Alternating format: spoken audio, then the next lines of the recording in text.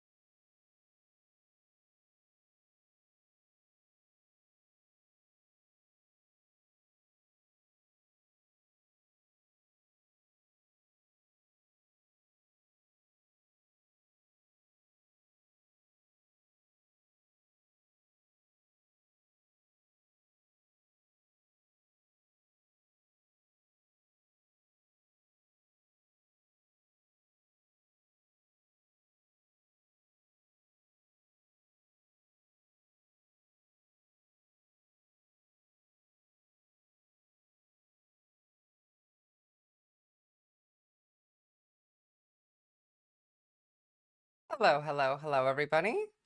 Good morning, good evening. How's everyone doing today? What's up, Ilirda? Yadovskash boy. What's up? What's up? Hey, Zichap, good to see you. And long leg Homo sapien. Look at me, I'm the Pope now. I'll have you know that I am actually the new Pope. I mean, if Vance is gonna drown in a lake of fire, that's an omen I'm fine with. It'd be an omen I welcome, actually. It'd be better than, you know, what we have an estimation of currently. One dude's out of CSOT. Well, good. Good. That one dude got out. Let's see how long that one dude stays out. I'm not exactly positive in my estimation of where the state is at the moment. I am happy that martial law didn't go through. It does seem to me that there's a decent, correlation with the fact that we're just deploying National Guard in the South, and that's working pretty well. Either or, though, still no martial law. That's a plus. I'll take it. We lost a somewhat decent, kind of progressive, actually pretty fucking progressive for a pope. In exchange for that, so I'm hoping it's worth it. It's because he'll use it later. Yeah. There's not really any good reason to at the moment. The protests on the 19th weren't all that. I mean, like, they weren't nothing. They weren't small, but, like, they weren't enough for them to be worried about an uprising. Really, it is JD Vance. JD Vance did actually kill the Pope. I believe it until I'm proven otherwise. I would need to have the new Pope tell me that that's not what happened for me to believe it. I suspect the only reason martial law didn't go all the way through is just because Hegseth is so fucking incompetent, he likely couldn't even get his shit drafted. The thing is, like, Kristi Noem, well, I was gonna say Kristi Noem is not exactly... I was gonna say that she's not that bad, but I don't know. When you're Homeland Security and you get your purse stolen with your driver's license, your medication, your apartment keys, your passport, your DHS access badge, your makeup bag, blank checks, and about $3,000 in cash, girl, what the fuck? Are you going on the run? Why do you have all of that shit with you? First of all, who's carrying $3,000 in cash today in America and not doing some shady shit? Show me one. I mean, aside from people cashing out of the bank and I don't know, hiding it in their mattress. But yeah, what are you doing? Who has blank checks in 2025? Who has like all of this in one bag?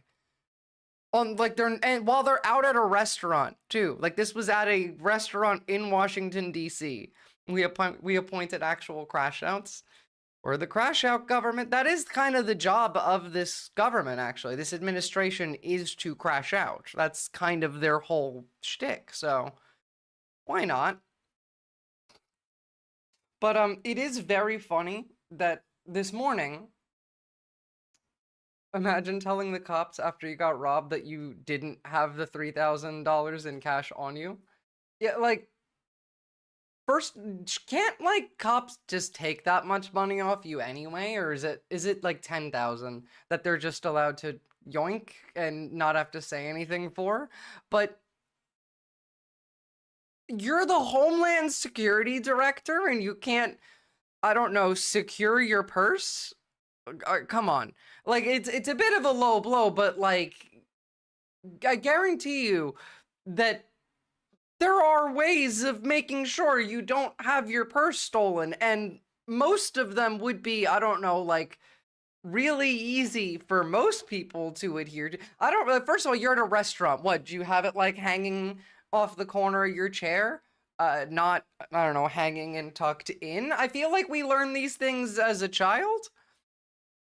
More like Homeland Security? Like, more like failed security, just period. How do you, as a law enforcement officer, get robbed in Washington, D.C. in a restaurant? That's hilarious in and of itself. But it's like, it's failing on several levels. If she's getting robbed that easily, she wouldn't last 4 minutes in my city. Literally. What are you doing? Did someone not give you like the 411 on how to defend yourself? And I guess your property? What if those were classified documents? Could we ever rest in a restaurant, though? It feels like a scam. Doesn't she have Secret Service? I don't think she does. I don't think she would, no. But, like, she is in charge of the fucking, like, Homeland Security is its own thing. Like, they have DEA, they have FBI, they have CIA, all of them work under their own directives, but Homeland Security pulls them all together into their unit. They don't have their own, like, Homeland Security, you know, soldiers. It's mostly Customs and Border Patrol, some ICE, I would say, and generally probably FBI. Maybe some, like, scatterings of local police throughout. State and local police throughout, probably. But, like, come on. Do better. And then for the audacity of me to wake up this morning, open YouTube to check what's going on, and the first link I see is, no, JD Vance did not kill Pope Francis. And I just had to save this one. I mean, Up next, I don't believe Catalina you. Marchand I don't think I believe with you. tonight's Truth or Fake. Catalina, Pope Francis's death, we're staying with this. The Pontiff's last meeting, one of them was with the US Vice President. Now that has sparked some conspiracy theories online. Tell us about that. That's right, Sharon. In the wake of Pope Francis's The fact death, that we're taking this seriously already is just off to a lovely start. tributes have been flooding social media, including from US Vice President JD Vance, having been one of the last people to hold an audience with Pope Francis before his death. JD Vance wrote on X, "I just learned of the passing of Pope Francis. I was happy." Yeah, I gotta know, did Pope Francis, like, thank JD Vance for the visit? Because that in and of itself might be some motive. Yeah, you're right, long live Homo sapien. To see him yesterday, although he was obviously very ill. Due to the timing of this meeting, many were the jokes turned conspiracy theories that this meeting has sparked, claiming that J.D. Vance killed Pope Francis. We are so Others fucking claiming rotted as a species. Now, first of all, like, I'm sure most of these are actually jokes. No one actually believes this conspiracy, right? Please tell me that nobody actually believes this conspiracy. He did actually, the Pope gave JD gifts for his wife and kids. It's a good meme. It is a good meme. Good. No one actually believes this, but I am not surprised that there would be at least the front of people believe this, because that's the joke, you know, you have to pretend to believe it. But believe me, if we keep doing it, it will catch on. People will actually believe this 10 years from now. We're at a point in society where if the people making this joke just commit to the bit, this is now like a piece of history. It's no longer a joke. That's real now because we decided it would be. And we're at that point. We can make that choice. I mean, it's not like the right don't do this constantly for just random bullshit. This would be something funny to just, no, this is actually what happened, and forever it'll be remembered as this is what happened. I'd be worried for the safety of the couches in the Vatican. Me too. Liz Truss killed the Queen and JD Vance does this. Like, who would be next? I don't know, but I would stay far away from the halls of power today. To be fair, if it was like Obama, God forbid Hillary Clinton, the right would... Exactly! Exactly! Imagine if this was Hillary Clinton. Now, is JD Vance actually Hillary Clinton in disguise? Yes, we know that. That's a fact. But, I mean, some people aren't aware. And so, of course, JD Vance killed the Pope because it's actually Hillary Clinton. Oh.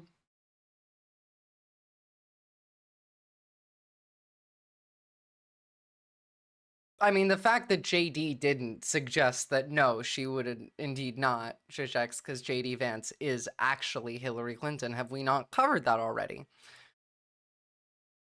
Can you meet with Putin next? Amplifying these jokes was none other than JF Kennedy's grandson, Jack Schlossberg. Exactly. He writes a similar claim on X, saying, JD killed the Pope, as he also posted this image on Instagram with the caption that reads, "What did JD do? VP of Little Faith meets with Pope yesterday.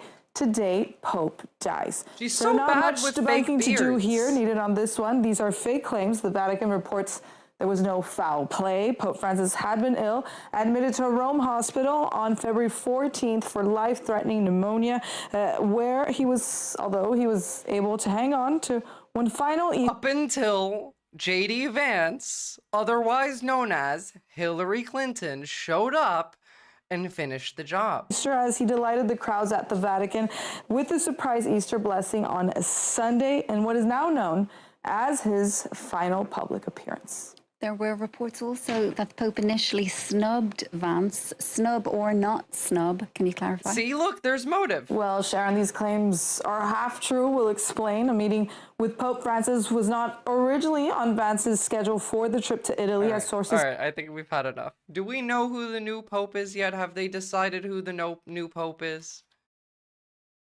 I mean, like, this was a pretty progressive Pope. This was the Pope that was going around saying, you know, like, you know, women should have rights and gay people don't need to die. So, like, it's pretty woke Pope. We need to get a woker Pope, actually. I want the wokest Pope they can possibly get. Yeah, me too. Let's see, who is... I wonder what I'll get. Who is the wokest Pope? I wanted to write the wokest popist candidate. So bad. Who is the wokest Pope candidate? Nothing. Nothing. Give me a trans Pope. Not gonna happen. Contra for Pope. I would vote for Contra for Pope, even though I don't get to write to vote for who's Pope. Is this a blue anon theory? It is now. Yeah, actually, it is now. That Hillary Clinton, who is actually JD Vance in a skin suit, killed the Pope, and now Contra will be the new Pope.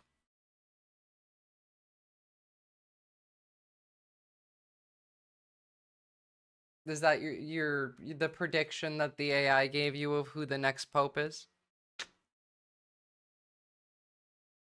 Imagine how fucking dripped out Contra would be as Pope every day. See, that was like the one thing about this Pope is that he wasn't dripped out, like ever, from what I've seen. Just to type, I don't know, but I'm running for Pope, vote for me. Vance equals Hillary equals lizard person equals Pope killer. Yeah, Pope slayer, actually. Why not? Let's have fun. Let's make some conspiracies. Pope candidates. Who are the Pope candidates? I just want to have a look. Who's gonna be the next Pope?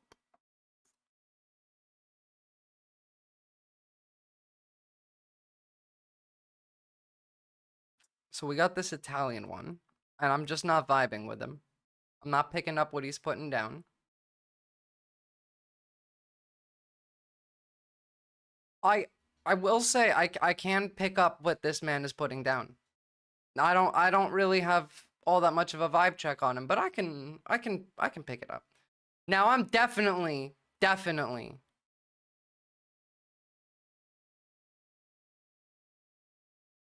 not picking up what this man is putting down. He looks like a nice old man, but that white hair be too fluffy. It's actually fooling me. That's not my pick. Judge X Pope Francis was the progressive pope. Yeah, he was the most progressive pope. He was the most woke pope. The wokest popist. Definitely not you. Zoopy? Zoopy, you look pretty cool. I can dig it.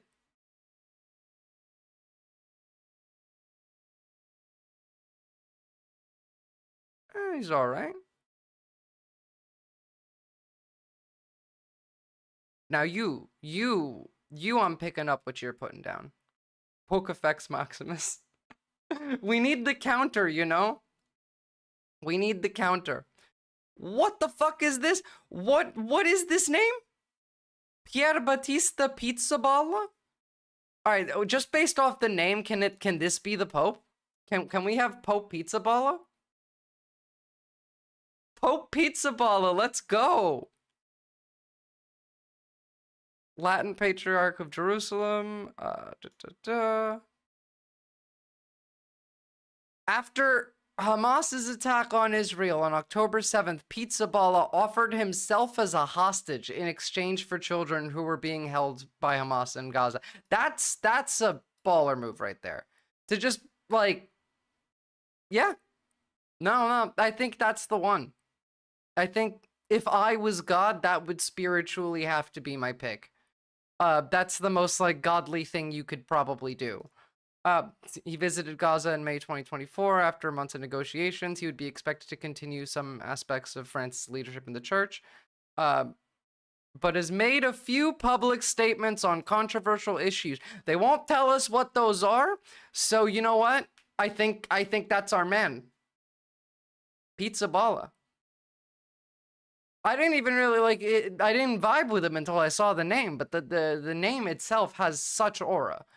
It is boldly Pizzaballa. Go forth, be the new Pope. I will order a pizza in solidarity. Unless he starts a new apostolic succession of Pope Pizzaballas through fucking, what is that, 16 and beyond? Okay, so we got Pope Pizzaballa. Extra pepperoni, please. Hopefully. Now, on top of that, we actually might get to see Pete Hegseth get fired. So, this might be like a doubly good week. If we get a Pope Pizzaballa and Pete Hegseth getting sacked, that would be fantastic. Now, who they bring in to replace Hegseth probably would be better at the job, so that's probably not a good thing. And the fact that these idiots keep fucking up using Signal is probably going to make the actual app itself less sustainable for use. Thanks for streaming with us. Secretary of Defense Pete Hegseth is under fire for another possible security breach. Sources telling ABC News that Hegseth shared information about upcoming U.S. strikes in Yemen in a second unsecured Signal chat, not just with administration officials, but with family members as well. ABC News' senior national policy reporter Ann Flaherty joins us with the very latest on this scandal. Ann, thanks for being with us. We're hearing about a lawsuit being filed. Hegseth doesn't actually have to do much for martial law. That's the thing. Like, martial law means the military is in control of the government. And Hegseth might be the director of defense, but his job kind of goes away when the military is the government. And the leader of the military is the president. And so, no, doesn't really actually need Hegseth at all. It's more or less the appearance of admitting to wrongdoing at all is going to make the administration look weaker, and so they probably are not going to fire him. Conspiracy theory, 4chan was taken down to stop Hegseth from posting classified info on B. No, of course, that's a fake-ass theory, because Michael Flynn is specifically posting classified info on B and saying that he's Q. That's been the case for a while. There are no state secrets between spouses. Hegseth onion piece. Perfect, honestly, yeah. I mean, to be fair, you should want to be a spouse that does aspire, that like, does it give off that kind of like trust? I would want my partner to tell me state secrets. No, I wouldn't get mad at them if they didn't, but like, it's not like I don't want to know. You just have to have the self-control to not do it. I was gonna go the other way. Martial law always has been. The thing is, no, it hasn't. Martial law means some really different things, but we're building towards that, and we might not actually need it to get where they want us to go. I spent a little bit of time digging this week into like Palantir, and it turns out that we do have a new deep state, and from that new deep state, we could probably get some ideas as to where they actually want to take this. There's a reason why they keep using Signal, for instance. By a watchdog group taking aim at Signal. Is it a refiling, a renewal? What can you tell us about this? So this is a lawsuit filed by American Oversight, who last month had filed a lawsuit saying they shouldn't be using Signal to be discussing war plans. Of course, the Pentagon says these are not war plans. But we've spoken with many officials, former national security officials, who say if you're giving the time and location of what you're going to strike and the weapons you're going to use, that is highly sensitive, if not classified information. So American Oversight moving forward with their lawsuit, now expanding it, filing again with the courts to say, look, we think that the Signal... I think they just want to build the system from the bottom up that doesn't require them to engage in any of this, like, martial law shit. I think they just want to get rid of everything else. But like, let's ease into the dark and horrific part of the day. So this week's theme, by the way, we're going to be doing themes still of just feeling discomfort. This week's theme is going to revolve around, again, taking some of what we learned last week of taking ownership of your emotions, of not being a passive victim with them, of determining where they're coming from and whether they're true or not, is determining the use of these emotions, of the origin of them, their validity. And like, I want to ease into that because there's a lot that goes into this. But for example, I hate this. This makes me upset.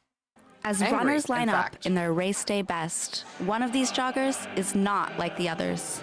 Supporters in Beijing This gathered makes me Saturday angry. to see off humanoid robots in a first-of-its-kind half marathon. These technological trailblazers shared the course with human runners who have come from across China to take part in the race. They're even taking your racing jobs I joined the humanoid robot marathon because I felt this is a global first. I flew here from Wuhan just to experience the atmosphere firsthand. I wanted to feel it myself. Over the past week, robots and their engineering teams have arrived at the Beijing E-City, where they have made final preparations for race day in a specialized training area. I hate how normal this is. And it didn't used to be this way.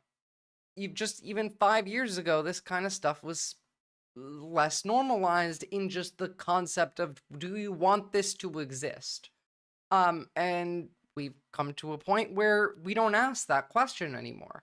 Now we're dealing with, okay, well, how do we cope with its existence? But the fact that we got here to begin with means that we stopped finding the fact that this made us uncomfortable important enough to deal with. We didn't prioritize the concept of why. Let's see, like, what benefit does this have?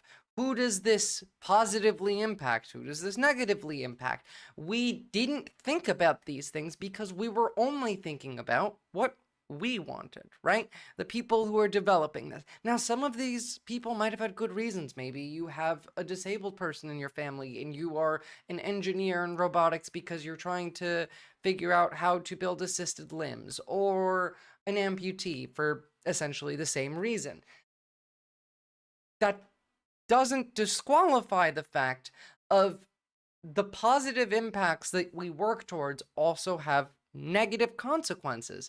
And the reason that we often get to these points in technological advancement where there are plenty of positive use cases, the negatives are entirely swept away and just ignored. We don't regularly talk about the fact of, in a year, most jobs might disappear that involve A, manufacturing, B, service level jobs, coding, basic computer work, gone, because AI is taking all of these jobs. We are aware of that now, but even now, especially now that it's more present of an issue, we're less open about engaging with it.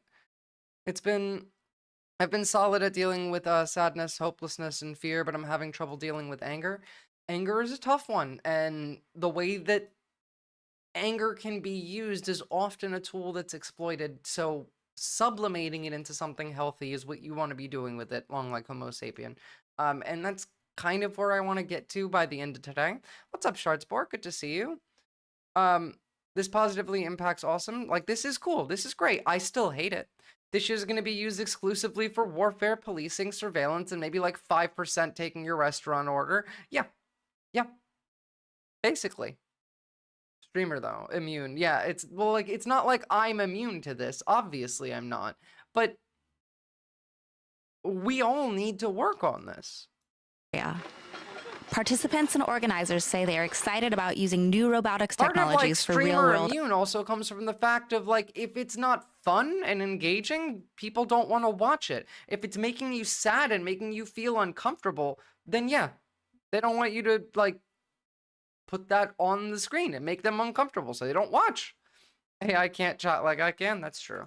Applications, and that the half marathon is an important step to Only getting chatting humanoid was a robots full-time on the job. market. 那么马拉松都会推动 The marathon helps push humanoid robots one step closer towards industrialization. Getting on What does humanoid robots, once they're industrialized, look like? Why aren't we, like, again, the fact that it is going to be used exclusively for warfare, policing, and surveillance is not even something that they attempt to hide, like, even remotely. But we don't engage with it. Why? Why don't we engage with it? onto the racetrack might seem like a small step for humans, but it's a giant leap for humanoid robots. 可能是 Well, it's 这个人 actually 形机器 a 人这个 purposeful 整 part 体 of 的一 that, 大步。 long like Homo sapien, is now AI in a cop, for example, just like how AI being used in the military aspects of it can be used to muddy the waters over who's at fault, over who committed a crime, for example. It takes accountability and it adds an extra layer of ability to escape into that ability. It's like a little built-in hidey hole for someone who commits a crime and can escape accountability by hiding behind the machine who did.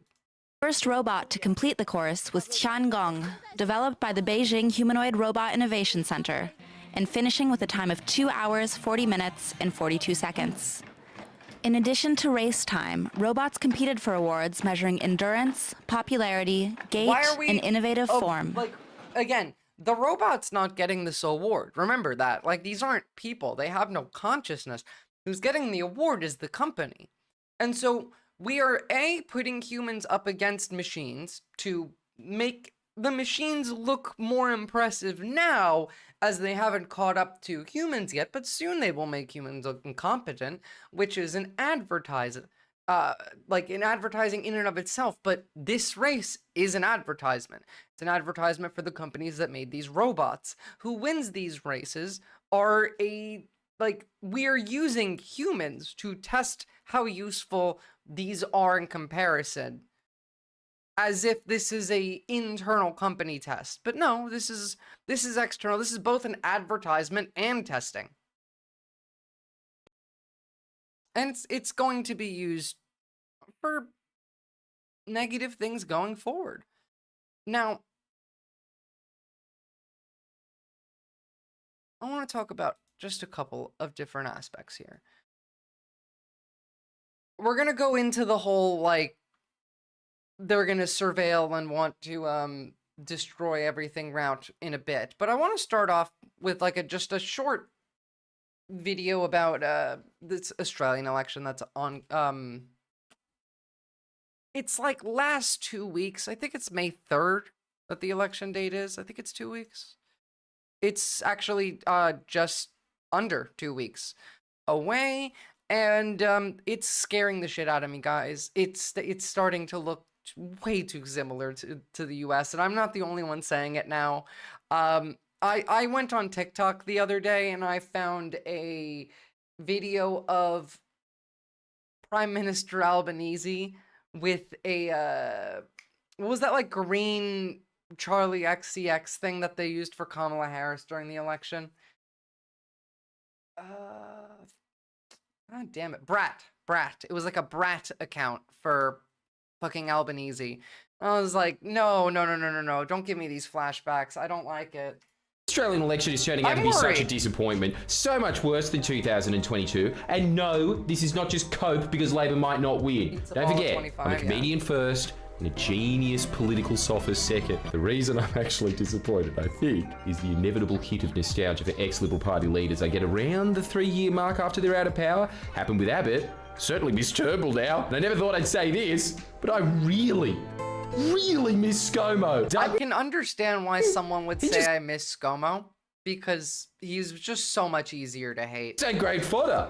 Like, we'll all stop being Redditors for a second and just admit, yeah, maybe we don't like Dutton, but do we really dislike him? I do. I absolutely hate him. Really inspire a great well of emotions either way? I'm honestly struggling to build up the will to care about the fact that if he wins the election, he's going to basically sell Australia to the highest bidder. But even worse... That is the stakes, by the way, and everyone in Australia pretty much has that mentality of, like, it's probably not a good thing, but I just can't care. Like, it's just, I don't have any motivation to care. That's what I'm seeing from everywhere. The fact that if he wins the election, he's going to basically sell Australia to the highest bidder. Nobody doesn't know this, and nobody cares. The worst, it's my job to make you care. Take me back to 2022, because ScoMo, on the other hand, God, that face. You know what they say about love and hate being the same? It was a lot easier to make fun of a dude who shot himself in a McDonald's bathroom, who fucked off to Hawaii during, like, big fires. Everyone hated him. Kind of feeling. After 3 years, I don't even remember what the exact feeling was, just the intensity and passion of it. What I'm saying is, it was a special time. Remember this? Nobody cares because nobody believes in the future. Nobody has any hope. Nobody thinks this matters. Gina, I've got the voice of an angel. In a just world, we would have at least got George Christensen as opposition leader, and then we'd get to hear him sing Are You Old Enough? Or Bob Catter. Don't really have any specific reference to the band Dragon that works here, more just that he likes to spontaneously break out into song. Imagine if he's saying, don't go out in the rain, it's pretty old and probably get pneumonia and die. Anyway, I hear they're calling this the podcast election because of the increasing influence of... And here's where we start to get into the glaring similarities to the United States that are freaking me the fuck out. The podcast election. Hip young internet influencers such as myself. We're engaging the youth vote by blurring the line between politics and current pop culture commentary. Oh, look, how many of these are American? So stay tuned, Gen Z. This video might be about Peter Dutton's oligarchic agenda, but I promise to keep you engaged with more contemporary references, they know how to do. Just like the one you heard about acclaimed New Zealand and Australia-based rock band Dragon. That's all anyone knows how to do anymore, is emulate America when it wasn't fucking up the Anglosphere. Dragon references aren't that far off for how culturally slow Australia is. Like, look how shit Australia's approximation of the podcast election is compared to the USA's OG podcast election. You spotted an assassin, Vance? You mean Hillary Clinton? Where? Where's Hillary? Aren't that far off for how culturally slow Australia is. Like, look how shit Australia's approximation of the podcast election is compared to the USA's OG podcast election. Trump went on Theo Von, Joe Rogan, Aiden Ross. Kamala went on Call Her Daddy, Talk to Her. Well, she didn't actually go on Talk to Her. The joke doesn't really work there because it's still not as insane as the president going on Aiden Ross. That was fucking wild, actually. commentary. So stay I saw him. I see him sneaking engaging up the in there. youth vote by blurring the line between politics and current pop culture commentary. I see you, Hillary Clinton.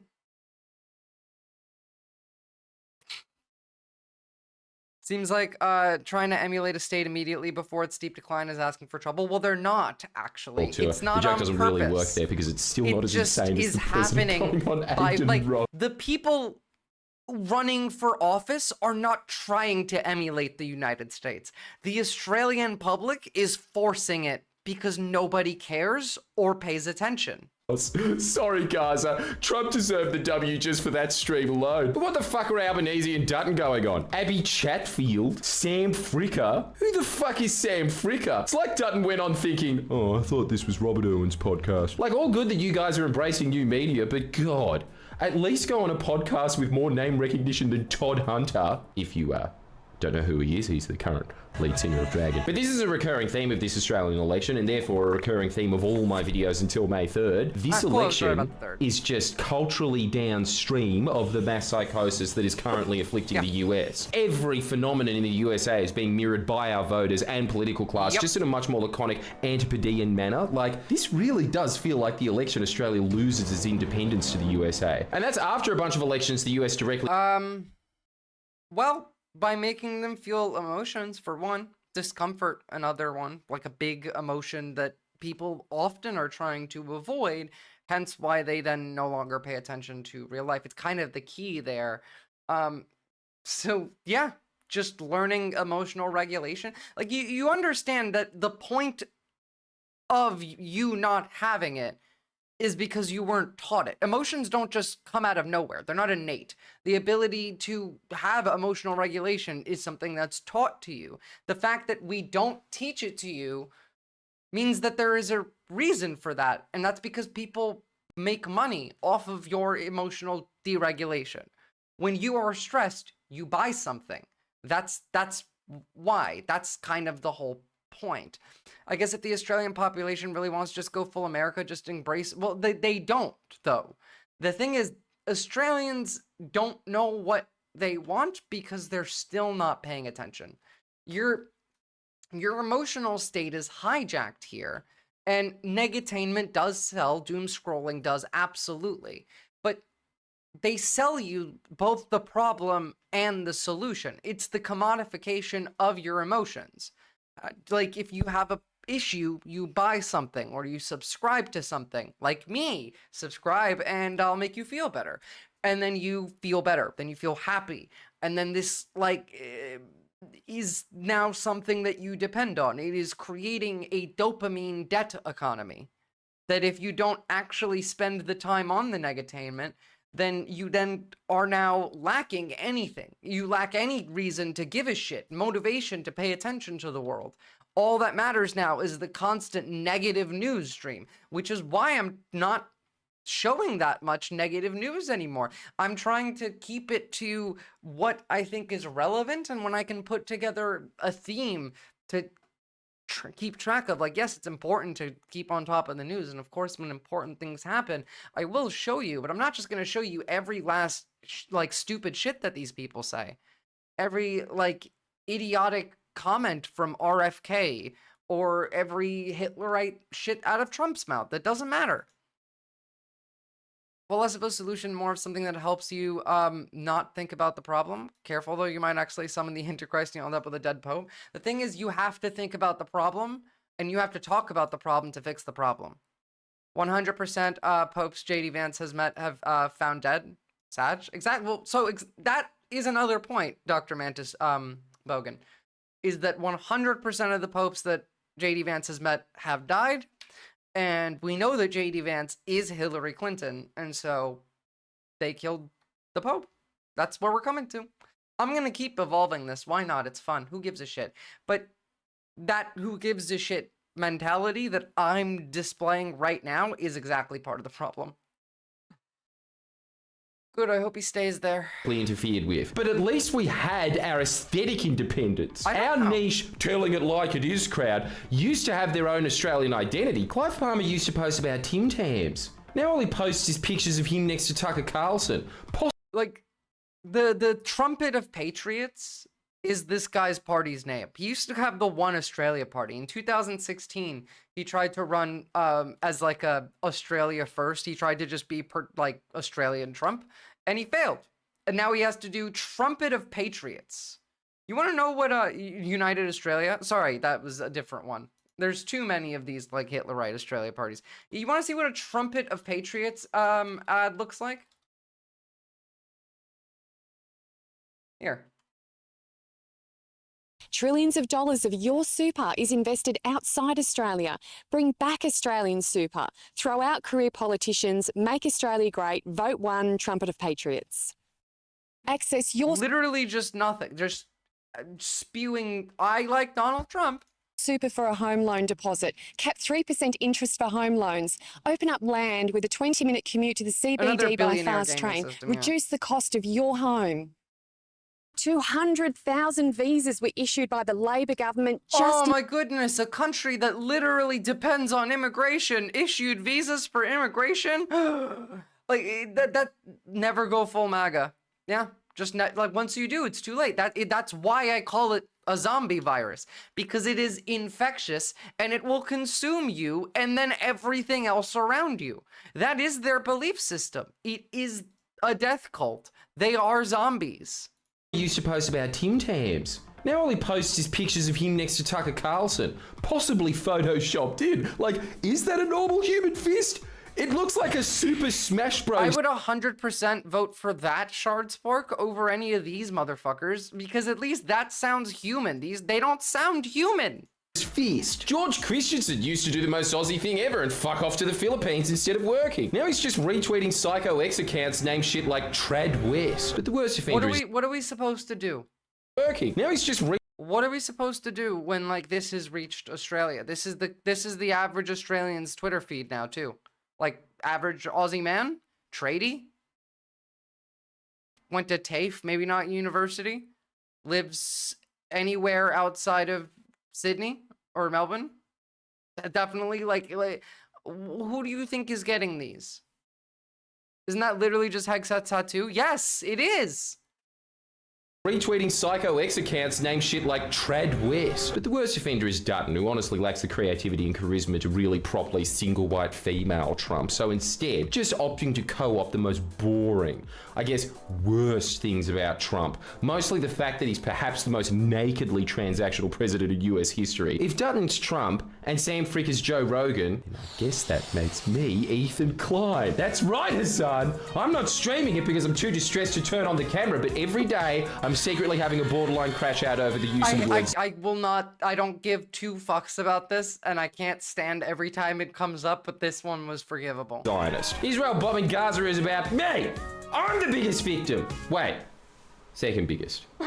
After Ethan, of course. Sorry, back on track. If Dutton is Trump, then Dutton's Elon Musk, who he's making major money move transactions with. My cousins and sister are in the Trump cult that living in Australia. They'll vote trumpets. Jesus Christ. Like, I'm sure they will. Who are they going to vote to? Because we have preferential voting. What, is it trumpets 1 and then liberals 2? Is this awfully fat slut. Now, before you get me in trouble for the naughty words, let me explain. Wait, sorry, Dutton is hold on. Trump, then Dutton's Elon Musk, who he's making major money move transactions with, is this awfully fat slut. Now, before you get me in trouble for the naughty words, let me explain. I'd rather not use these vile misogynistic language pieces to describe Australia's richest woman, but this is Trump's America. You've seen the really weird vibe shift that happened in the US, and Australia is downstream from the USA, and so it gives me no joy whatsoever. But I've got no choice but to follow the culture. Anyway, That's wait. true. That's right. I have no choice but to. My God, 1 second.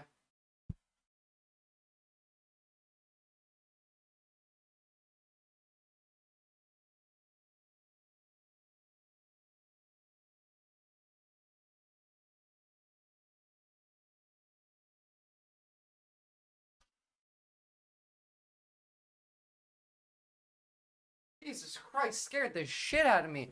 Man was just banging on that door. Could have just left the package. Clive just put the Teals as second in his show, how to vote cards. Of course they did. You know, the Teals are just like rich people who pretend to give a shit about the environment. Even like less and less every year. We had 4 years of Trump that ended in the pandemic. People were hoarding toilet paper, and they said, let's run it back. I can't stand MAGA. Oh, well, it's worse this time, and it's going to get worse. And actually, hoarding toilet paper this time isn't that bad of an idea. This face. She basically owns. I'm sorry, I forgot what we were doing. From the USA, so it gives me no joy whatsoever. But I've got no choice but to follow the culture. Anyway, where were we? That's right. This face.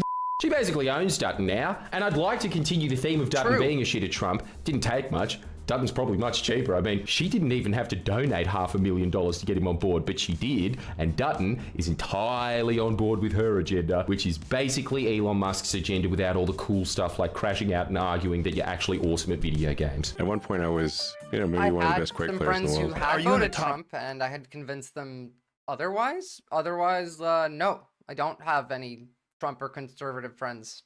Any ones that I had have learned and become no longer that. And at this point, I would not, I wouldn't want to be. I definitely wouldn't want to be friends with, someone who likes Donald Trump. A conservative in general. If they're reasonable, sure, I'll be friendly with them. I won't be friends with them. Top 20 in the world or top 20? Wow, in Diablo. Yeah. So nuts that people are actually proud of being gamers. It's like junkies arguing about who's more into smack. But this is the reason you really can't think of any policies Dutton is proposing apart from nuclear and maybe because he doesn't have Australian one. Doge. His policy is just the privatization of this country into America. Because, like Trump, if he wins, I probably have to leave this country too. When he gets in, it won't be him in charge, it'll be his donors. So, why don't we look at what they want to get a taste of Australia's future with Dutton as PM? Really, the main ideology of Gina Rinehart is thinking Australian workers are paid too much. That's her guiding star, her light on the hill. She's always thought this, and she's always been happy to put it in pretty damn explicit terms. Furthermore, Africans want to work, and its workers are willing to work for less than $2 per day. I've dated Republicans back in the day. This is how Dutton's going to solve the... That's fucking evil. Furthermore, Africans want to work, and its workers are willing to work for less than $2 per day. That's how much they want to pay you. And by the way, this is not just for Australia. Gina Rinehart is not special in any kind of way. That's just how the capital class see you.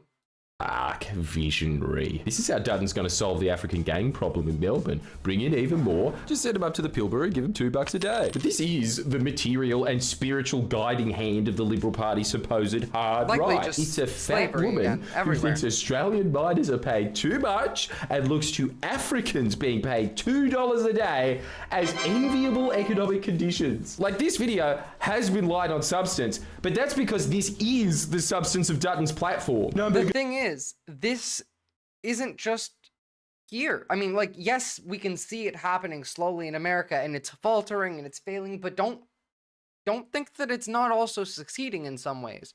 I can see Europe faltering in some of, its resistance to all of this. You can see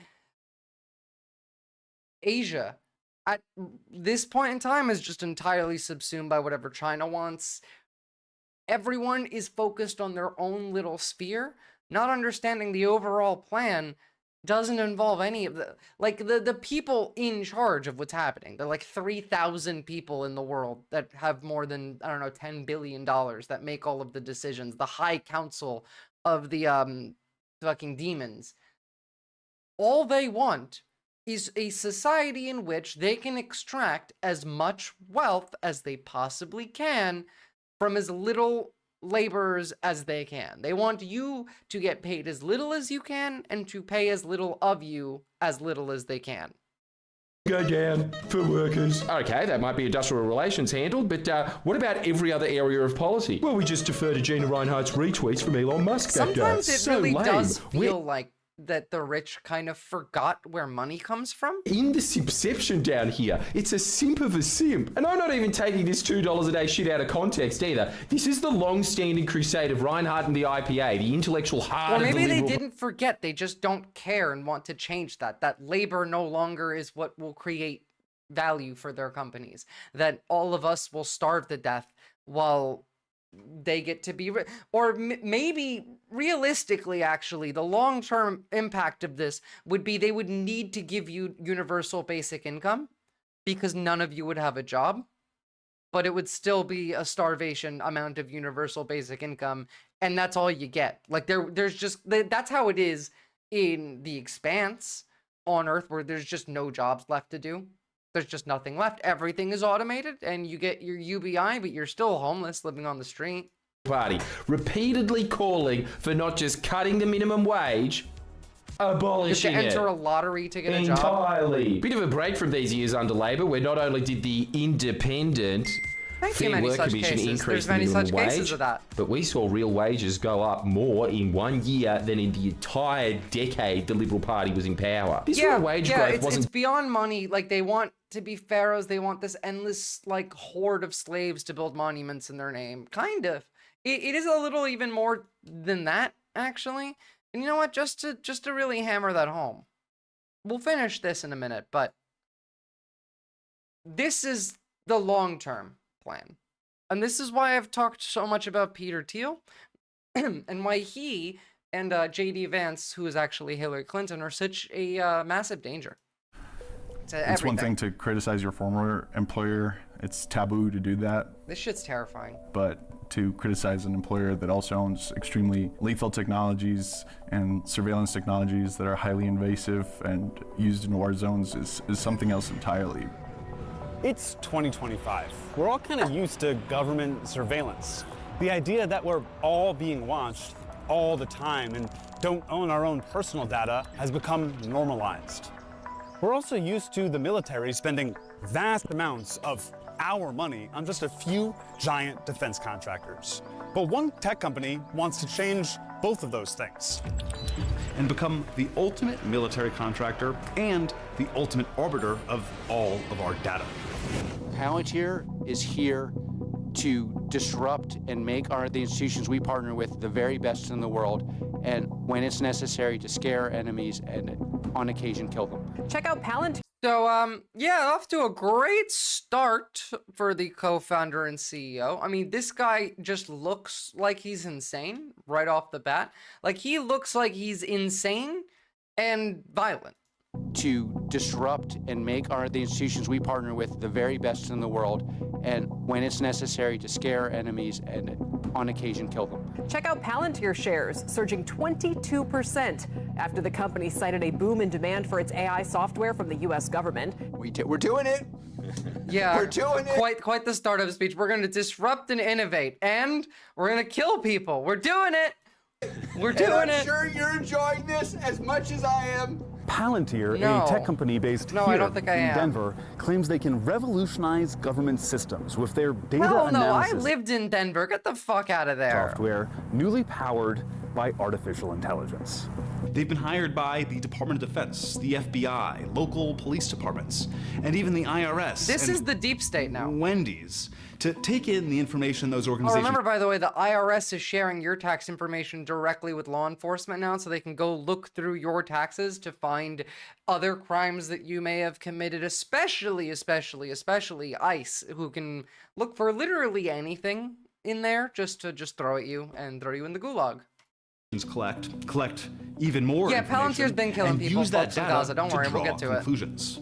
It can be used to They'll be killing folks outside of Gaza soon, too. Actually, they probably already are. completely reconfigure organizations' ontology, its reality, what systems matter, what information matters, what processes matter, how they are structured, what biases are introduced at each of those stages. We talked to a former Palantir employee, dug into decades of research, and listened to hours of Alex Karp's own words to unwrap the layers of Palantir's carefully cultivated sales pitch, how they capitalize on fear, uncertainty, and unrest. I don't think in win-lose. Battles are won before they begin. Just a real quick point here. Of Palantir's carefully cultivated sales pitch, how they capitalize on battles are won before they begin. I'm just gonna quote Captain America here and just say that when people start trying to win wars before they start, you know, it's usually a problem. The narrator looks so much like Silco from Arcane. Kinda, yeah. fear, uncertainty, I can see and it. unrest. I don't think in win-lose. I think in domination. This is a company built for bad times. Bad times mean strong finances. Okay, so he's a psychopath. Straight off, I don't think in terms of win, lose. I think in terms of domination. This is a company for hard times. Why are the times hard? I'm curious. Is it maybe because of all the domination that you're doing, making times hard? Yeah, this dude is actually evil. Holy shit. Yeah, pay the Alex Karp right here. This is a company built for bad times. Bad times mean strong finances internal. Bad times are very good for Palantir because we build products that are robust, that are built for danger. Bad times are great for Palantir because we build the products that make the times bad and keep you safe in the bad times, is the full sales pitch. Let's rewind a little. Palantir's story starts with one of the most effective things a company can have for sales: fear. After the September 11th attacks, the United States government began expanding surveillance both at home and abroad. This was, of course, a boon for the defense industry at large. Simultaneously, the Silicon Valley... Now, really quickly, I'm going to ask you a question. 9/11, right? If you were alive after, 9/11, like you were a living being, you remember this. What did you feel? You felt fear, right? Why were you afraid? Where did that fear come from? Did somebody tell you to be afraid? Were you afraid because of what you saw? Where did the fear you felt after 9/11, if you lived in America, originate from? Some of you are old enough to remember and answer this question. I'm curious to see if I'm right about this. Bad times are good for us, says the company with massive influence in the government. Yeah. I wasn't scared at all. We were laughing at America. Well, I mean, you weren't in America. Big CNN said war on terror. Terror bad. I felt sadness because my Thomas the Train Engine got interrupted and my mom started crying. Okay. So here we got actually two really good examples. Long like Homo sapien. CNN said war on terror. Terror bad. Fear. Whereas Chartsport, I felt sadness because my Thomas the Train Engine got interrupted and my mom started crying. These feelings originated in two different places, one of which was organic, like, Chard, your feeling came from you. No one put that in your head. Whereas the other side put the fear in your head. Now, was 9/11 bad? Yeah. Was it scary? Yeah. If you lived in Ohio or Vermont, did you have reason to be terrified? No. But were you scared? Yes. Was everyone scared? Yes. Why were they scared? Because it was useful and it made people money.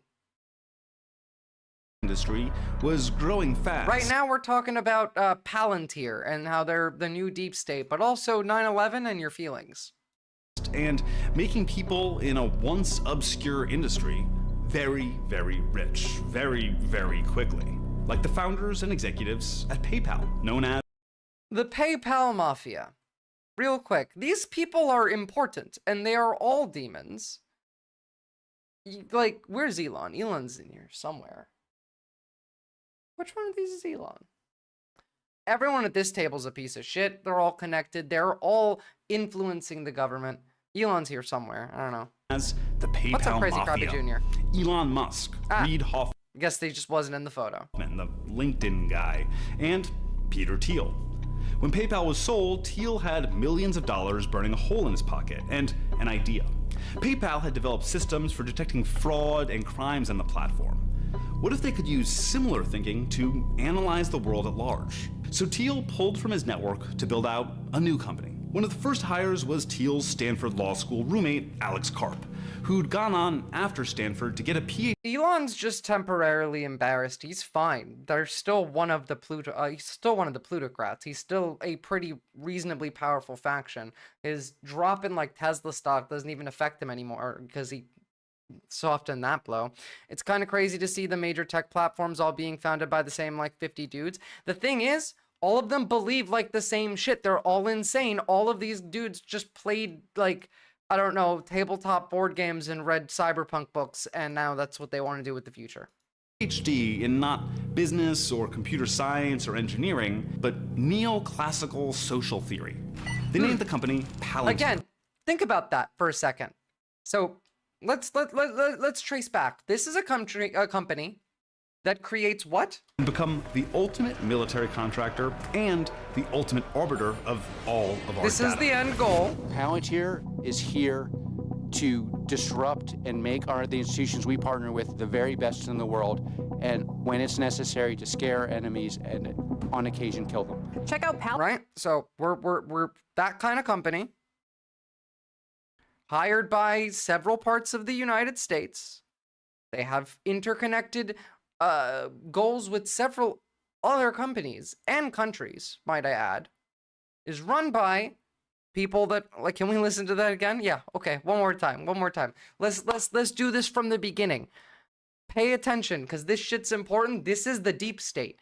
And right here, when we're talking about why this guy got hired for his job, just before we continue, why is the guy whose job is to run Palantir, why was his degree in what? The world at large. So Thiel pulled from his network to build who'd gone on after Stanford to get a PhD in not business or computer science or engineering, but neoclassical social theory. So why is the guy whose job is to lead this company, why does he have a PhD in neoclassical history before he was like starting this job like that? Why did they pick him?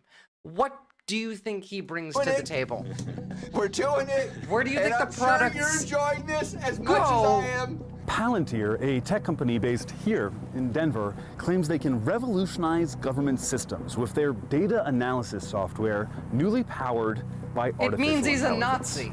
They've been hired by the Department of Defense, the FBI, local police departments, and even the IRS and Wendy's to take in the information those organizations social theory. collect even more information, and use that data to draw conclusions.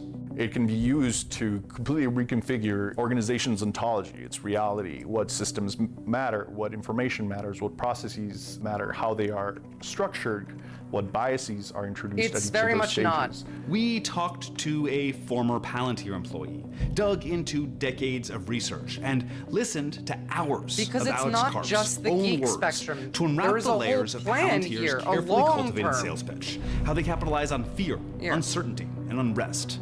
I don't think in win-lose, I think in domination. This is a company built for bad times. Bad times mean strong finances internally. Bad times are very good for Palantir because we So what is the guy who has a PhD in neoclassical social theory talking about how he thinks in terms of domination, not win or lose, and built a company for bad times? What is he doing? What's products his that are job robust, here? that are built for danger. It's social Let's engineering. There you rewind. go. At the Palantir's government story level, starts with one of the most they effective want to things a company can manipulate have all for of you. sales. Fear. After the September 11th attacks, If the you United think States that government he's like stupid or doesn't know what he's doing, then I need you to like think again, Trejex. These people are fucking dangerous. These are the most dangerous people in the world right now. Some of them began expanding surveillance both at home and abroad. This was, of course, a boon for the defense industry at large. Simultaneously, the Silicon Valley tech industry was growing fast Again, and using making that people fear. in a once obscure industry very, very rich, very, very quickly. Like the founders and executives at PayPal, known as the PayPal Mafia. Elon Musk, Reid Hoffman, the LinkedIn guy, and Peter Thiel. There's more When than PayPal that, was but- sold, Thiel had millions of dollars burning a hole in his pocket and an idea. PayPal had developed systems for detecting fraud and crimes on the platform. What if they could use similar thinking to analyze the world at large? So Thiel pulled from his network LinkedIn is to build also the out same a new demons. company. One of the first hires was Thiel's Stanford Law School roommate, Alex Karp, who'd gone on after Stanford to get a PhD in not business or computer science or engineering, but neoclassical social theory. They named the company Palantir, after Guys, the they're trying Palantiri to from make- J.R.R. Tolkien's Lord of the Rings. In Lord of the Rings, a Palantir Stone is a magical object that allows its users to predict the future or to see what's going on. This isn't PayPal. PayPal's a different company that got sold. I mean, I have to use PayPal every now and again. It's not a good company, but that's not these people. This is Palantir. It was originally created by the elves. It was meant to be used for good purposes. It is. Look at these fucking loser nerds. That's potentially a very dangerous technology. It's very powerful. Long have you hunted me? So that's Middle Earth, but what does Palantir do in a regular Earth? And what we do is we use what legal scholars call predicate-based search. So we would look at you, and then we would go out and say, you're a nerd, but you're not a loser nerd. These are losers and dangerous and nerds. Nerds can be any of the above. That's its own category. There's lots of different things in your life that may be indicative of someone involved in bad behavior. Put simpler, they make software that makes it easier for their customers to collect and analyze data. Is it you? And then act on that analysis with and Do you without... know what this is, right? You guys watch, like, Captain America, the Winter Soldier. You know how the fucking giant Hydra ships, the 3 aircraft carriers are going up into space and they're picking out possible targets? That's what this is. This literally is exactly that plan. Oh, and just to add in, we're gonna watch it more. I just want to show you this. Militech, Palantir Militech Summit. They're just thinking of themselves in this cyberpunk world. The helicarrier, yeah, like they want to be Militech. Palantir is just proto-Militech. They have it in their fucking summit names, all right? All right, I gotta pee. I'll be right back. But, like, we're gonna dive into this more. This shit's insane. I just put, like, chat back on. These people are literally building the plot of that movie. The helicarriers. What was the name of the actual, like, Operation what? I'll be right back. Oh.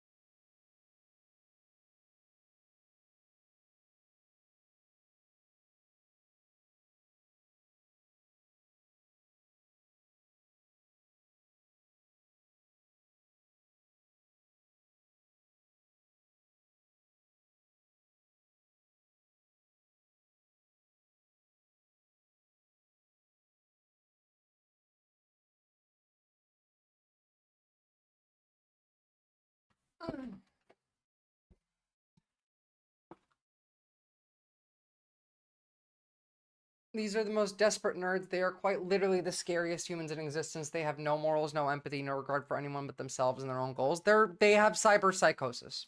Or computer And I am a science or hydrated engineering, girly. but neoclassical Project social... Insight is what I was talking about. Yeah, that's literally what they're trying to do. If you've watched that movie and you remember, think about Project Insight. The plan was to put like an AI supercomputer on 3 helicarriers that would orbit around the planet, scan for possible threats or people that are currently threats or that might eventually become ones, and then off them. That was the whole point. They're just doing this without the final bit, as far as we know. theory. They named the company Palantir, after the Palantiri from J.R.R. Tolkien's Lord of the Rings. In Lord of the Rings, a Palantir Stone And by the way, like is the a Lord of the magical Rings object stuff is that always allows its wild. users to predict the future or to see what's going on in a remote location. It was originally created by the elves. It was meant to be used for good purposes. It is potentially a very dangerous technology. It's very powerful.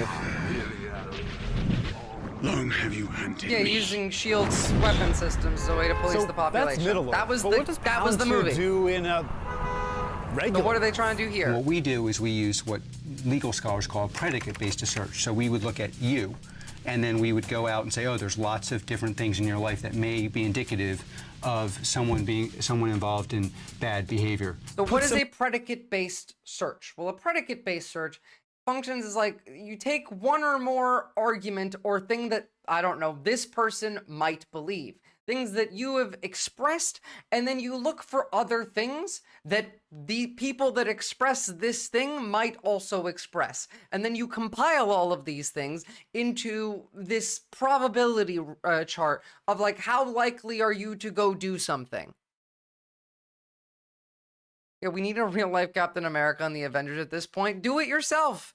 It's always blown my mind how one man Tolkien created all this story universe. Well, the thing is, like, it's not out of boredom, and there's inspiration from reality. I mean, you can look at that with any deep world building. I was never a Lord of the Rings girly, but I mean, you can look at me with Game of Thrones. Song of Ice and Fire is the same. I can tell you 10,000 years of history from that, like, world for no reason.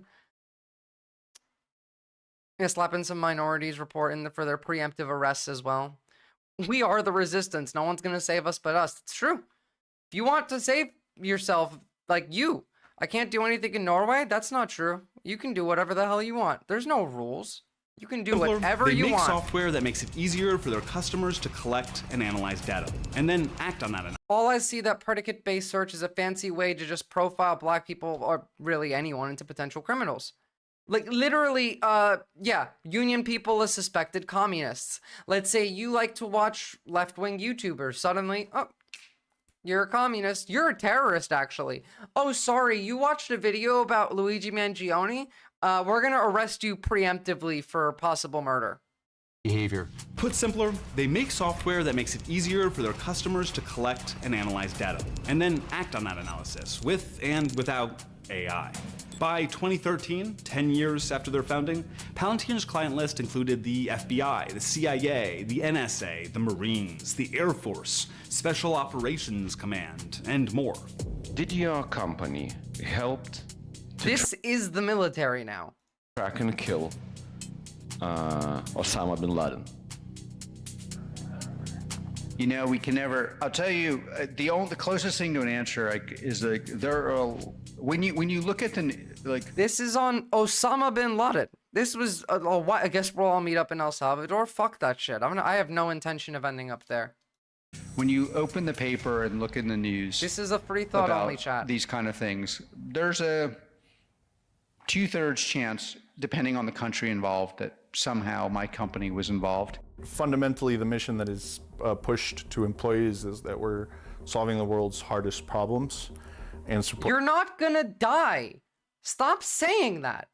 Why do you think that you're gonna die? Why are you afraid to engage with the scary material that we're watching? Admittedly, this is a scary, like, video about things that will be likely an issue in our lifetime, right? Why are you afraid to talk about it? Why are we gonna die, is what you're saying.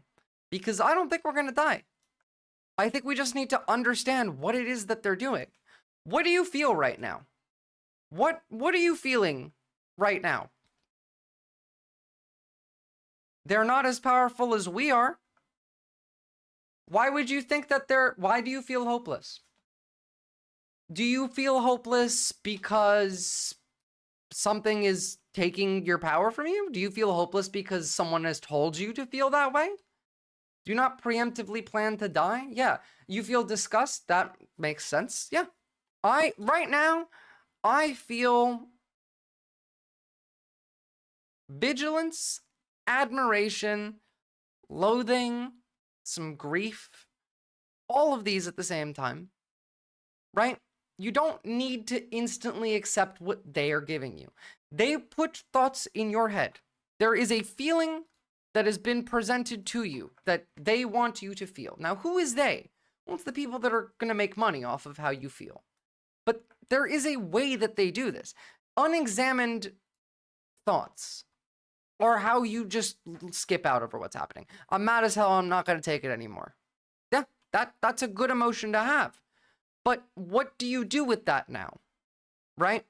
There's a path. So first of all, whether or not you have the ability to regulate yourself emotionally, your emotional literacy, right?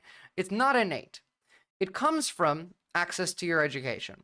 And your education also is going to be impacted by your socioeconomic class, your race, your sex and gender, wherever you are in the world, but primarily in America. These do affect the type of education you're going to get, as well as some cultural effects of national, ethnic, religious, blah, blah, blah. All of that then goes into the media.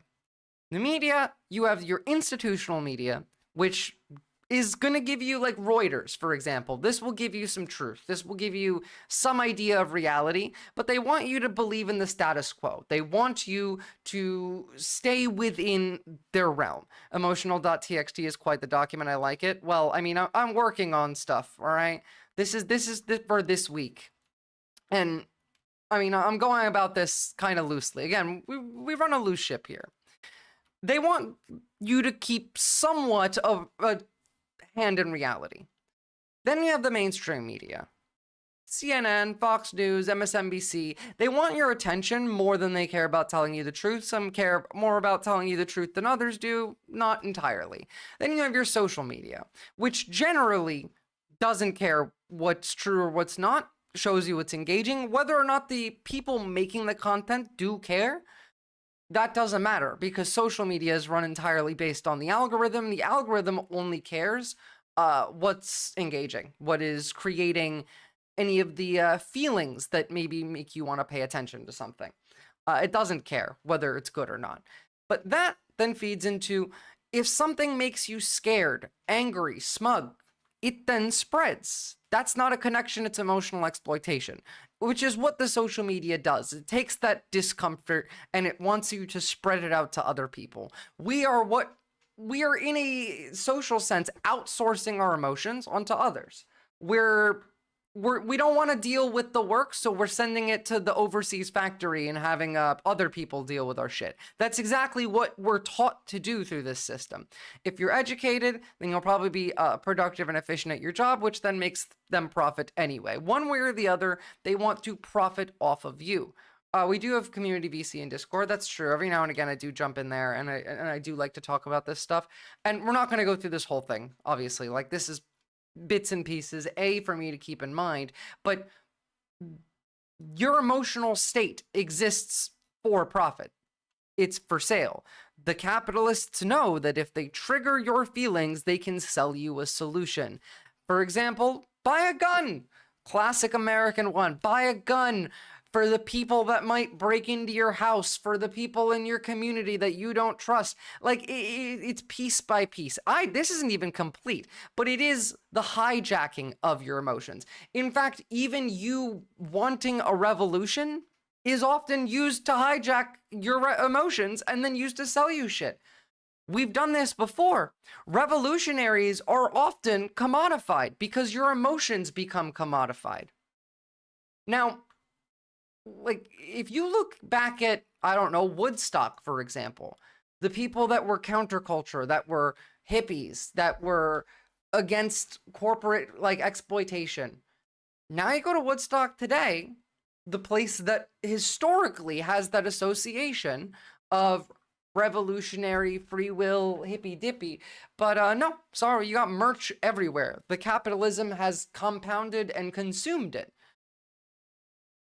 It does this with every kind of resistance. That's the one really difficult part about capitalism to overcome, is that it often just consumes its enemy and commodifies it. Now, controlling your feelings when they are being used against you, when they are developed in a way outside of your control, well, that's difficult. But understanding where your emotions come from, well, that's kind of key, right? Where do you learn? So instead of capitalism, what should we have as a system? That's a bait question. I should ban you for a day for asking that when we're talking about what we're talking about.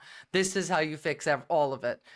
Now, where do you learn what your emotions are? Like, when did you learn how to deal with emotions? Well, you learn when you're young, right? You learn in school with your parents, for example. Emotional engagement has a social aspect. We're taught in our early education, especially throughout life, all of your feelings are either entirely valid and overinflated, or some of them are entirely invalid and not worth it. Right at the beginning, all of this shit is trash and all of that stuff is not, and that's it. And then you're taught you were taught both how to feel the feeling and how to express that. I'm sorry, you guys, there's people in the waiting room on Discord that want to get verified. Thank you, thank you, thank you. Welcome.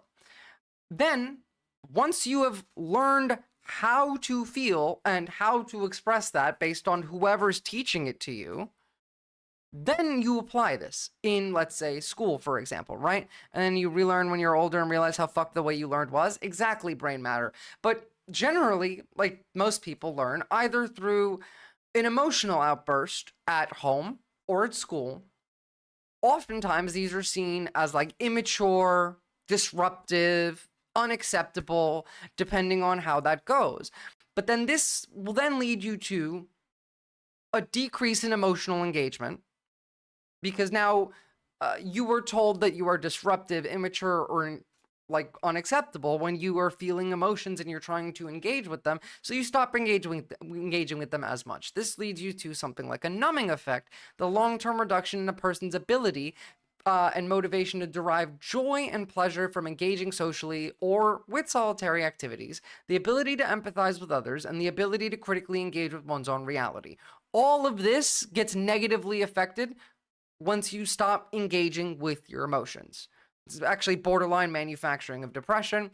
This then results into emotional actions. When emotional literacy is lacking, people act reactionarily. Reactionary beliefs and actions then either lead to three different outcomes. One is just dissociation from reality, which most of you are engaging in when you say, oh, we're cooked, or oh, we're all gonna die, or oh, I'll see you at the camps. That's dissociation. That's putting it off and away from you right now. I don't want to deal with it. It's just over there. I don't care. We're not thinking about it. Some people go crazy and they do violence. But then there's the middle path of just varying ideologies and parenting methods result in a diverse message around how one should express their emotions. And according to that, people will extrapolate and establish rules for emotional regulation and conduct based on their social context. So either people ignore or fail to adhere to these rules, goes back to the reactionary belief system, starts all over again. But like an example of this, boys are told that toughness is a valuable skill and a trait, and sometimes it's associated with a feeling. Is it courage that they're thinking of? Like courage is the feeling, and they're extrapolating courage or pride into the idea of boys don't cry. This was never a rule. This rule was just made up. Who made this rule up? Well, it was people who heard this, believed this, and believed this because of this, which and it goes all the way up. But that's not just men, because there's other variants of this.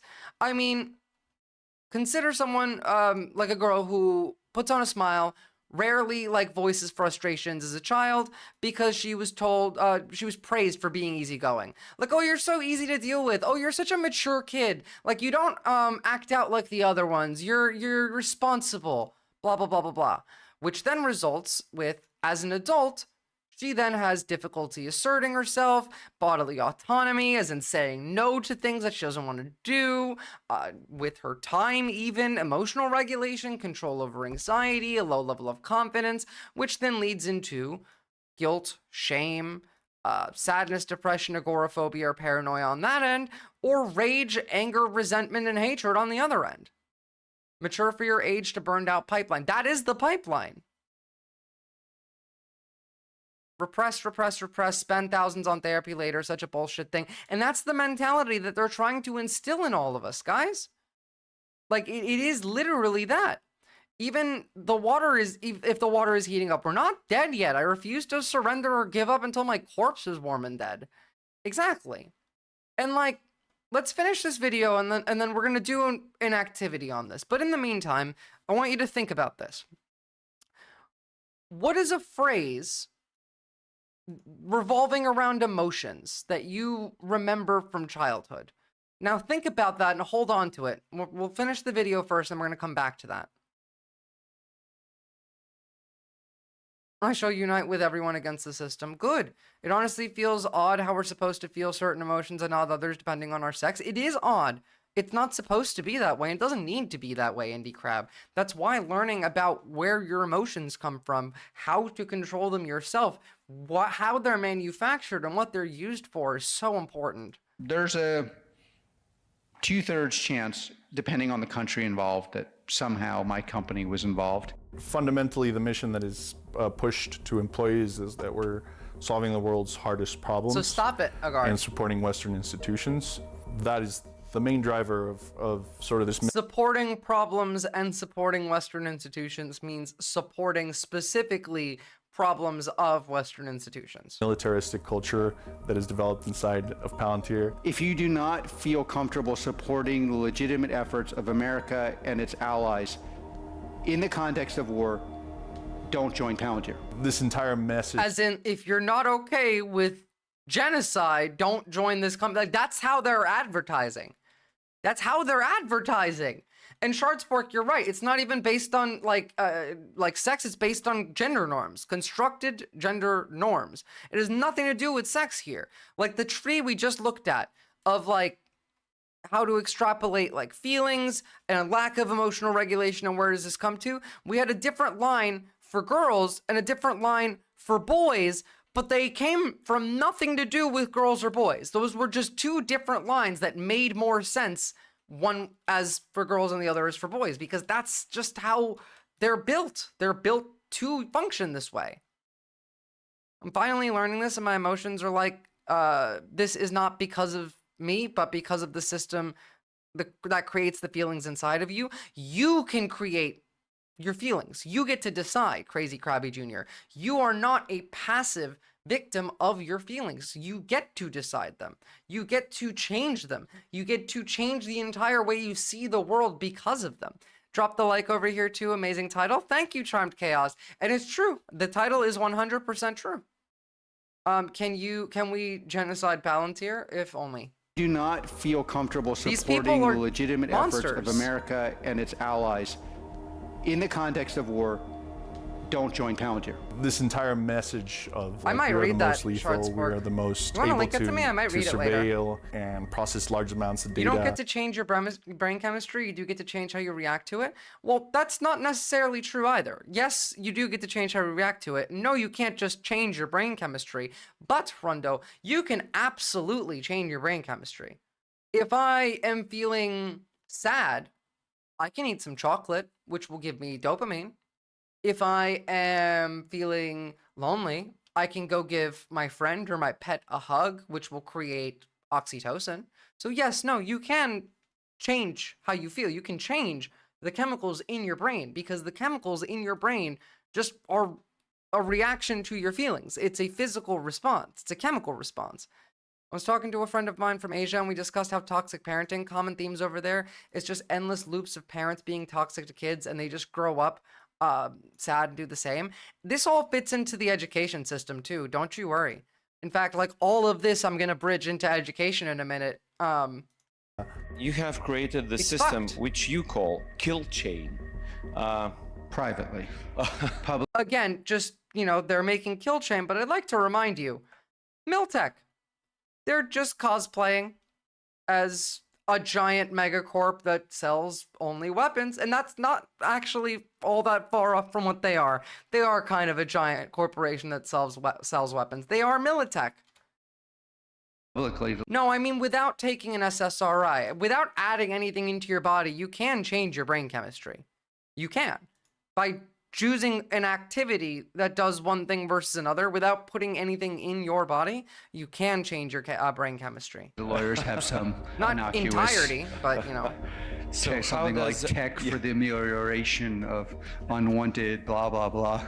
Oh, let's make fun of the way that we're actually like he's making fun of the lawyers who are trying to hide how evil this company is by changing the name of Kill Zone to whatever the fuck he said. Listen to this. I'm replaying these sections over and over again because so much of this can just get skipped really easy. I heard that mindfulness classes are really good. They are incredibly useful, actually, and some of us should engage in that more. In fact, we might try that on stream sometimes. There's like 5 minutes of some mindfulness. System which you call kill chain. Privately. Publicly, the lawyers have some innocuous something like tech for the amelioration of unwanted blah blah blah. Some term we're supposed to use. Okay, let's. For me, it's the kill chain. Kill chain sounds good. Kill chain isn't an original term created by Palantir. It's the more general military verbiage for the series of decisions leading. Well, that's exactly what we're talking about, Exhale. That was just me responding to a fuck, what's the word? It wasn't like an actual point. It was fucking, I hate when I forget words. It was nitpicking. It was a nitpick of something that I had said. From identifying a target to taking their life. Palantir's contract added their software and used in artificial Israel intelligence already to the kill chain. It's quicker and better and safer and more violent. It's tech that won. That's the kill chain. That's this company. That's the deep state. This is what is now control. This is why Peter Thiel was so dangerous, and we said, let's make sure that he doesn't hold any power. I've shown you videos of this man saying democracy cannot exist. That democracy no longer fits in with his worldview. This is the guy that owns this company. Helped market. It reduces the distance you have to the problem, but when you're able to take a step back and really see all the narratives and how they were shaped and the actual application of these technologies. What scares me about these kind of companies is it feels unclear who they even imply. Software engineers only, or all technicians outsourced? You mean employ or imply? I'm thinking like the implied targets of this are everybody. This to me is literally just Project Insight from the Marvel movie. It's a system that's going to scan every living person on the planet and determine whether they're a risk or not.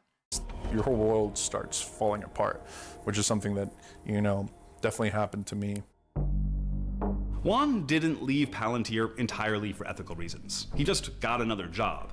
But the reason he eventually started speaking out against Palantir came after watching the Israeli invasion of Gaza following the October 7th attacks. Palantir has contracts with the Israeli Defense Forces. I love how, like, this guy has his, like, face covered, but the rest of them don't. And look at them. They all look like demons.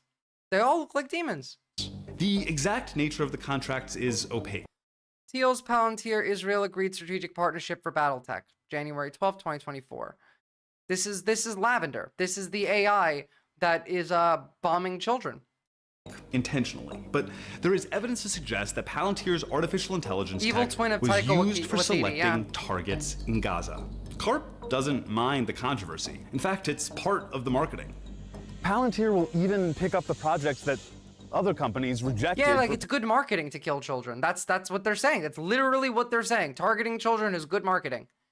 Because with something like a basic manufacturing company for weapons, there's a whole drove of regular employees that hold a lot of indirect power. They could strike, they could leak, etc. With this company, it's so unclear. Well, the thing is, you don't need people to write code anymore. I have an uncle who has worked for Microsoft, who's worked for Meta, whose cousin, or actually his brother, works for Google. These people are like high up software developers, been in the industry for like 10, 15 years. This is like what he told my dad the other day, just flat out is, oh yeah, no, like my job's done. Like I don't have a job anymore. I do everything online. My entire job is done in 10 minutes in the morning by me just typing it into the AI. That's it. That's like all of the jobs now. This is coming from like high, like his job was to make this, and he made it, and they replaced him. I code for a living, and I'm seeing the end coming for my job. Yeah, literally, exactly, Jejex. That's what I was told as well. You don't need people to do most of this stuff. You also aren't going to need people to do the manufacturing if we're talking about robots. They want robots to do all the jobs. Political reasons. Palantir, wait, what was that? That other companies rejected for political reasons. Palantir grabbed Project Maven defense contract after Google left the program. Palantir has taken Project Maven from U.S. defense program. Google stopped working on the project, according to people familiar with it. The project, referred to internally at Palantir as Tron, will train artificial intelligence to analyze aerial drone footage and identifying people and objects. Well, you know, aerial footage is one thing, but identifying people and objects, that sounds different. We are very comfortable being unpopular. This is Big Brother shit. Will lose Palantir customers. Whatever is pissing them off, they're still buying the product. Wendy's hired Palantir to help with their supply chain. Palantir works with health insurance companies to build AI for denials management to protect revenue. Hey, look. Hey, guys. Hey, Luigi. That's where that tech comes from. You want Palantir's AI making decisions about what care is covered for you and your loved ones? I don't want Palantir to exist. I want all of these people to go to prison, in the hole, really. Do business with for-profit hospitals, major investment banks, and even with other enough defense AI, contractors. it'll all just be Russian nesting AI. Palantir brought in nearly $2.9 billion in revenue, 55% of which came from government sources, with the vast majority. The entire plan of this administration was to just make Palantir most of the government. Palantir, the like several companies it engages with, and that's it. That's the government.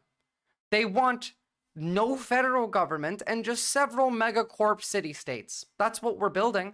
I want them Thanos snapped out of existence, yeah. With great pain, might I add. Being American. AI destroys all labor and human relations. Government. Last year, In this Palantir form, CTO Sham Sankar put out a presentation and white Good paper morning, called Night City. That's where we are. That's what they're doing. Honest, I should literally just start every stream with that now. Good morning, Night City. They've now made the deep state they fearmongered on. Every accusation is a confession, and every confession is clearly also a plan of action. the Defense Reformation. He cites The Last Supper, which was a secretive 1993 meeting between defense industry executives and the Deputy Secretary of Defense. Over a dozen companies walked in, and only a few walked out. That dinner is often cited as the origin of our consolidated military-industrial complex. And to me, I think this was the definitive moment that kicked off the financialization of defense. From that point forward, it became all about buybacks and dividends and leverage ratios. Which also corresponded with us employing the shock doctrine all over the world. Now, which we are doing at home, by the way. The exact thing that we're doing at home now, we've just done to several countries beforehand. It just took them this long to get ready to do at home. I want my deep state made of humans back. The defense industry. Yeah, bring me the woke deep state back. Calling out stock buybacks? That doesn't sound like a defense executive. Except it that never sounds more existed, like unfortunately. the exact argument about the defense industry that it seems like the only way to beat them is to also make every accusation a confession, just the other way around. Like actually implement a woke deep state. Like we need to out crazy them, out conspiracy them. That's the way out of it, I fear. Now I'm saying, like, you got to be able to maintain your empathy, your humanity, and your sanity, but we might actually have to out crazy them to get this to change. It was just ghouls all along. You know what would be really funny? If we looked back in like 5 years and at the center of all of this, and I mean every bit of it, the ghouls, the liches, the vampires, the demons, the zombies, the megacorps, all of it, and it was just Hillary Clinton all just all of it tied back to her. Made before. I think what's interesting to me about Palantir is how they co-opt the language of anything. revolution. No, but bring me Sankar's the fucking argument Winchesters. did work on somebody. Uncle Sam. The defense. Bring me the Winchesters, please. Innovation Board, an advisory group within the Department of Defense, cited Sankar's presentation multiple times in their 2024 report on why the DoD needs to divert more of their budget to emerging technology. That's giving money to Palantir. Yeah, they wrote a report for the DoD to say, oh yeah, you need to give us actually more money. Or let the brothers handle this. Honestly, like at this point, you might just need to throw salt at MAGAs and see what happens. Just carry some salt with you and just flick it at MAGA people. See what happens. I'm curious. Go to a church, see if you can borrow some holy water. We'll figure it out. Who knows? Honestly, I would be curious to see what happened if someone poured some salt and holy water on JD Vance and it was actually just Hillary Clinton all along. Captain Buggy, I'm telling you, Hillary Clinton is JD Vance and did kill the Pope. J. Dillery Clinton. I love it. I love it. I love it. There's a reason Palantir just replaced Ford Motors in the S&P 100 in the months after Trump was elected. The Trump administration is an ideal customer for what Palantir is selling. First, there are many former Palantir employees sprinkled across the Trump look, this one was one of the fucking Doge nitwits. Administration. From inside Doge to foreign policy advisors to high-level... It's never been JD Pawn Clinton. I love that. Yeah, the fucking Doge boys are in it too. They're in it too. Now, like, Palantir's stock has had a little bit of a rough time, but they're recovering. They're recovering. Here's their year to date.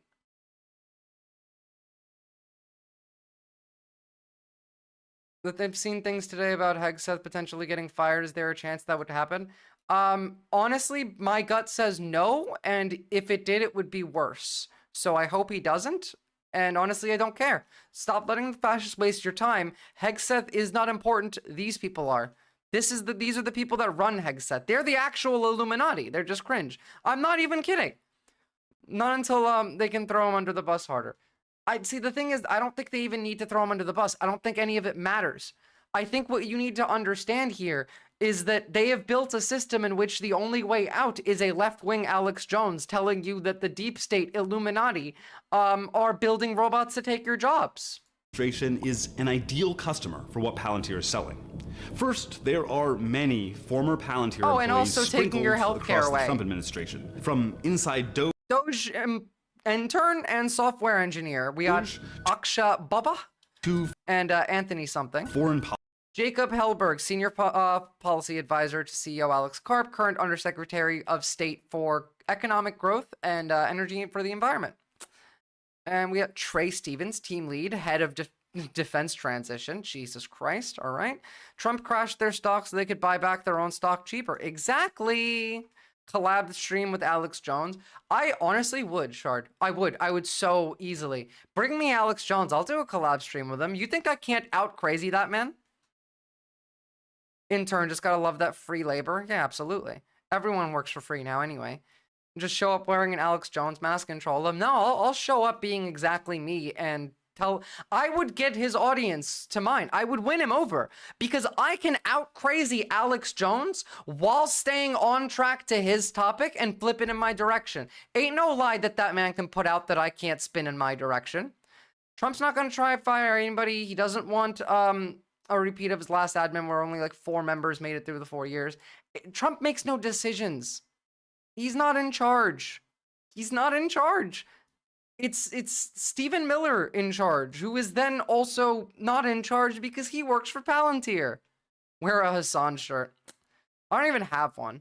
Policy advisors to high-level technology I would appointees. love to see And Palantir Alex Jones on co-founder this Peter stream. Thiel, heavily invested in the company, is also heavily invested in President Trump and Vice President Vance. He was a major campaign. He's also the guy who owns the Poly Market. Remember the company that a lot of people were looking at as if they were polls during the election and spent a lot of money on? Oh, and also he owns TYT because remember, Poly Market Studios. They changed the name of the studio to his company. So he owns TYT. Just so you know who they work with now. Tariffs wouldn't have happened if he was in charge. Or tariffs would have happened if he was in charge. Campaign donor to both then the stated goal of Sorry, Doge... did they just reference Vice President Clinton? Yeah, they did. Would be wild if Polymarket, oh, I don't know, manipulated their polls prior to the election to influence the results. Yeah, absolutely. It'd be incredibly surprising, in fact. Yeah, not something that everyone who saw it should have instantly expected. Just, you know. I know my pick. What's yours? Don't actually answer that question. was a major campaign donor to both. Then the stated goal of Doge is to streamline and combine government data, which is exactly what Palantir does. The ways that the government is defrauded is that the computer systems don't talk to each other. And obviously, Karp is loving it. Disruption, in the end of the day, exposes things that aren't working. There'll be ups and downs. There's a revolution. Some people can get their heads cut off. Like, hey, so what do we do when the guy who's in charge of creating Project Insight, super evil mega Marvel villain technology company, is saying that there's a revolution and people are going to get their heads cut off? Oh, and he just happens to be like a Nazi? So like that's concerning. To each other. And obviously, Karp is loving it. disruption, in the end of the day, exposes things that aren't working. There'll be ups and downs. There's a revolution. Some people can get their heads cut off. Like, you know, Crazy it's like, Krabby Jr., that is the whole point of his website. His whole website is a psyop. That is bait. We're expecting to see really unexpected things and to win. And what is winning, according to Palantir? This is CTO Sham Sankar in 2021. How did you get your new font to show up on your YouTube as well? It was just a plugin. It was just a Chrome plugin, yeah. It doesn't work for everything, but the plugin that I am using is there's two apparently, and I'm using this one. And then there's that one, which I don't have turned on, and I'm not going to turn it on right now because I'm scared it might mess things up, but we shall see. And also, yes, magic. Turning to government, we continue to advance our mission of becoming the U.S. government's central operating system as we extend our footprint across defense, healthcare. They want to be the government. Like how many times of deep state did we basically just prove in this one video of them saying it? Gotta go watch a video of UA POWs returning and cry. Have a good stream. We will have a look at Ukrainian POWs coming back. That'll be a nice little happy bit at the end. See you later, Andy Crab. Sham Sankar in 2021.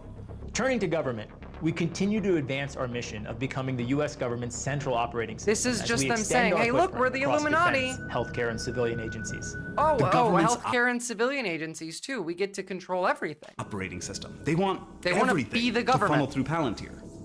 Which would literally make them the government. What is a government if not the biggest, most consolidated corporation in like the given area of land that has control over everything else? That is a government. They want to be the government. It already has contracts with the IRS, going through taxpayer data to save auditors time by finding the easiest audits to pursue. Like going through your data and finding the people who, let's say, pay taxes but don't pay income tax, which means they might not be, you know, a documented citizen, so they can right to the camps. The government central OS, fucking hell, maybe they should be stopped. Well, I mean, I think it might be too late for that, Shortspork. I think they already have it. I think when Elon walked in and put all the servers in, that was one of the servers they were putting in. Now, Wired reports, Doge will likely hire Palantir to create unified software for the entire IRS, a mega API that would allow anyone with access to view and possibly alter all IRS data in one place. Oh look, the rich don't have to pay taxes because taxes don't actually exist, they're just made up. That's all of your financial information.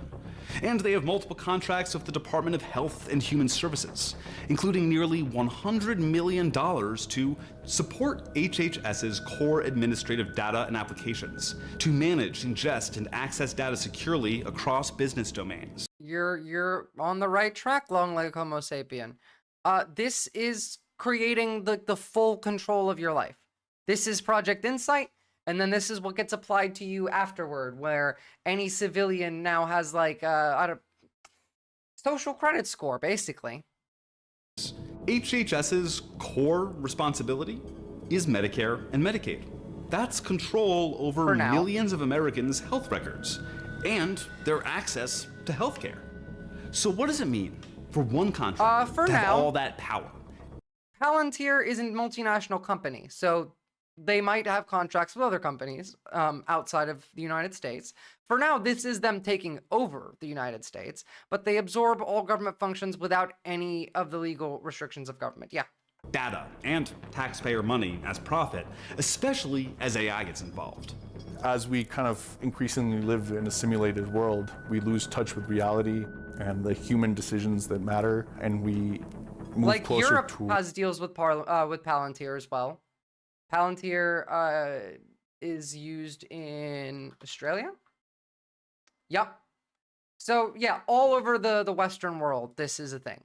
The Palantir is in Germany. It's in France. It's in England. It's in Norway. It's in America. It's in Australia. towards And it's run governance by these people. algorithm. Not only matter, and we move closer towards governance by algorithm. Not only made Governance by decisions, by algorithm. So we've quickly already moved to now there is no government. The algorithm runs the government, but who writes the algorithm? The algorithm is then written in a way that benefits certain people over others. And sure, the algorithm could try and be objective in its decision making, but it's still going to be biased when written for the people writing it, which would then put you in a space in which you can never challenge power, because all hail the algorithm. All hail the algorithm. I would much rather do that one. of automated artificial intelligence systems, which is a problem, but more importantly, subject to decisions made by the people who are influencing these AI systems and creating them in order to fulfill an agenda for whatever their profit-seeking. I just paid Palantir tens of millions for complete target analysis of known populations. Or control-seeking objectives are. And when I see These are the DOGE folks kind of spying going on into you. every agency and addressing the Remember, Elon Musk and Elon Musk and Peter Thiel are friends. They're both from South Africa. They both went to they went to the last Nazi school on the planet, for one. They worked together on PayPal. They're working together now. They're both defense contractors. They both benefit from this. So when Elon walks in with Doge, they're Nazi bros. Yeah, absolutely. So when Elon walks in with Doge and they take all of the information, put it on the private servers and the hard disks and they just pass it on to Palantir, because Palantir runs the government while SpaceX runs the space division. They're just carving up parts of the government and the country. Like, Teal will get the Northeast, maybe even Greenland, some of Canada. Musk gets Texas and most of the South, I would imagine. Probably gonna need quite a lot of it because some of the South's gonna be pretty unlivable. They got companies out the ass here that are all going to be vying for the top spots. I mean, remember, we got BlackRock, we got Vanguard, we got really, really, really rich people playing this game. This is now a game in which they all have to spy on each other. They're all playing like 6-degree chess up there. But down here, every move that we make is monitored, and an AI is going to decide later whether or not we're a threat. Like, the AI who watches my content is going to think that, oh no, yeah, this girl needs to die. She's going to radicalize somebody. And then I'm going to get thrown off a cliff. That's the end result here. IT department first. I see it as an opportunity to try to change reality itself. There you go. But so what? This was the guy Why who quit. am I telling you all of this? Palantir has no problem being seen as Big Brother, as all-powerful, as lethal even. We're at the brink of using these technologies potentially to run our government, to run our battlefields, and our personal lives. Using artificial intelligence as a sort of You can use AI to run the government more efficiently. You can do that in a positive way, even. It's possible. It's just not possible with capitalism. Palantir sounds a lot like a dude from Star Wars. Well, Palantir was named after like some Lord of the Rings, like seeing the future bullshit. So A panacea solution across our federal departments, and especially when they're panacea solution again wielded by people with a very distinct agenda. I wonder what this really distinct agenda is, sir, who quit working at this company. Puts everyone at risk. It almost feels like that's been the plan all along. Here's co-founder Peter Thiel in 2010 at Libertopia, a libertarian conference, speaking about tech companies and government. The basic idea was that we could never win an election on getting certain things because we were in such a small minority. But maybe you could actually unilaterally change the world without having to constantly convince people and beg people and plead with people who are never going to agree with you. That this would be not a democracy. That is what he is describing. The guy who owns this super evil mega villain company is this guy. Through technological means. And this is where I think technology is this incredible alternative to politics.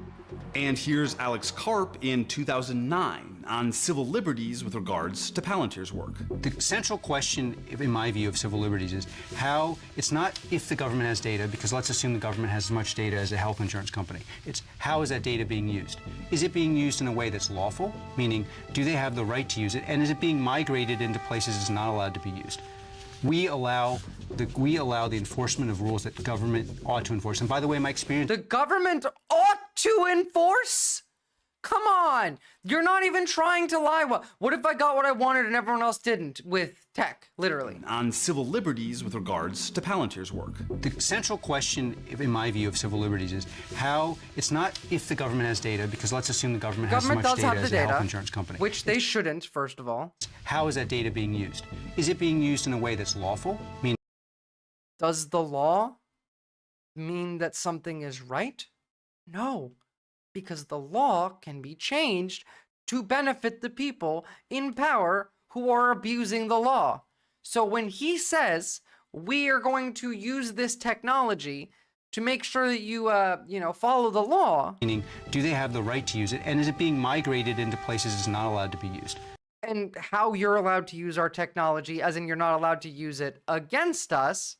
We allow the enforcement of rules that the government ought to enforce. We allow enforcement of rules that the government ought to enforce. Not the government does enforce. Things that are not outlawed and the government doesn't enforce, but they do. Everyone ever involved with Palantir needs to go to prison forever? Yeah. Well, I mean, like, the guy who came out here and, like, even him. Even the guy who quit his job and helped make this video. Yeah, no, him too. And by the way, my experience is they want to enforce, or at very least know they need to enforce. And if it's framed in that way... Oh, yeah, and that's in relation to what they ought to enforce. But, sometimes they want to, and they feel like they need to, but they're not allowed to, so we let them do it anyway. Experience is they want to enforce, or at very least know they need to enforce. And if it's framed in that way, then you can have what is the ultimate Silicon Valley solution. One co-founder openly wants to use the power of the tech industry to affect politics. The other wants his company to have oversight over how the government data they're paid. Skynet. It's worse. It's worse. This is like the evil supervillain plan. He can get a slightly lighter sentence, but he still participates. Yeah, exactly. Actually, Thiel fucking circuited in one interview. I mean, Thiel is a lizard, so. One co-founder openly wants to use the power of the tech industry to affect politics. We've watched him on Piers Morgan. He's literally a demon. The other wants his company to have oversight over how the government data they're paid to handle is used. And the founders of Palantir will retain control. Will that be because the other one had their mind blown that they needed to sit down for a while, Ilirda? Company no matter what through an obscure ownership structure. Their Class F shares grant them 49.99% of voting power, even if they collectively own as little as 6% of the company. As in, they're God. Like, there's nothing you can do. If this system is fully implemented, and these two can never be taken out of power, like, what are you supposed to do? Like, again, we're talking about a system now where there is no law other than strength. Strength is law. Voting power, even if they collectively own as little as 6% of the company. Whereas other investors in these companies, we're going to get to a state where we're going to have private military that corporations contract to fight with other fucking corporations because we got rid of the state. I always that was the one thing about Cyberpunk that never actually made sense, was the corps fighting each other never made sense.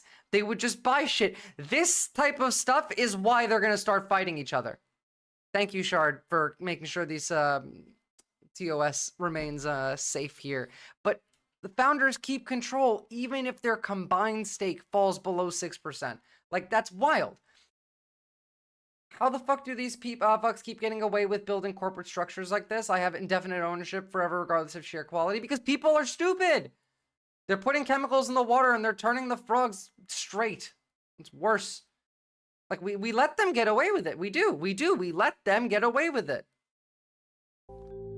This is why they hated LenaCon. I was extremely afraid for the Meta just had its fucking trial to just this week. It's antitrust trial. Imagine how much better that would have gone if LenaCon was still there fighting for us. repercussions of this writing, of speaking out, but now I'm like, you know, even more convinced that this is absolutely necessary. Wait until you see how they're gonna apply this to fucking schools. Our current broken system Schools, with an even guys. more broken one. If this is adults, if this is how we're learning and how we're engaging with the media, what are we gonna do with the kids? Because that's next, isn't it? I miss LenaCon too. I do too. I hope these tech bros put too much hot sauce in their sandwich and didn't have any water to soothe the spice. I have never had that problem. Like, literally ever, actually. Alright. I got a couple things. This, like, ideology, you're being taught how to think. You're being taught how to express your behavior. So take control back. You get to decide. Like, for example, right now, for the next, I don't know, 1 minute, let's just all take a breath and enjoy a cute floppy cat. Come here. Come here.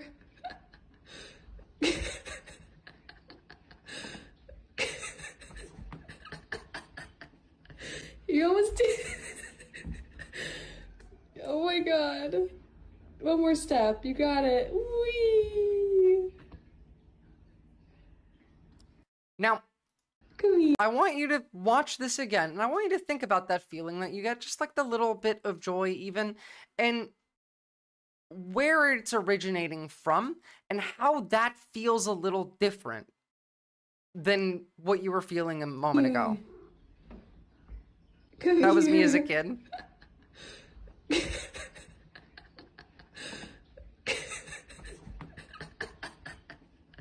You almost did. Cute little boy. It's adorable. Oh my god. But so, notice, right? You got it. Whee! That your brain's perspective on what we were just talking about may have just shifted. Because of this. Now think about what we were just talking about. Go back to it and think about that in the context of now having a direct severance of that connection. Now your beliefs are on a different subject now, but you can look back on that subject and analyze it, right? You can think about it.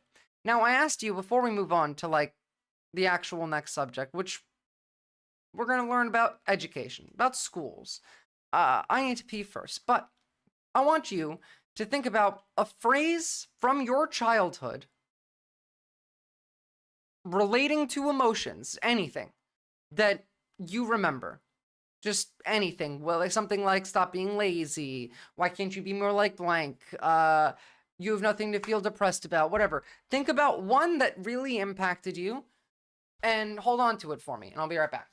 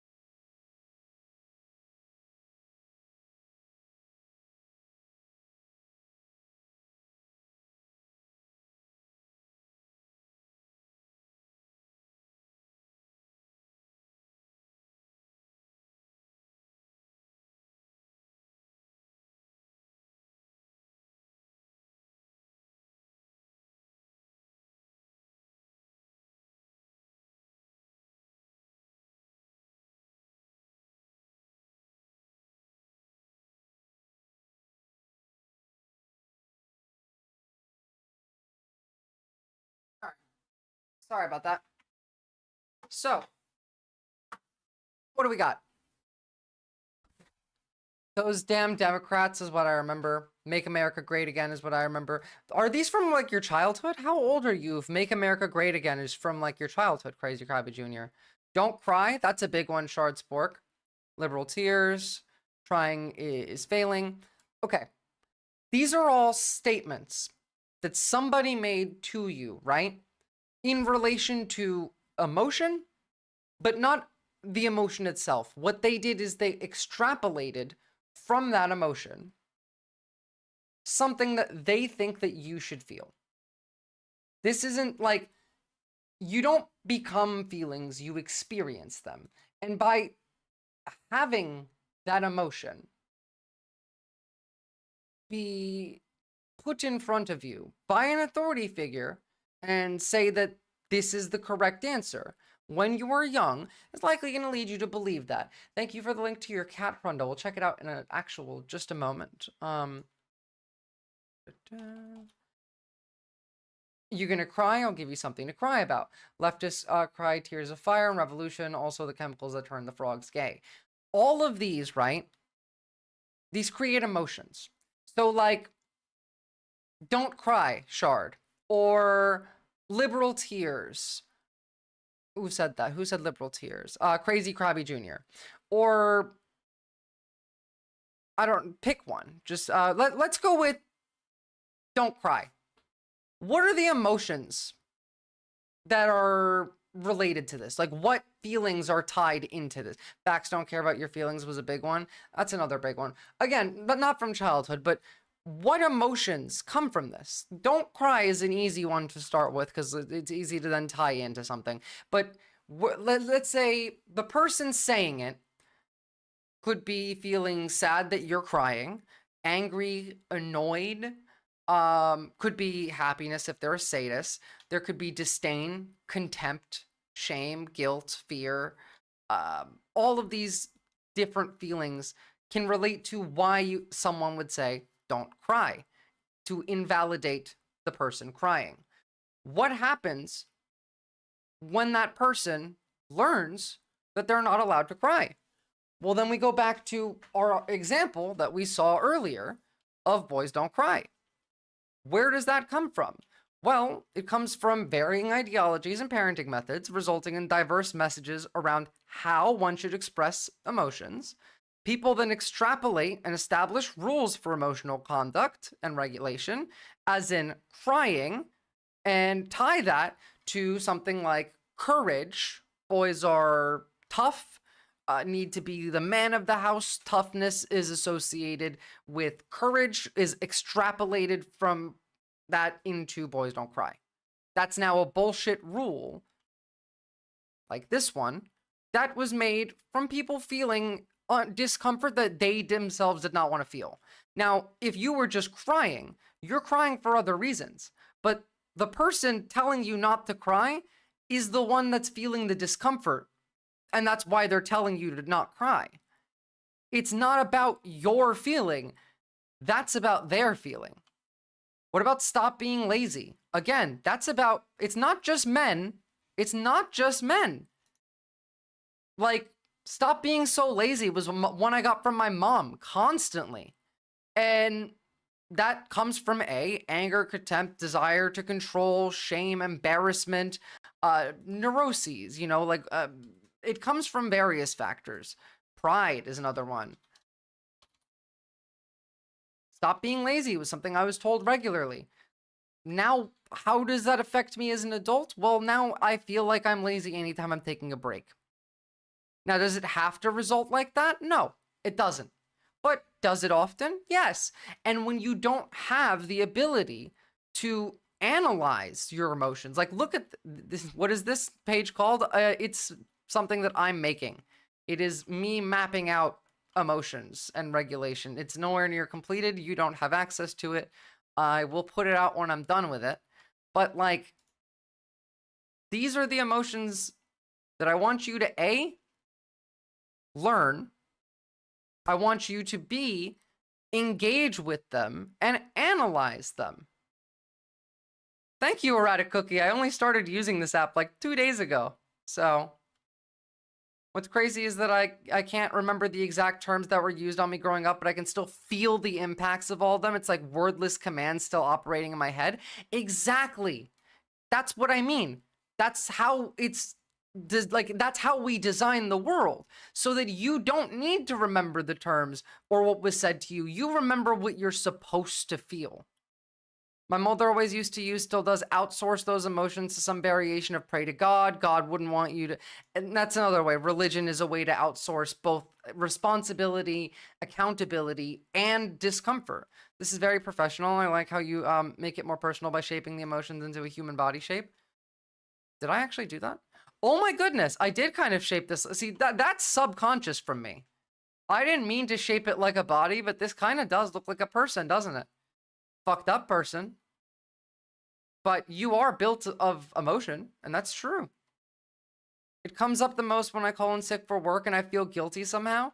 Maybe some laziness in there. Maybe some, why don't you be more like in there? You know, look. Think about an emotion that you normally like to avoid while we watch this. This is Rondo's kitty cat. Yeah. What do you think? I've got your patch. I've got your white patch. It's not a feeling, that's an action. I want you to think of an emotion that you normally avoid. Emotion, not action. What's the problem? Yeah. He's a giant baby. He's a big boy. Good boy, Rondo. He's a good boy. Give me an emotion. One that you often try and avoid. Any.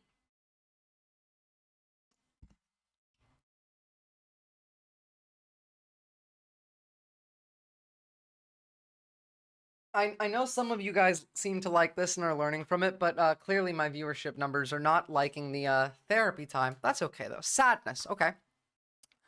Where does your sadness come from? Anxiety. Often try and avoid, but fail. Brain matter. Where did that emotion originate? Why were you taught that it should be avoided? Who taught you to avoid the anxiety? These are important questions to ask. I mean, can you think of a positive use for this emotion? What could be gained from engaging with the anxiety? Does it benefit them for you to avoid this emotion? Does it benefit you for you to avoid this emotion? These are this is just critical analysis, by the way. It is that's how that works, is you take a thing and you ask all the different questions about the thing and you get all of the answers and you analyze all of it. I don't avoid my emotions, they avoid me. They know better than to make me feel things. See, Captain Buggy, your deflection is not it's not sly. I'm sure you have some form of emotional regulation, but you're not above this.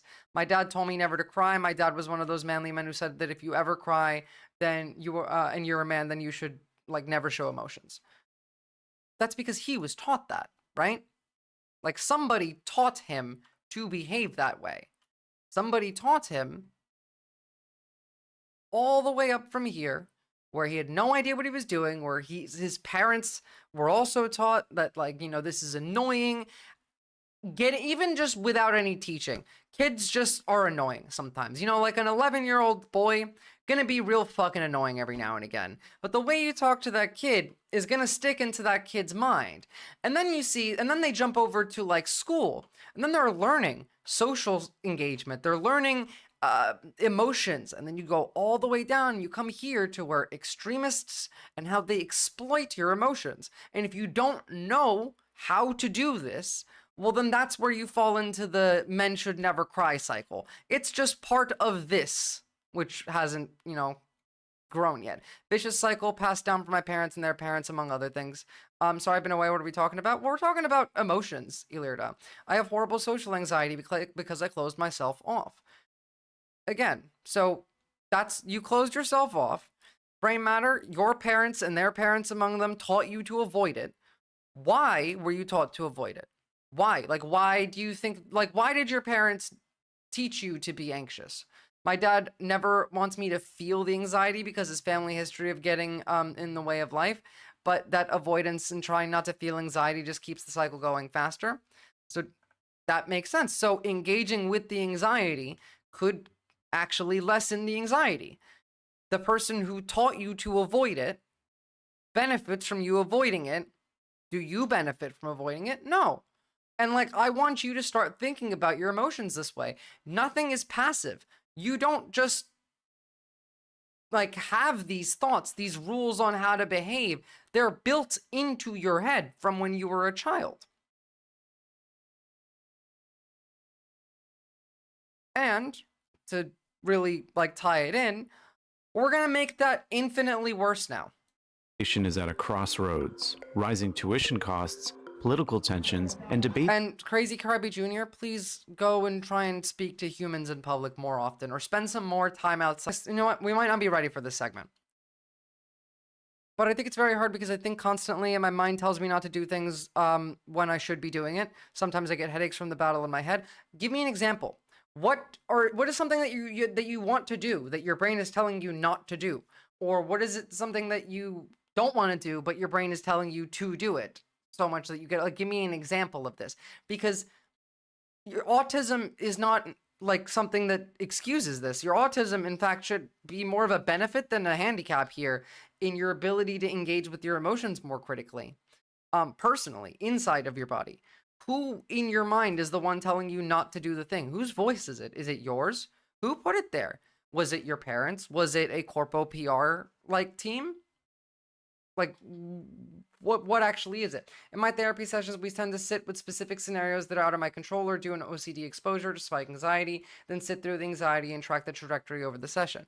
Well, I mean, this is what I mean. I've kind of like me pouring water on the ground and standing on it with socks for all of stream to see. That was me trying to spike that discomfort in all of you and then make you sit with that and talk about it and track that anxiety and that discomfort, and I'm trying to engage more with that feeling with you guys. I want you to learn to be more uncomfortable. Things are going to get so much worse, guys. We are in the very beginning of this. And it looks like they're in a better position than they looked a couple weeks ago. Anything social kills me. The voice sounds like me, my voice only. It's like I have a side of me that forces me inside. Well, I need you to talk. Okay, this is also a part of their strategy. It's called fragmenting your identity. By fragmenting your identity, what I mean is you have two different people. You have your online curated version, and you have your in-person real you. Now, both of these are you. They're not any different. But online, you feel safer. And so you can curate the best of the best of the best and put on that mask. So when you are outside, you're forced to be authentic. And that's why your brain is scared. So start doing that. Practice that. Start by talking to yourself as if you're another person. Go stand in front of a mirror. Go to the shops. Go talk to the shop clerk when you're buying stuff. Ask them if they're having a good day. Tell them they have nice hair. Go chat with somebody at a bus stop. Like, that's homework. I'm giving you homework. Your fragmented identity based on your online persona versus your in-person persona is part of how this works. They fragment you so you don't behave the same. You can be listening to me right now and be thinking, hell yeah, this is all correct. But then the moment you go offline, you don't think like this anymore because your brain has been trained to apply these behaviors and thought patterns when you're online, but not when you're offline. I got an example. I went to a public bathroom and a McDonald's bathroom, installed the toilet paper in each stall. I got 15 rolls of toilet paper in my bathroom now. That's an example. Lately, I've been saying hello to everyone whenever I pass them on a walk. It not only helps me, but I hope it makes these people feel more welcome and a little safer in their own neighborhood. That's excellent, Erratic Cookie. 10 out of 10. I think all of you should try and do that. I'm authentic online as well. I don't put on a mask online, but I do feel more social online. Crazy Krabby Jr., we all put on a mask online. You are not authentic online if you are not able to go do the same exact thing in person. If you can't speak to somebody the same way that you would speak to somebody online in person, then you have two different personalities here. You have created rules for yourself on how to behave, and they don't need to exist. This boundary is in your head. And yes, you do put on a mask. If you are unable to be social, but you're perfectly fine being authentic online, that is the mask. I talk to myself every second of my waking day. It's fair. Sometimes it helps. Complimenting strangers is one of my favorite hacks to get myself into socially engaged. Yeah, complimenting strangers is a great one. Also having treats when you knock on someone's doors, that's a good one too. I've been getting pretty mask off at work, not gonna lie. Just stay safe, long live Homo sapien. When you get mask off, like that might be Fed posting. I don't want you to lose your job. Someone still needs to be able to, you know, like the stream and drop me a sub every now and again. If all you get fired because you all learn to feel your feelings and stop giving a fuck, then I'm fucked. I will try and talk to people in public, maybe at the arcade. Iona will start chatting with my customers. That's a great idea. Crazy Krabby Jr. Go chat with people playing a game that you like. See if they ask them questions. Don't tell them stories. That's a good tip too. When you're trying to like start a conversation with somebody new, ask them questions, not just tell them stories. It's true about the online masking. I'm willing to fart in front of y'all on my laptop, but I would never do it in person. I would. You have those layers of masks, right? And the masks themselves are not necessarily a bad thing. We all have layers of masks that we wear. Having a mask is okay, but recognizing the mask and learning when they're hurting or causing us to dissociate is important. Exactly. The mask is there. The mask can be useful, but sometimes the mask is us escaping the emotion. Like, this is too much. There's too much here. I don't want it. And so you mask. That's, to an extent, normal. But when we come to the issue is that sometimes the mask wears you, Ilirda. Not all of your feelings are valid. And that's when the mask starts to be more of an issue. Because online, we have this environment where invalidating somebody is not a good thing. And that's true. You shouldn't invalidate people. But not all of your opinions are valid. They're not.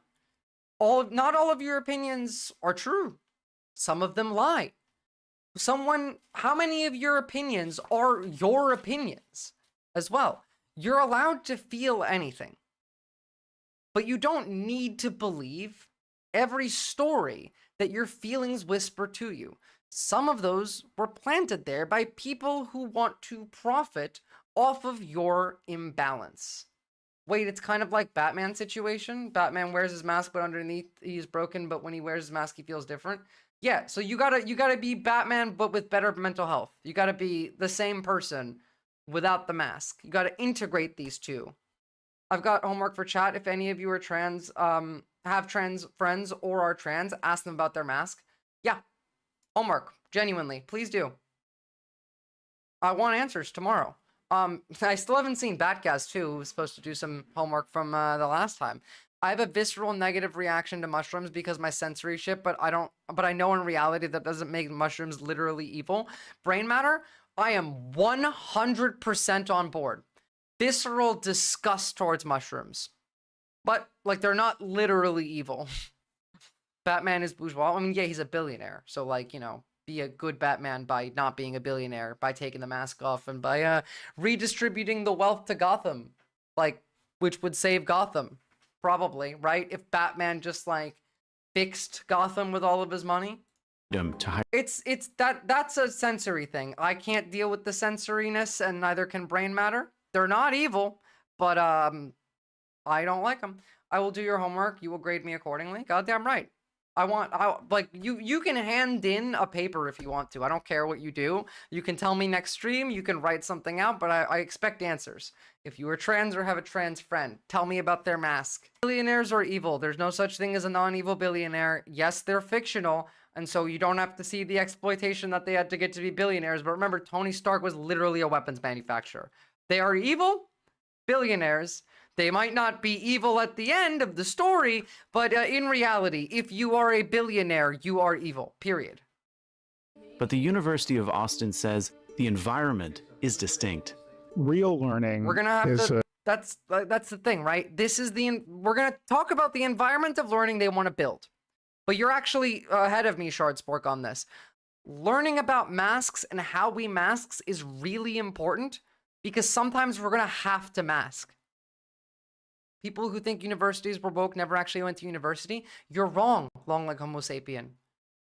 The universities were actually the foundation of the institutions, of the belief in human rights, of the belief in the UN. That all came from the universities. They're changing this so that they don't, they're changing who the bourgeoisie are. They're kicking out the woke bourgeois and replacing them with the Nazi bourgeois. Pay attention, no one gives a shit about Batman right now. They're the guys that are trying to create a horrific fucking environment for learning. Tonight's This is the lady who's in charge of universities is brought and to you education, by really. America's Finest Carpet. Tonight, we're looking into a story that might make you laugh. It claims Education Secretary Linda McMahon mixed up AI with A1 steak sauce. And it's true. It happened right here in San Diego. McMahon made the gaffe yesterday while appearing at an education summit put on by Silicon Valley investors. No, this is worse than Trump University. Trump University was just a grift. They want to teach people to be evil in school. McMahon said that she had heard about a school system that's going to start making sure that the youngest students have, quote, A1 teaching every year. Well, she went on to make the mistake again.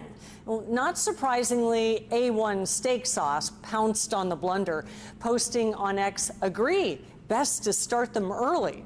If you would like to submit a question. Like genuine fucking morons. But understand, it's not like we're gonna jump back and forth a bit. It's not like we don't know where this is going. Students at a Florida high school are outraged because a beloved teacher might be forced out of her job for calling a student by their preferred name instead of their legal name. AP English teacher Melissa Calhoun has been placed on leave and could be the first teacher fired under a Florida law. It says the teachers need a parent's permission to call students by a different name or pronoun. Now, this teacher is facing not only the loss of her job, but her entire career as the state reviews her teaching certificate.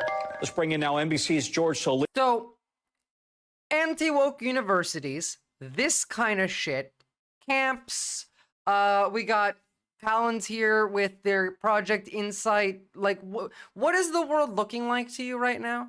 That's fucking insane. It's literally genocidal. Like, they're genociding trans people. That's the whole point. With more on this. And George, I understand there's been a groundswell of support for this teacher since this incident. What's the school saying? Yeah, hey, Tom. Obviously, there's a lot of controversy surrounding this issue. This teacher being hailed as someone who's been doing the right thing, that they have caused no harm. But naturally, this is obviously a very polarizing subject. People, when you talk about the Florida laws and statutes that Governor Ron DeSantis has signed, part of what many have criticized and called his anti-woke agenda. But a number of hearings and public outcry for this teacher, this educator of more than a decade, has sort of come. By the way, calling cis people nicknames is fine. True. It's true. Can't have a teacher who respects their student and fosters a safe environment. Nope. Is capitalism eating itself? Kind of. A bit more than that, but yeah. Fucking demons, I want, yeah, Shardspork. Come on. Come out over this name. Again, this is not related to pronouns. This is related to a name that she wanted to call this student because that's what the student asked to be called. But the Florida law says that she was not allowed to do that. It's like if I said fuck, give me a name.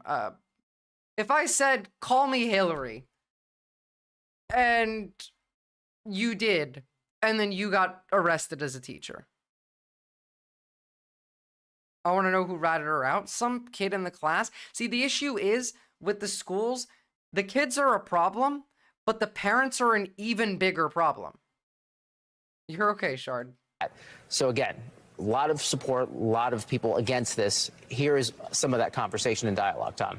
Me, that's a pronoun, Biz. Woke, sorry. We're here to really show support for Ms. Calhoun and to show that we are not okay with what is going on and that we— No, that doesn't break TOS, Erratic Cookie, and you are 100% correct. And don't forget your homework. Go talk to a trans person and ask them about their mask. We truly are upset that we are losing such a positive teacher. To me, it really stems back to a First Amendment right of both the student and the teacher. No threat to safety, no malicious intent, just a teacher trying to connect with a student. Yeah, Tom, and we should note that this is called and all related to what's known as the Parental Authorization for Deviation for Students legal name form. And again, this all relates to like just everything's bureaucracy. Everything is like, it's not gonna make a difference in the inevitable like horror that they want to inflict when this is where we're at. State Department changing its mind about what it calls human rights. Despite decades of precedent, the reports, which are meant to inform congressional decisions on foreign aid allocations and security assistance, will no longer call governments out for such things as denying freedom of movement and peaceful assembly. They won't condemn retaining political prisoners without due process or restriction on free or fair elections. Forcibly returning a refugee or asylum seeker to a home country where they might face torture or persecution will no longer be highlighted, nor will serious harassment of human rights organizations. Me and Anti-Woke University gets expelled because I called them gringos, thought the Americans, thought them Americans, not just the United States. Honestly, yeah, you would. Because they can't fathom that. The anti-woke cry. Just start calling them gringos, please. If you like speak Spanish, do it. Do it. I don't care, because that's not a slur that has the same visceral effect, and it really fucking should be. Parental authorization for student legal names, trans identity fraud. I mean, they're making trans identity fraud the whole thing in Texas, isn't it? What they're doing? Just so that like you're legally incapable of existing with documents that say the correct shit. Like, it's just making it so you are fundamentally restricting the development and the ability for people to, A, become trans and live their life, but B, you're also limiting how they can live. Remember, think about it like this, right? If Palantir is tracking everybody and they're going through your tax data, and they have access to all of your systems. Let's say they decide, you know what? All of the trans people, we're going to turn off your social security number and your driver's license today. Because we know, Project Insight found you. We're just going to turn them all off so none of your documents work anymore. Oh, sorry, you had credit cards? You had bank accounts that were tied to, like, physical IDs? No, sorry, those IDs are gone, so are your bank accounts. They can do that if they want to.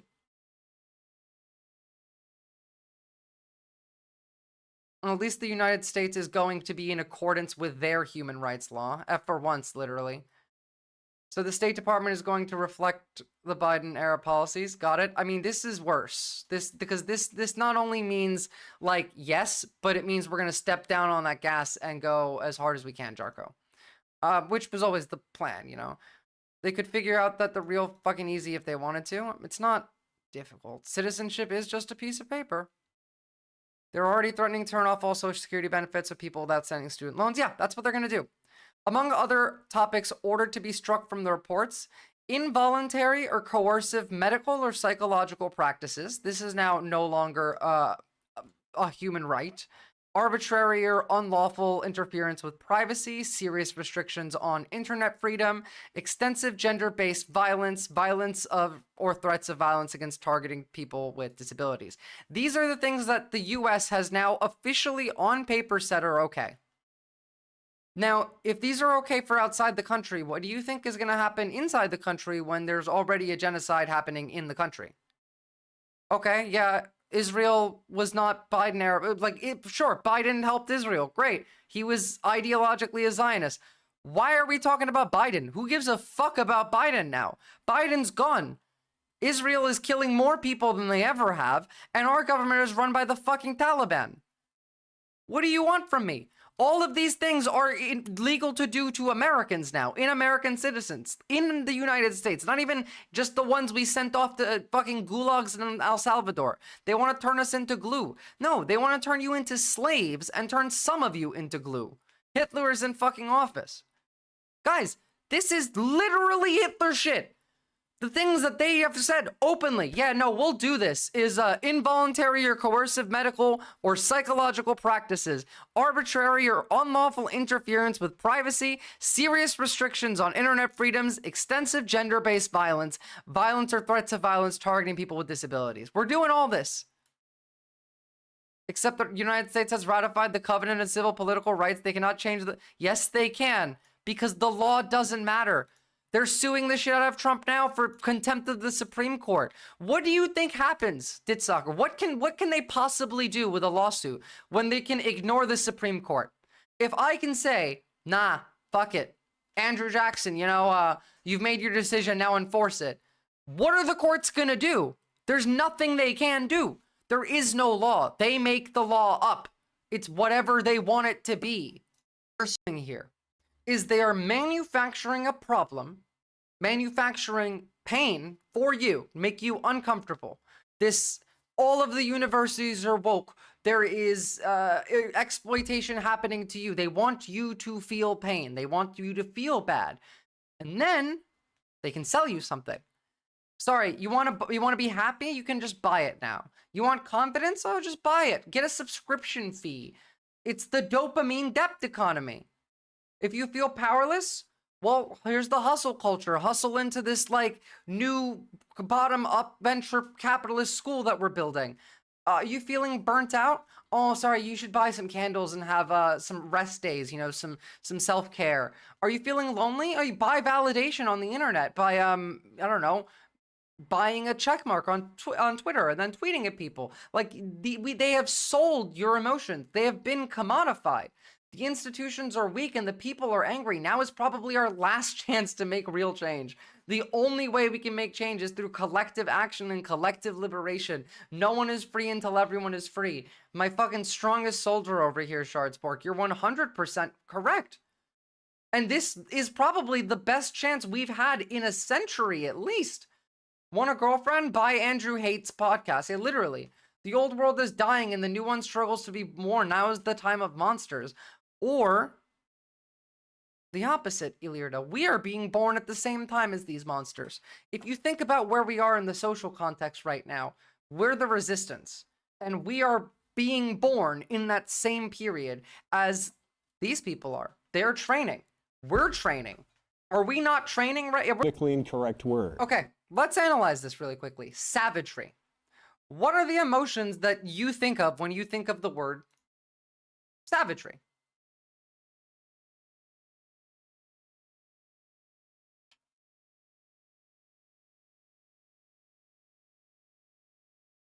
How do I open a new...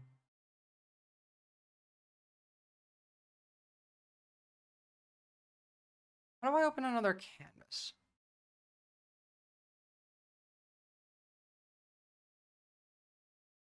One sec. I'll get you guys going. Can you spell it? Savagery. Savagery. Like a savage.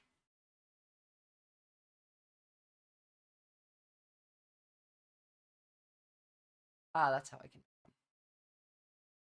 All right. Come here. So, we got savagery. Thank you. So, first off, what do you feel when you think of this? So, they're saying on one end that this is politically incorrect.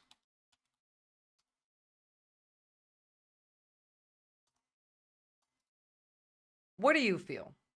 A primal, unthinking, animalistic level of violence and capriciousness. Okay.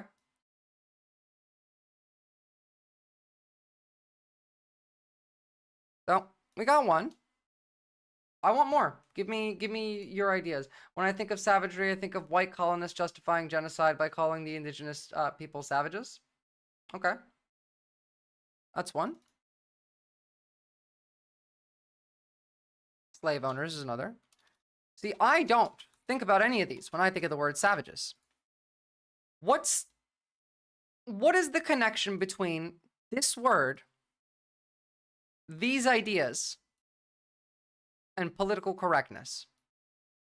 What's the link here? Fighting, that's another one. because the link is actually quite simple. We're going from this word to these ideas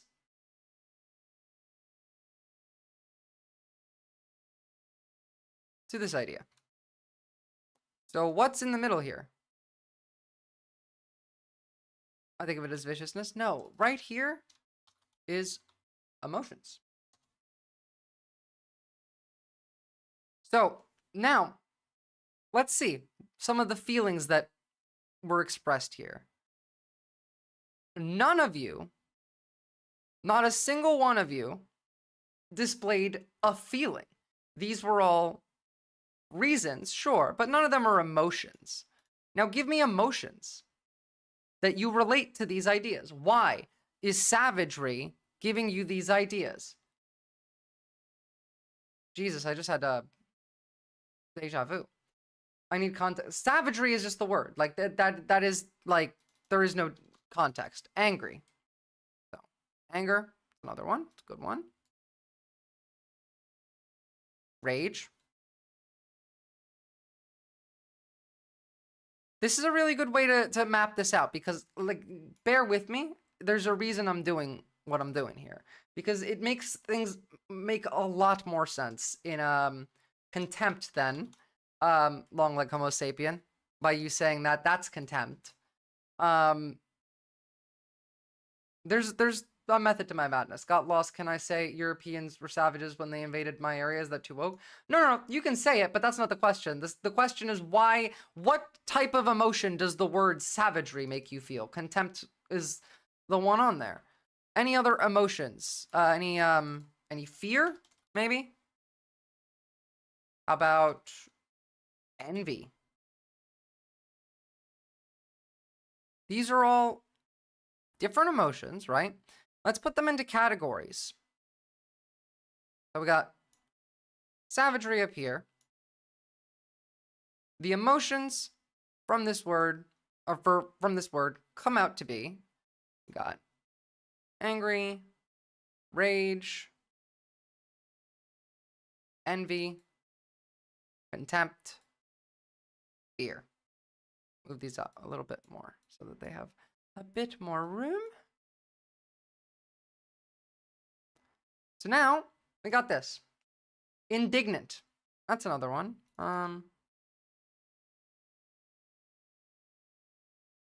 Now all of these we can put into different categories. Now obviously anger and rage are very easily connected. Envy connects to anger, so does rage. Contempt, well, contempt can turn into anger or rage, but definitely ties into envy. Indignance comes from contempt, and indignance can then result in... Actually, let's do it from that side. Envy. And then we got fear.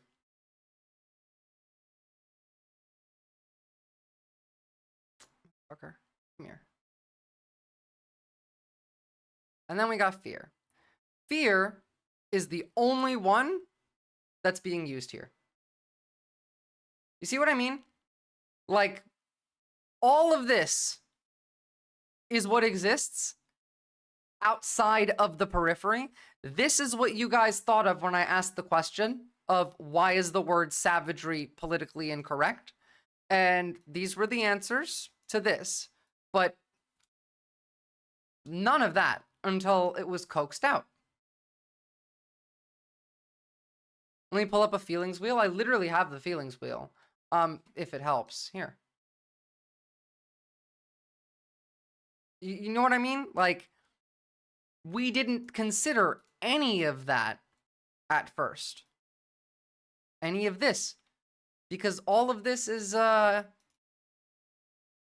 not necessarily, like, none of it matters. They don't care about how you feel. They're trying to sell you shit. I haven't seen that one wheel before. I have a bigger one. Neither have I. It was a cool one I found today. But this is why they're saying it's politically incorrect. It's not politically incorrect at all. Really, if anything, it's the indignance that makes it politically incorrect. Does that make sense? I actually really like this tool. This is very helpful. All right, let's jump back in. What's up, Shufa Poofer? Right? You won't see cell phones because we have banned them. So what if at the word savage, I was able to think of Serenity? Well, like, what do you mean if you were able to? Like, if you did or not? Like, if the emotion that you felt when you heard the word savage was peace, that's an option. Like, when I hear the word savagery, you want to know what I think about? Because it has nothing to do with emotions. Like, it has nothing to do. When I hear the word savages, I think about the barbarian village in RuneScape. I'm not fucking kidding. I'm so glad you like it. It's so useful and elegant and simplicity. Yeah, thank you for helping me, like, putting me on board with this. This is called Obsidian. Doesn't rage fuel confusion? It does, Ludwig, actually. So if we put confusion here, that's a good point. This is the smaller chart. This isn't the main one. But from confusion, then we get reactionary behavior. Put that right over here. So the confusion leads to this. The reactionary behavior is also tied into the indignancy. This then leads all the way up to that. Then there's also like the idea of, you know, violence, which then comes from the reactionary behavior.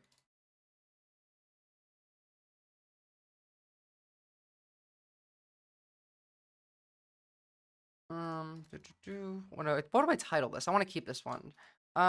Is savagery woke?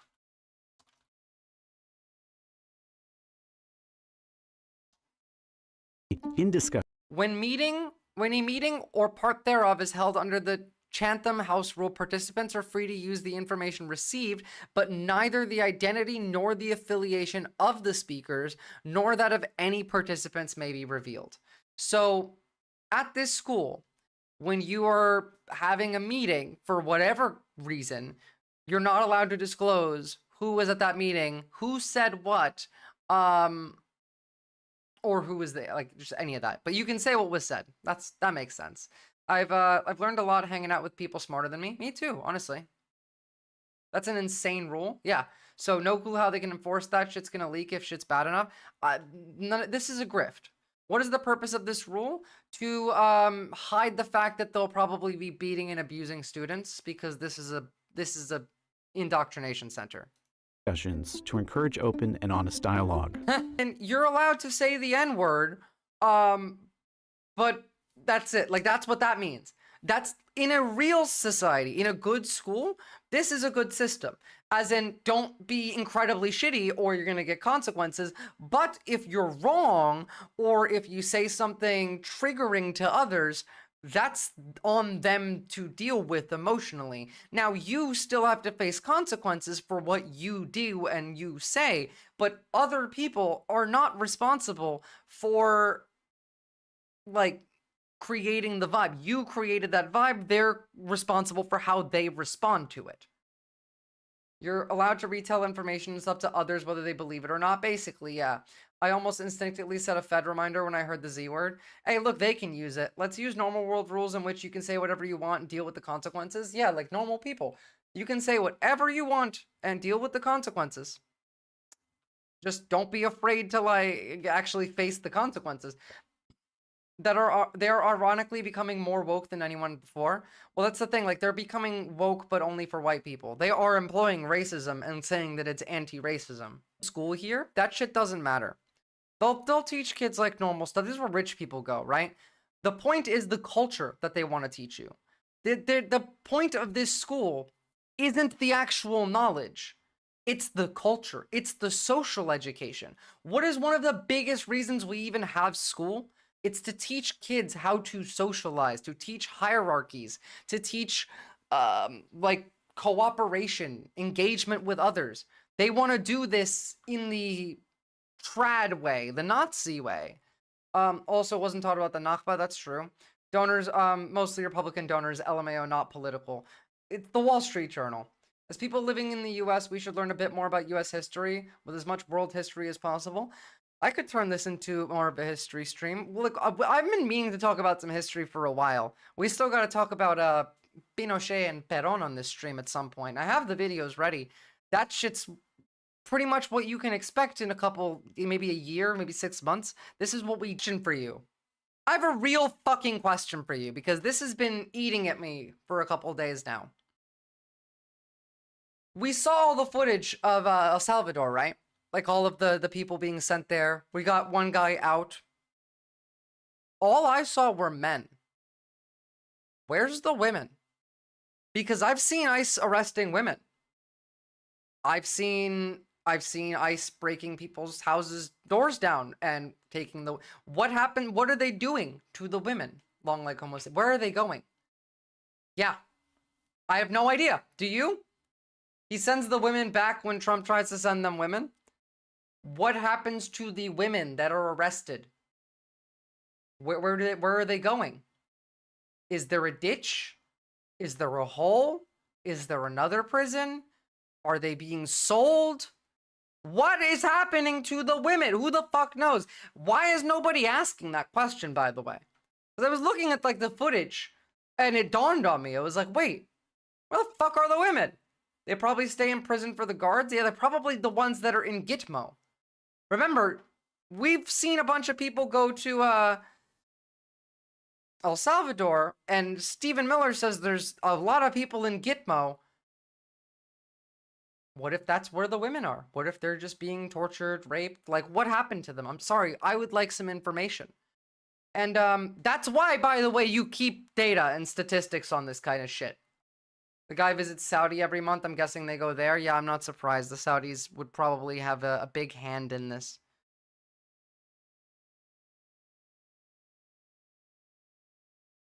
All this talk about rounding up gang members who are not gang members, but we see them going after women.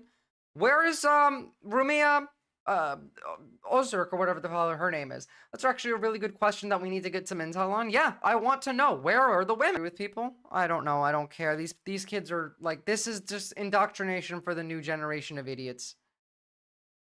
And by new generation of idiots, I mean really. Bukele is indeed already suspected of giving sex slaves to gang leaders. There's no way this university startup works. I mean, they have enough students and they have scholarships for all of them. If it kicks off, yeah, it'll work. They want to build indoctrination centers. Democracy Now!, They want to make democracynow.org. only private I'm Amy schools the Goodman. thing anyway. New York could soon become the next state in the country to ban cell phone use during school hours. New York Governor Kathy Hochul and state lawmakers are nearing an agreement to institute an all-day ban on cell phone usage in schools known as... All of this ties together, and again, I really don't think you should have a cell phone, like a smartphone, until you're 25 at this point.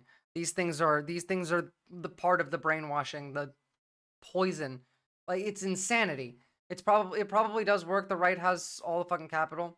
That startup will work, but its success will have nothing to do with its tuition. Everything will be insane levels of fundraising and insane levels of idiots that get drawn to it over like social media. Bell to bell in a push to address the negative consequences of social media on kids. More than a dozen states have instituted complete phone bans or restrictions on cell phone usage in schools. These things should not be allowed in the We turn now to a new building. documentary, Can't Look Away, that exposes the tragic consequences of social media use on young people. This is the trailer. Wait, hold on. Before we get into this, because like it's worth watching. I need to pee. But yeah, no, you should not. This shouldn't be allowed in the building. Oh, hello, Frank. Move the camera so chat can see you.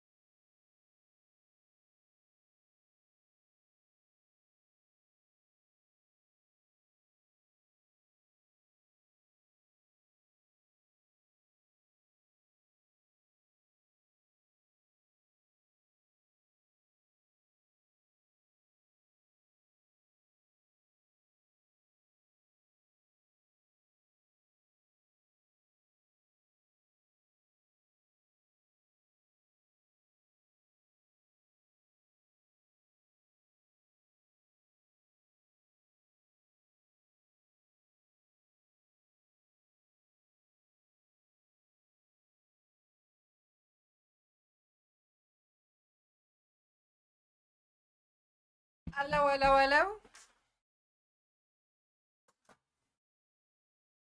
What's going on here? Franklin. Yep. There was actually a surprising study recently that showed kids with cell phones were healthier and socially did well as students. Please link that. I disagree, and I think that that's not true at all. Like, remotely true at all. Phones literally shrink your brain, guys. Like, the fact that we use smartphones literally makes your brain smaller. In fact, here, like, before we even get into the schools thing, get a little This video is understanding. brought to you by Ground News. Well, the Hi, morning news lied to you. Welcome to another episode of Cold Fusion. It's not true. We know for a fact that what all of these systems do, every single one, is it exploits our own natural tendencies in human beings to get and want feedback. And that feedback, chemically speaking, is the release of dopamine in your brain. And so what these feedback loops do, and they exist everywhere, in Call of Duty, in other... Essentially, your brain, think about your brain like you're on Google Chrome, right? And random new thing comes up. Unexamined feelings. This is like a tab auto-playing music in the background. Now, what the extremists try to do is they try and use this like a spam pop-up. As in, you're not expecting anything, you're not examining your feelings, your guard is down. And so, pop-up, here you go, here's some extremist information. And what it will tell you is something that will feed your confirmation bias. Your algorithm will feed you things that you will like, and then you'll believe them, and then you will act accordingly, which will then profit. But you have to first examine the feeling to avoid this loop. If you're just acting, things come in, things go out. Things come in, things go out. If you're actively paying attention, things come in. What is this? Let me analyze it. Oh, this is bad. Throw it out rather than let it in. other video games, in social networking sites. You're not taught to do this. They get you to react. And I think that if you get too desensitized and you need it over and over and over again, then you become actually detached from the world in which you live. This is cyberpsychosis. This is literally what I described. This is becoming detached, dissociated from humanity. When you see rage and fear and validation over and over, your brain gets tuned to expect it, to crave it. You're almost addicted to the suffering at some point. Remember to always critically think, chat. Trust but verify only works for trusted sources. Anything owned by a corpo is immediately not trustworthy. Everything's owned by a corpo. Nothing is trustworthy. It's just trust and verify as best as you can. I mean, I'm on Google. I would switch if I could, but it's too much effort for me. Unless you become crude. And you live in front of your screen. So we all know the benefits and usefulness of smartphones. They're amazing. A little rectangle in your pocket that does everything. But that comes with a price. There's a growing body of research. The mere presence of a smartphone reduces basal attentional performance. As in, literally, like, if you are a kid in school and your phone is in your backpack versus it's at home, you have a different performance. Think about that for a second. Think about being in class, being bored, and knowing that your phone is in your backpack, that you could just reach out, you know, you could sneak it and you can grab it.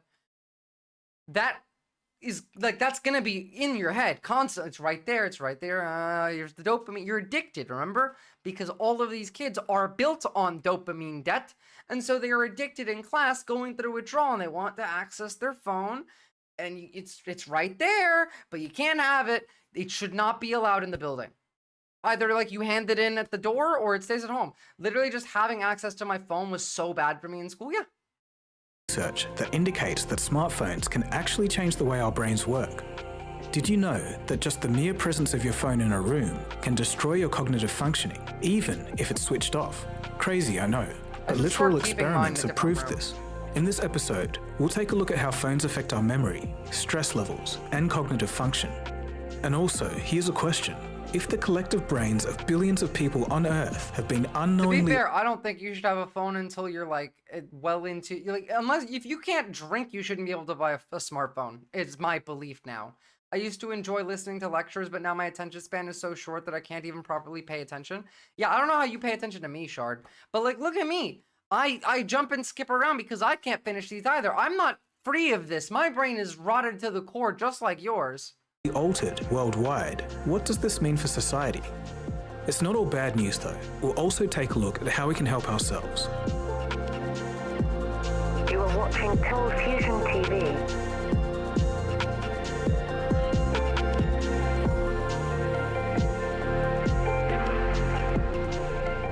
In 2007, amidst the chaos of the financial crisis, the first iPhone was launched. And we are calling it iPhone.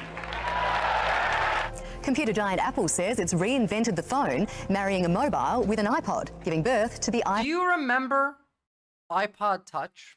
I remember iPod Touch. I'm your sword, based. Who's gonna be my shield? Iliard, are you my shield? I do too. Fucking iPod Touches were the shit. I liked having it separate too. I remember when they made the iPhone and I had my fucking brick phone that I could slide sideways because it had a keyboard and my iPod Touch, and feeling sad that I would no longer have the phone and it would all just be the iPod Touch. Like, I knew then, and it's just been this way forever. I miss the physical buttons. Yeah? iPhone, an iPod, a cell phone, and a portable internet, all in a little lightweight package. The big attraction here right now is encased in a plastic Slide tube phones back were the there, bomb. surrounded by an admiring crowd. It's a sleek aluminum and stainless steel creation. A cell phone doesn't have any buttons, just a touch screen. It only had 16 apps, and that was it. No app store, nothing else. It was relatively simple by today's standards. Suddenly, buttons were replaced with a large responsive touchscreen interface. People could now swipe, tap, scroll, zoom, and browse the web more efficiently than they could. The way that these systems were developed included psychologists who analyzed how you, like, again, the way you slide is similar to a slot machine. This stuff was so effective, by the way, that, like, before I even left high school, like, I'm like 15, and my dad had a flip phone, and I remember him trying to zoom on an image on his flip phone and then realizing that it's a flip phone. Could on a desktop. At the time, such features were unheard of. Although it looked interesting, very few predicted just how quickly such a small device could envelop our lives. With each passing year, the phones got faster, the features grew, and the software exponentially improved. Apps became useful, but then came the algorithms and feeds, and before we knew it, It's the algorithms. It's like what Yanis, whatever his name is, Yahukavaka, blah blah blah, the Greek guy was right about cloud capital. It's the algorithms that are now the new level of capital above capital. most of us had entered a 2D virtual reality, a completely separate reality and view of the world, but through a screen. This was powered by algorithms designed to keep your attention, and apps designed to trigger the dopamine responses in your brain. And this is what I mean by your fragmented identity. Like, even they're saying it. Wow, actually, I didn't realize 3 minutes into this video it was already going to be about that. But like I said this before, they fragment your identity. You have an online persona. You have your nice, joyful Instagram one. You have your angry Twitter, vengeful one. You have your soft, relatable, and I don't know, fucking therapy-minded TikTok. Like, you have all of these different personas on these different apps. Who are you, first of all, authentically? And why aren't you just the same person on all of these apps? Why are we in this 2D dimensional, like, reality? Why are we not outside? Why did we allow this to be the main form of communication? Is it just because it's simple? Because the fact that it is easy has overtaken the fact that it is not fun. We used to enjoy life. When I was a kid, I'm not even that old. I'm 30. I'm not even 30. I'm 29. When I was like 14, it was fun to go outside with your friends. And we had just like, we had Instagram. It was still early stages, but like, I remember it being a different world. And you don't do that anymore. First of all, you can't have fun as a kid anymore because any fuck up you make is forever recorded because everyone has a camera on them. And secondly, like, you don't do anything. No one wants to do anything. Everyone just wants to consume things. Either watch a movie, watch a show, play a game, watch someone else play a game. That's it. Go like where are people going out and making a scavenger hunt? I don't know. When I was a kid, I played video games. I still play video games. When I was a kid, I played video games, and I went outside and found weird long sticks and pretended I was a wizard walking through the woods. So you can do both. And view of the world, but through a screen. This was powered by algorithms designed to keep your attention, and apps designed to trigger the dopamine responses in your brain. The dopamine debt economy. It sounds like a sci-fi film when put that way, but we all know this story by now. It was one of the main themes of the Netflix show, The Social Dilemma, a hallmark look into how algorithms rule our lives. And the people that made those algorithms knew what they were doing. Think about it like this. Think about cigarettes. Edward Bernays, guy who founded American propaganda, didn't sell cigarettes, sold freedom and liberation through smoking. I hated going outside, no video games outside. Actually, best video games outside, Jarko. Go outside, touch some grass, or there will be no video game. Pretending to be a wizard? Woke. Everything's woke. I am the wokest.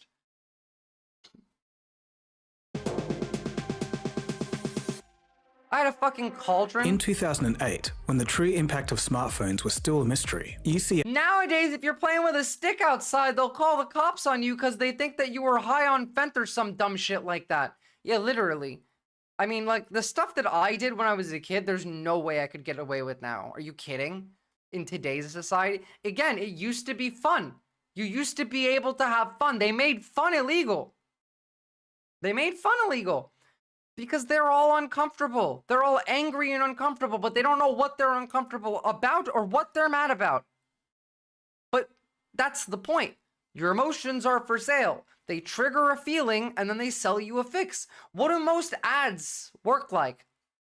You have this problem. You're not good enough at this? Well, here's the solution.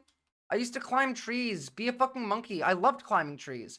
I used to climb rocks. I used to go into abandoned buildings. LA psychiatrist Gary Small began sounding the caution alarm. He was saying that heavy smartphone use could alter brain function by weakening the circuits needed for in-person interaction. That's fucking true. You can have so much fun with a stick, rocks, and boxes. That heavy smartphone use could fundamental social skills like reading facial expressions during conversations go away. That's from you using your phone. When the brain spends more time on technology-related tasks and less time exposed to other people, it drifts away from fundamental social skills like reading facial expressions. This is literally cyber psychosis. Wasn't there a news story from several years back that a woman got arrested because she let her kids play in the front yard unsupervised, even though she was watching them through the window? No, but like, it's insanity. Make being a person legal again. And to do that, you can't have this. If spending too much time on this literally is making you less of a person. This is what I described last week. I was actually ahead of this. I hadn't done any research into it when I said it. But no, this is the fundamental dissociation of your empathy and your humanity from other people. Alter brain function by weakening the circuits needed for in-person interaction and reading nonverbal cues. Remember, the iPhone was only 1 year old at this time. At the time, a year old, and it was already making issues like that. Social awkwardness and inability to interpret nonverbal messages. How many of you have autism and it's because of your phone? Not to say that like autism does have a genetic component, obviously, but some of it absolutely is socially like relevant. I don't like to give RFK credit, but he is kind of right on the social contagion bit. It's not necessarily all of it, but no, a lot of the systems that we built and we engage with day to day form the same types of mental pathways in the brain that would be autistic, that like autistic people use to cope. We built a system to make more people autistic because it's easier to cope with the autism. It's easier to cope with the material conditions by developing autism, rather. What is the purpose of life? To learn social skills? Seems unrelated. Jarko, the purpose of life is to enjoy it, is to have a good life, to make the world better for yourself and for others. And that's it. Is just have a nice, joyous, happy life spread good as much as you can. Help others, and it helps you, which makes you then happier. Just be the happiest you can be. That's the point of life, is make you and other people happy. It was also, I believe, she let her kids walk to school alone. I used to walk to school alone as well. Again, like, how many of you have social anxiety, have an inability to interpret nonverbal cues, have an inability to make eye contact or speak to somebody in person because of your phone? How many? I wonder. I want you all to think about yourselves. Analyze, like, is it coming from here or is it coming from here? Is it both? That's an answer as well. Think about it. At the time, his claims were called, quote, Still's argument is pretty interesting and certainly provocative, although difficult to prove, says brain scientist. interesting and, quote, provocative by the science community, but it still couldn't be proved. Fast forward a decade and a half later, and smartphones and their cognitive effects are being re-examined. But what about the lesser-known stuff? What other effects do smartphones have? What? 7 reasons smartphones make you lazy. Are being re-examined. That's a feeling that they want you to feel. They want you to feel lazy so they can sell you the fix. But what about the lesser-known Is your smartphone making you fat and lazy? They want to sell you something. stuff? What other effects do smartphones? Having smartphones destroyed a generation. I mean, that's kind of true. I did all these things in the 90s growing up too, but wouldn't you say general society is more dangerous now, or is a byproduct of the phone as well? Either the fact that society is more dangerous or thought of it being so. So 1, society in America is more dangerous, but that's only in the last 10 years. And that is directly because of A, smartphones and social media, and B, political polarization. But B, everywhere else in the world, broadly, society is less dangerous than when you grew up in the 90s. There is less danger to your physical health just walking around outside. And honestly, even in America and most places, I would say you're probably safer than you were in the 90s. Some places are different, but again, that's A, because of social media, and B, because of political polarization. I had all this social awkwardness before there was even such a thing as the iPhone. Okay, good. So that made it worse. It doesn't come from your iPhone, Jarko.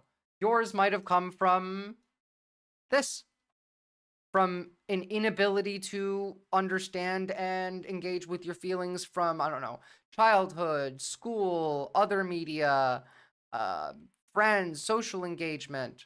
Like, again, tell me, like, I've asked you guys to tell me, like, an emotion you like to avoid. Where does that come from? What's a phrase from your childhood that still affects you to this day? Like, these things matter, but, like, how many times have you gotten emotionally worked up online only to later realize that you overreacted? What triggered it? Like, what did I just get here? Oh no, I got clipped.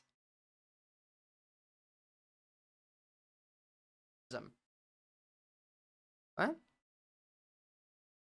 I don't like to give RFK credit, but he is kind of right on the social contagion bit.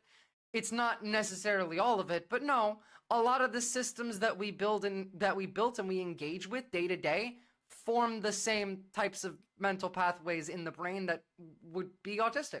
Yeah, it's not necessarily just phones. Like school, for example. Do you think more or less kids in school would have ADHD or autism traits if school wasn't built in a rigid, like, you sit in the same place and you have very little direct engagement and you're there for hours and hours a day while also withdrawing from dopamine because you can't have your phone? Like, if we change that system, do you think more or less people would exhibit symptoms of ADHD and autism? And again, like, it's an over time effect. I used to debate right-wingers in chat many years ago. None of it was worth it. Yeah, it's never worth talking to the right about this. Like, they might... RFK is interesting because occasionally he is somewhat correct on a tiny little point, but then he fucks the entire point up entirely because he has no idea what he's just insane. He takes a normal, correct thing and he makes it insanity. Phones have on the mind. Although there's still much to learn about the long-term cognitive impact, there is some scientific evidence that should make us pause. If you've ever felt that phantom buzz, or feel anxious when you haven't checked your phone in a while, you don't need an expert to tell you that there's something strange at play. What exactly are smartphones doing to our minds and personalities? Let's take a look at the research. We're going to cover memory, addiction, cognitive function, and stress. Let's break them down. Number 1, memory. Back in the day, you had to memorize all your friends' numbers or actually listen in maths class because your teachers said that you couldn't carry a calculator 24/7. Cab drivers also back in the day had no GPS. They had to know where they were going without stopping to check. They had to know all the streets. It turns I out want you to add into this the fact that machines generally make people lazier. And yes, it is because of sometimes efficiency. Like, I know my parents' phone numbers from my childhood, but I don't know anyone else's phone numbers. We used to be so much smarter. That's the point I wanted to really drive into. We used to be so much smarter. These made us dumb and lazy. out that exercising that mental muscle of memory has given cab drivers physically larger hippocampi. It's the memory center of the brain, but also aids in learning and emotional processing. But now, today, we heavily rely on our devices as memory. How many of you could tell which direction is north, south, east, like your cardinal directions just standing outside? In the daytime even. How many of you could find your cardinal directions? But new research suggests that maybe this isn't a great sign. A 2021 study found that excessive smartphone use can reduce the size of the hippocampus, especially in young developing brains. Love that. Yeah. That's a good idea. How about at night? Can any of you guys do it at night? Comorbidity with depression, anxiety, OCD, ADHD, and alcohol use disorder. Excessive smartphone use is associated with difficulties in cognitive emotional regulation. As in, you're bad at emotional regulation, your phone makes it worse, which then creates depression, anxiety, OCD, ADHD, and drug use, alcohol use. Right there, bam. Difficulties in cognitive emotional regulation, impulsivity, impaired cognitive function, like specifically for young people as well, on top of that. Me like 9 out of 10 times, good. I struggle at night. It's a lot easier down here because we have the Southern Cross to look at. My sense of direction is pretty good in general, I think. Good. If you can't see the moon, could you? You don't think that phones and other technology hasn't expanded our knowledge and experience? I mean, smartphones couldn't have made us that dumb. I think that they gave us access to more knowledge, but the way that they do makes it incentivized for us to not learn any of it. And yes, it has made us it has literally physically shrunk our brains. We had the ability to make these phones something good, but instead we made them something profitable, which is harming us and making us stupid to make other people money. But yes, these things could have been used to expand our knowledge and our experiences, and sometimes they did. But more often than not, it did not. More often than not, it produces bad effects, especially for younger kids. I'm not even saying we should ban these phones. It's too late now, but I think anyone under 25 should not be allowed a fucking smartphone. Cognitive difficulties, emotional regulation, impulsivity, impaired cognitive function, addiction to social networking, shyness and low self-esteem. Medical problems include sleep problems, reduced fitness, unhealthy eating habits, pain and migraines, reduced cognitive control, changes in the brain's gray matter control. This describes pretty much every fucking 17 to 25-year-old I know.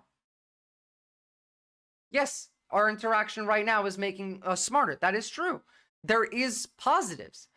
Nothing is black and white. But the nuance of it is, in its current form, this technology does more harm than good. Because you're listening to me, Jarko, and getting smarter. Whereas 55 times 1,000 of you are listening to Matt Walsh and turning into Nazis. How you see it matters. How you use it matters. How you analyze the emotion matters. But we don't learn any of that. We just get information put in front of us and we decide whether it's true or not. And we live in a post-truth society where no one's allowed to make mistakes and no one's allowed to be cringe and no one's allowed to have fun and everything is on this recorded machine. Everything is there forever and everything is based off of it and everything ties back into it. And yeah. There's been other studies with similar findings, but unfortunately, there's even more. A meta-study of MRI scans of chronic smartphone users found that they have lower grey matter volumes in specific regions of the brain. This includes the anterior cingulate cortex, orbitofrontal cortex, fusiform gyrus, and parahippocampal regions. While the research is still in fusiform gyrus and parahippocampal regions. All right, let's have a look at each and every one of these, right? So we have the anterior cingulate cortex. What do? Anterior cingulate cortex. An integration center that interconnects neurons from the frontal cortex, the thalamus, and the amygdala, processing cognitive, emotional, and automatic function. This is like the hard drive of your brain. That's your CPU right there. What else you got? You got your orbitofrontal cortex.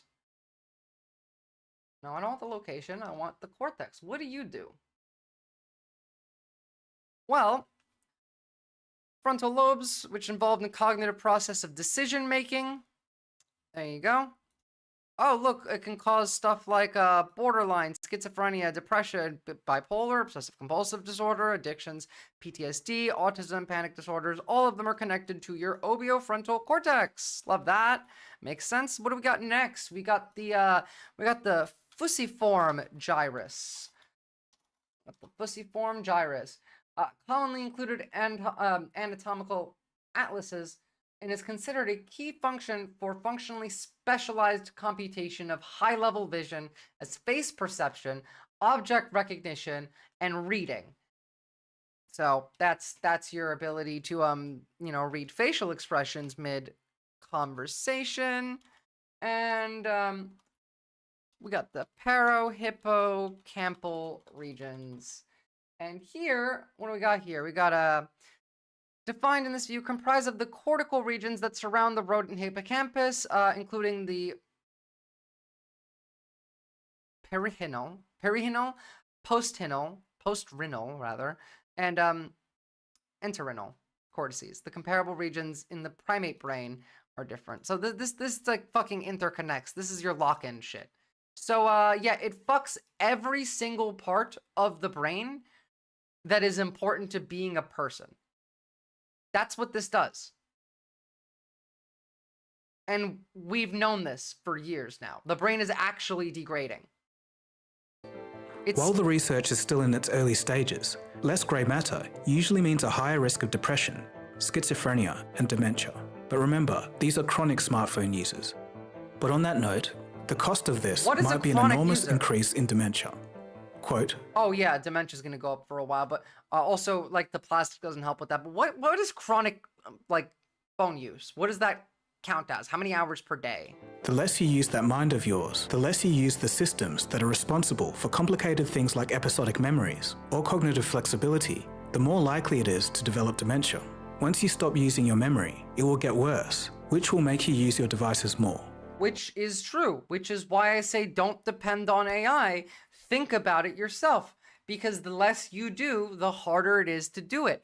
That's why doing shit like this is important, because when you engage with it, you're working out. It's a muscle that you are trying to work out. I think the chronic user doesn't quantify what they're doing with their phones, which matters more.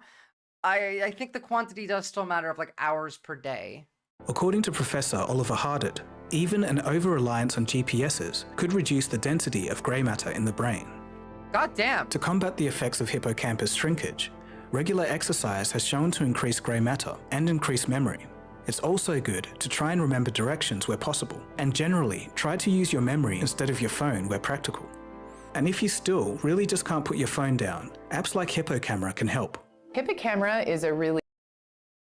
Come on, everything they're saying about smartphones can be said about TV 25 years ago, and they were right. Like, they were literally correct, but also, like, there's physical brain scans here showing that people's brains have gotten smaller over time.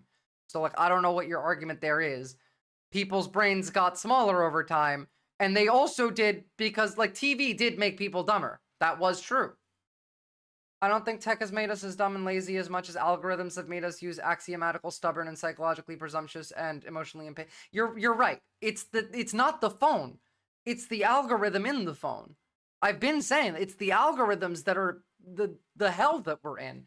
But this is where the hell lives. really easy to use smartphone application that mimics how the brain supports memory. Specific behaviors also don't do our brains any favors. Also, like, think about it this way. There is direct effects with how you engage with the computer and your brain. Thanks for asking that question, Ilirda. If you are taking notes, for example, physically, if you have a notepad and you are writing notes down, your brain is doing something different than if you're typing notes out. Like actually doing an entirely different process in your brain. And writing notes out will help you remember them, whereas typing notes out will not as much. It'll still help you remember them, sure, you're still studying, but not anywhere near as much. The slot machine that lives in the phone. One of these is attempting to multitask. Interestingly, humans multitasking is a myth. Only 2.5% of us can do it effectively. Catherine Price writes about this in her book, How to Break Up with Your Phone. In particular, she warns about the dangers of continual partial attention.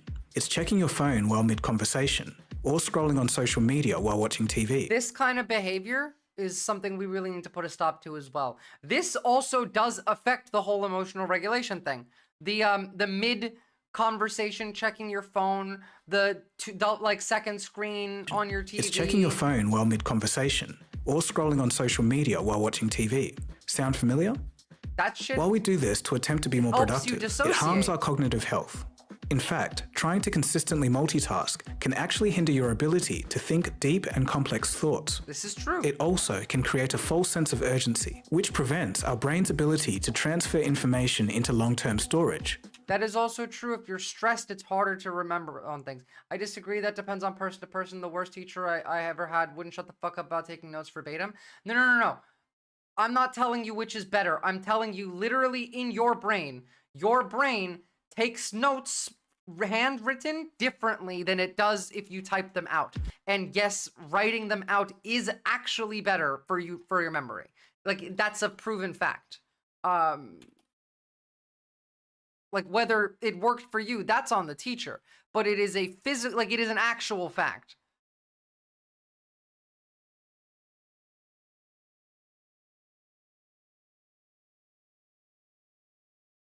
There's a short fucking video. Give me one.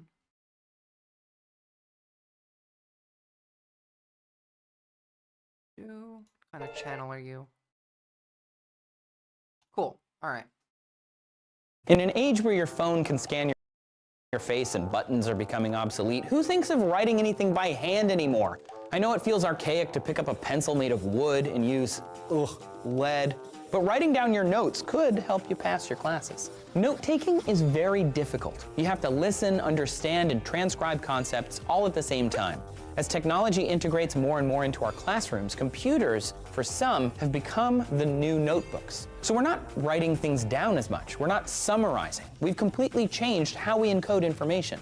Somewhere down the line, the emphasis for perfect cursive faded, and kids were taught to type. Oh, also, we need to teach kids cursive again. Bring cursive back. Do it. Bring it back. I gotta pee. Kids were taught to type as fast and as accurately as we could.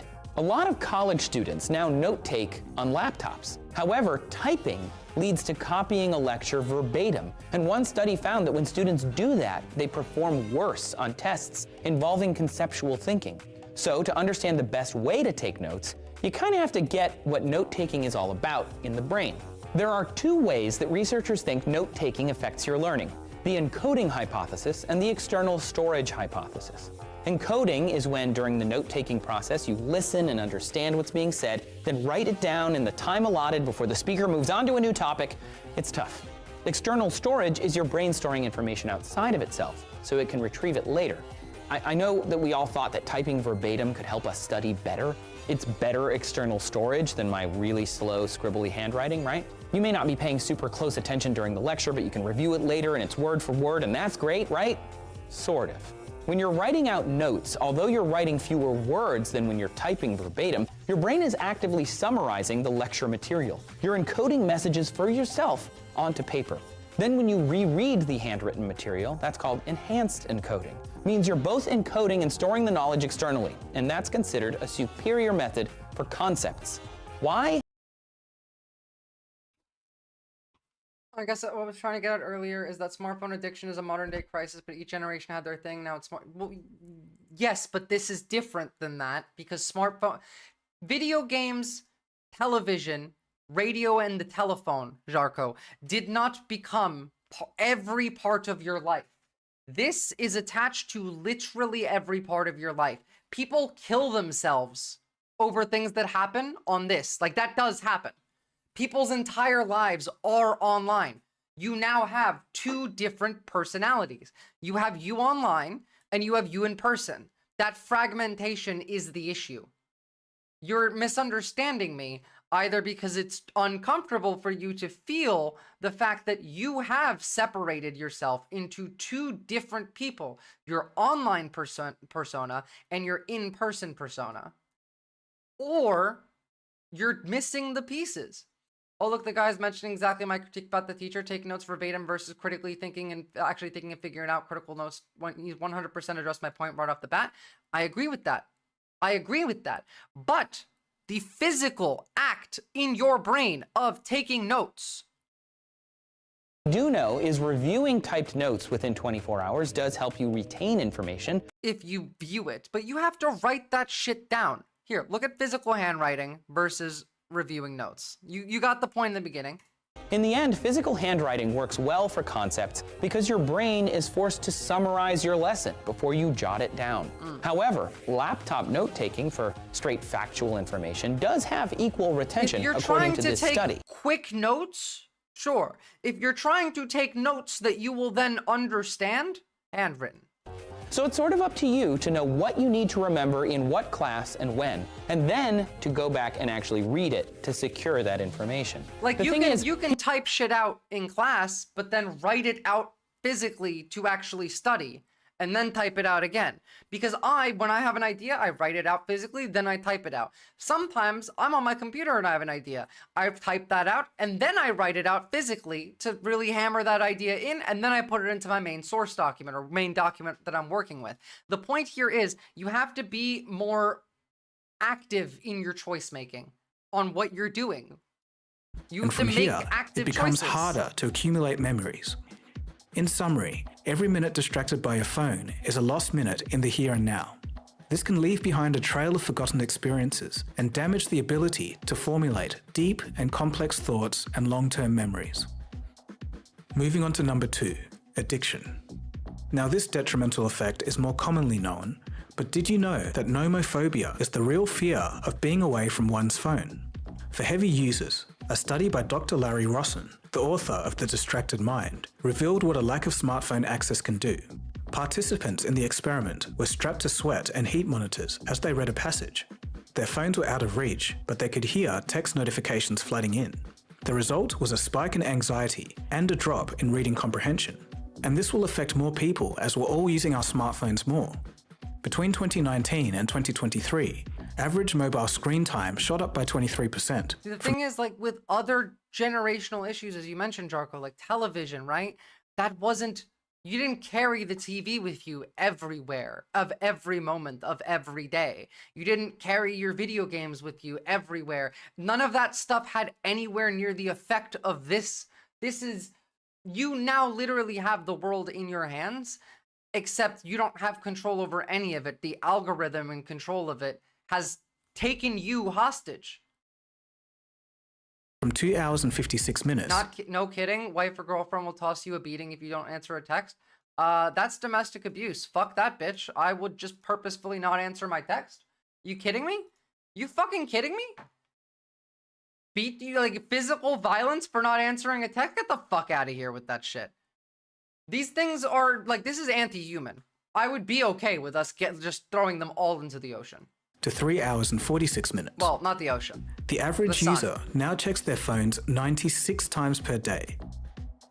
Research from a peer-reviewed medical journal, Psychiatry Research Neuroimaging, confirms that excessive smartphone use presents itself a lot like addiction, weakening vital brain networks that control things like paying attention. Shorthand is a lost art. You are correct. Look, behavioral similarities showing similar to other addictive disorders because they're literally addicted to the same things. Your phone creates dopamine. You are addicted to dopamine. And so if you are a dopamine addict and you are trying to do something where you don't have access to your dopamine, you're going to show withdrawal symptoms. Like it's just that simple. Your brain works in chemicals. It's all chemicals. Billionaires are mentally ill for the same fucking chemical. They've just gone even further. This is all cyberpsychosis. What we're describing right now, the smartphone addiction, that's cyberpsychosis.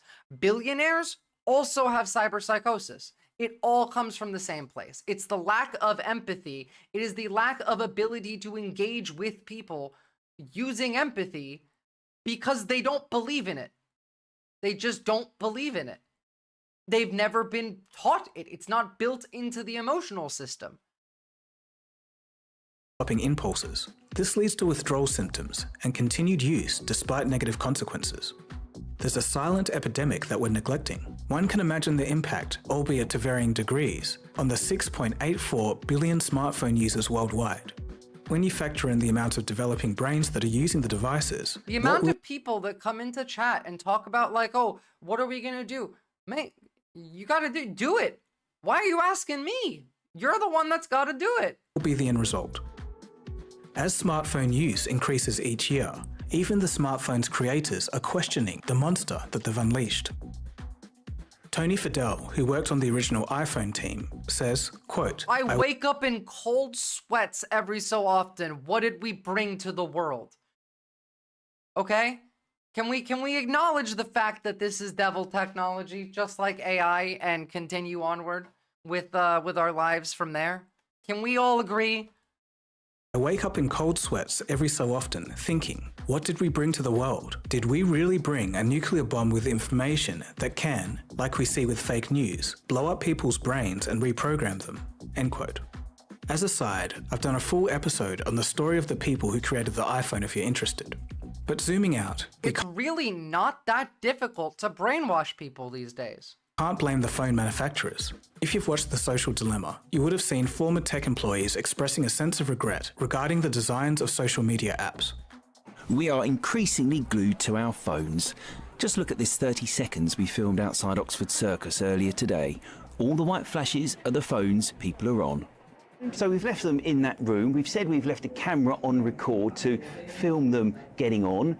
And now we're just going to leave them there and see how many times they look at their phone. Harry, you got your phone out after 3 minutes. Is that a surprise to you? It is a surprise to me, actually, because I didn't think I used technology that often. I didn't think I was that dependent on it. I'm surprised I lasted 4 minutes. The role of addictive design in social media has been well documented. Casino-like features like pull to refresh mimic slot machines and exploit the pleasure of anticipating rewards. And interestingly, this can trigger larger dopamine spikes than the rewards themselves. Not having my phone on vibrate feels like I'm wearing unbuttoned jeans without a belt and the fly is open. Yeah. My phone's always on vibrate, and sometimes I feel it vibrate when it's not vibrating. There's also infinite scrolling and autoplay to lull a user into mindless behavior. But a silver lining is that since 2018, Apple and Google have built digital well-being features into their yeah, you have to do it yourself. This is literally like stealing your soul. Phones to prevent overuse. I'm not even kidding, actually. It is. Because if you believe in a soul, then it has to be tied to empathy. So this is actually stealing your soul. God, I really am the Alex Jones of the left. The tools are there. People just have to use them. Number 3, cognitive function. A 2022 study found that our reading comprehension declines when we read from a screen, even if the also AI makes this so much fucking worse. The text is exactly the same as it is on paper. The chart you see now shows reading comprehension scores. The red is reading from paper, while the blue is reading from a phone. In addition, as China did that with video games because they need their kids to fuck more. That's why China did it, all right? Electronic devices have benefited mankind tremendously. They cause eye strain and headaches, lead to poor reading comprehension. The link between visual environment and cognitive performance has been reported in basic research. The decline in comprehension when reading from an electrical device might be due to poor concentration levels or different sensory processing circuits, which might be associated with physiological states, including brain and physiological activity levels. I prefer to read a physical book than from a Kindle. I have a Kindle. I can read from the Kindle, but I would 100% choose the hard copy book. over the Kindle. Need to be grifting some leftist vitamins. There are no grifts on the left, all right? I don't believe in grifts. If I'm gonna try and sell you something, it's either because I like it and own it, or that it's so good that I would argue for it in favor of it. I'm not selling you shit. You can start grifting, and then you can fund me as the channel. I can't grift, all right? I'm physically incapable of like doing the corpo lie shit. It disgusts me.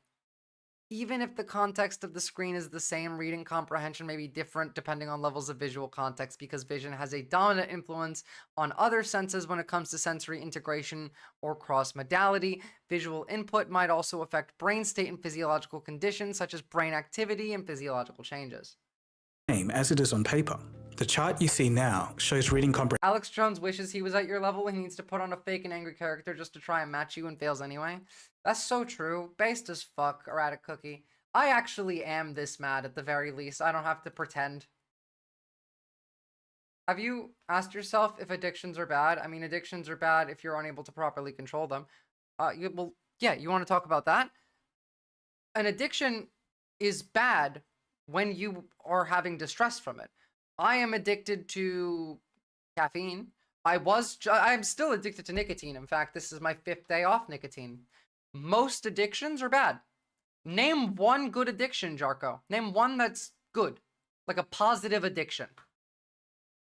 Because every addiction I can think of is negative. You can be addicted to a person, but like I would consider that one neutral because the person could be good or bad.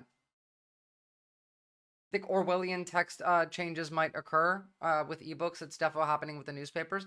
I agree. You need to make sure you have some hard copies of shit because they are doing that. Fuck having the sound on. My mom looking over like, who you texting? Like, whoa, settle down there, mama. It's funny. I'm 30 and I live in Australia, and every time I'm talking on the phones with my parents, and I get a message, they're like, who are you talking to? I'm like, how would you know? You live on the other side of the country. Addiction is defined partially by causing distress or dysfunction. Exactly, brain matter. Which is my counter argument as, yes, addictions are bad. I'm addicted to booties, biddies, and burritos. No, you're not addicted to those things. You're a big fan of those things. I'm a fan of them too. People with ambitions are addicted to whatever it is that drives them to succeed. That's not how addiction works. Definitionally, addiction is something that causes distress or dysfunction. So if they're succeeding, it's not through the addiction.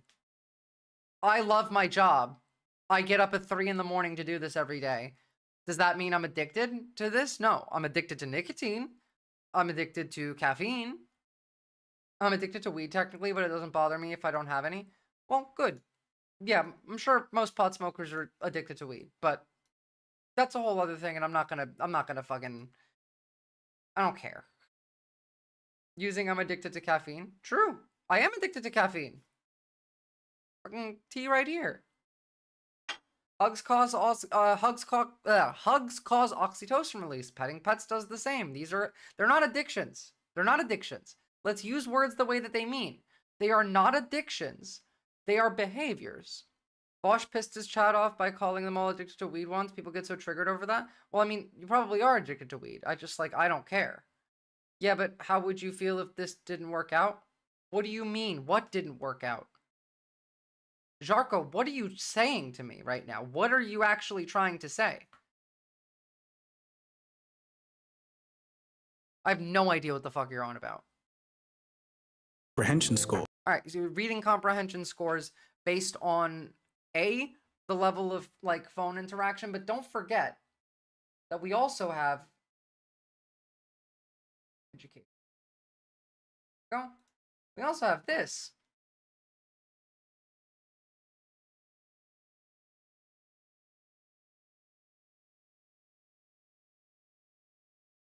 Impacts of generative AI on critical thinking, self-report reductions in cognitive effort, confidence effects from a survey of knowledge workers. From Microsoft, like. The red is reading from paper, while the blue is reading from a phone. In addition, as mentioned at the top of this episode, the mere presence of your smartphone in the same room lowers your ability to focus, remember, and solve problems. The phone doesn't even have to be switched on. I'm going to keep it out of the room. Researchers at the University of Chicago call this brain drain. It happens because the human brain has a limited capacity to process information, meaning we have to prioritize what we want to focus on. When your phone is nearby, it competes for cognitive resources, and your brain must work extra hard to resist its temptation. Which here is the point that the sneaky little fuckers on the right get through. Think about it this way. You are now at a point where there is a disruption in your general mental if you're trying to, let's say, do a magic trick or to hypnotize somebody, like you're a magician, what do? You direct their attention somewhere else, and then you break them out of it in like the right moment. This is them going to like shake your hand with their hand, and then right as you reach to shake their hand, they just pat you on the shoulder, confuse the fuck out of you. This is how they open you up to lowering lowering your guard down. You're doing something, ding, phone goes up. I don't want to look at that. Keep working, ding, phone goes up. Look at it, open it. It's Nazi shit on Twitter. I start scrolling. This is like the 7th time this week, so now it's not as bad, and then I keep scrolling. Like, that's how that happens. If ambitious people kept trying for something that failed, wouldn't they have feelings similar to withdrawal because of that failure? No, because that's not addiction. Failure, like that, what you're talking about, if someone tries to do something and fails, they feel either guilt, shame, embarrassment. Neither of those are addiction. Okay, let's work this out together. Let's work this out together. Tell me, let's put a scenario in where it's you, Jaco. You are trying to do something. You failed at your attempt at blank. Blank doesn't matter. How do you feel? You just tried to do something and you failed. How do you feel? Motivation? Drive?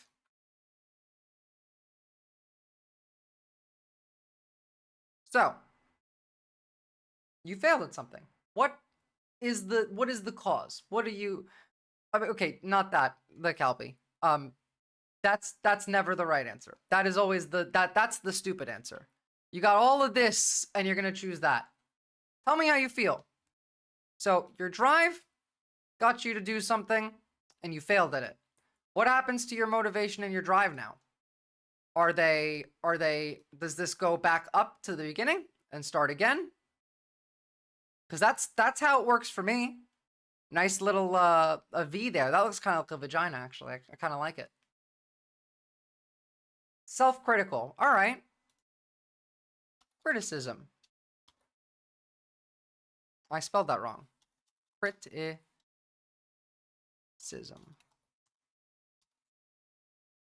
I still spelled that. Oh, whatever. We got criticism.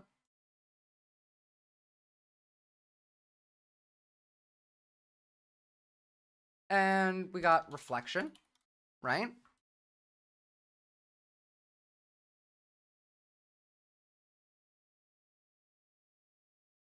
Now what? Where in this is addiction? We should have a resources command. We need to make one. After stream today, if you're not busy, I'll stick around. Okay, so how many times would you fail before you feel negative emotions? You feel negative emotions every time. What's wrong with feeling the negative emotions? You feel them every time. You're supposed to feel the emotions. See, what you're doing is you're saying that you want to decrease the emotional engagement, which is bad. You want to feel the bad emotions. Anger, rage, resentment, hatred, guilt, shame, like all of these. But like in this scenario, depends on what you're doing. First of all, like what emotions? What emotions? Get mad, try harder. Like, here was the experience, the example I gave. This was a girl who was taught as a kid that like she always put on a big smile. She was always praised for being easygoing. Like, oh, you're such a an easy person to deal with. Oh, you're so mature for your age. As an adult, she experiences difficulty asserting herself, difficulty in saying no to others, emotional regulation, control over her anxiety, and low confidence. These come from what? Anger, rage, resentment, or hatred, guilt or shame, or sadness, depression, agoraphobia, and paranoia. Which of these do you get from them? Where you go from there? Like you need to feel the emotions and then try again. get mad and vote harder? Are you kidding? Like, that better be a joke. If you're rich, you can outsource the problem. Unfortunately, we got here by outsourcing the problem, and that does not, like, it doesn't work. I see sulking as the opposite of reflection. It's the unhealthy opposite. That's actually very true. Let's go with sulking.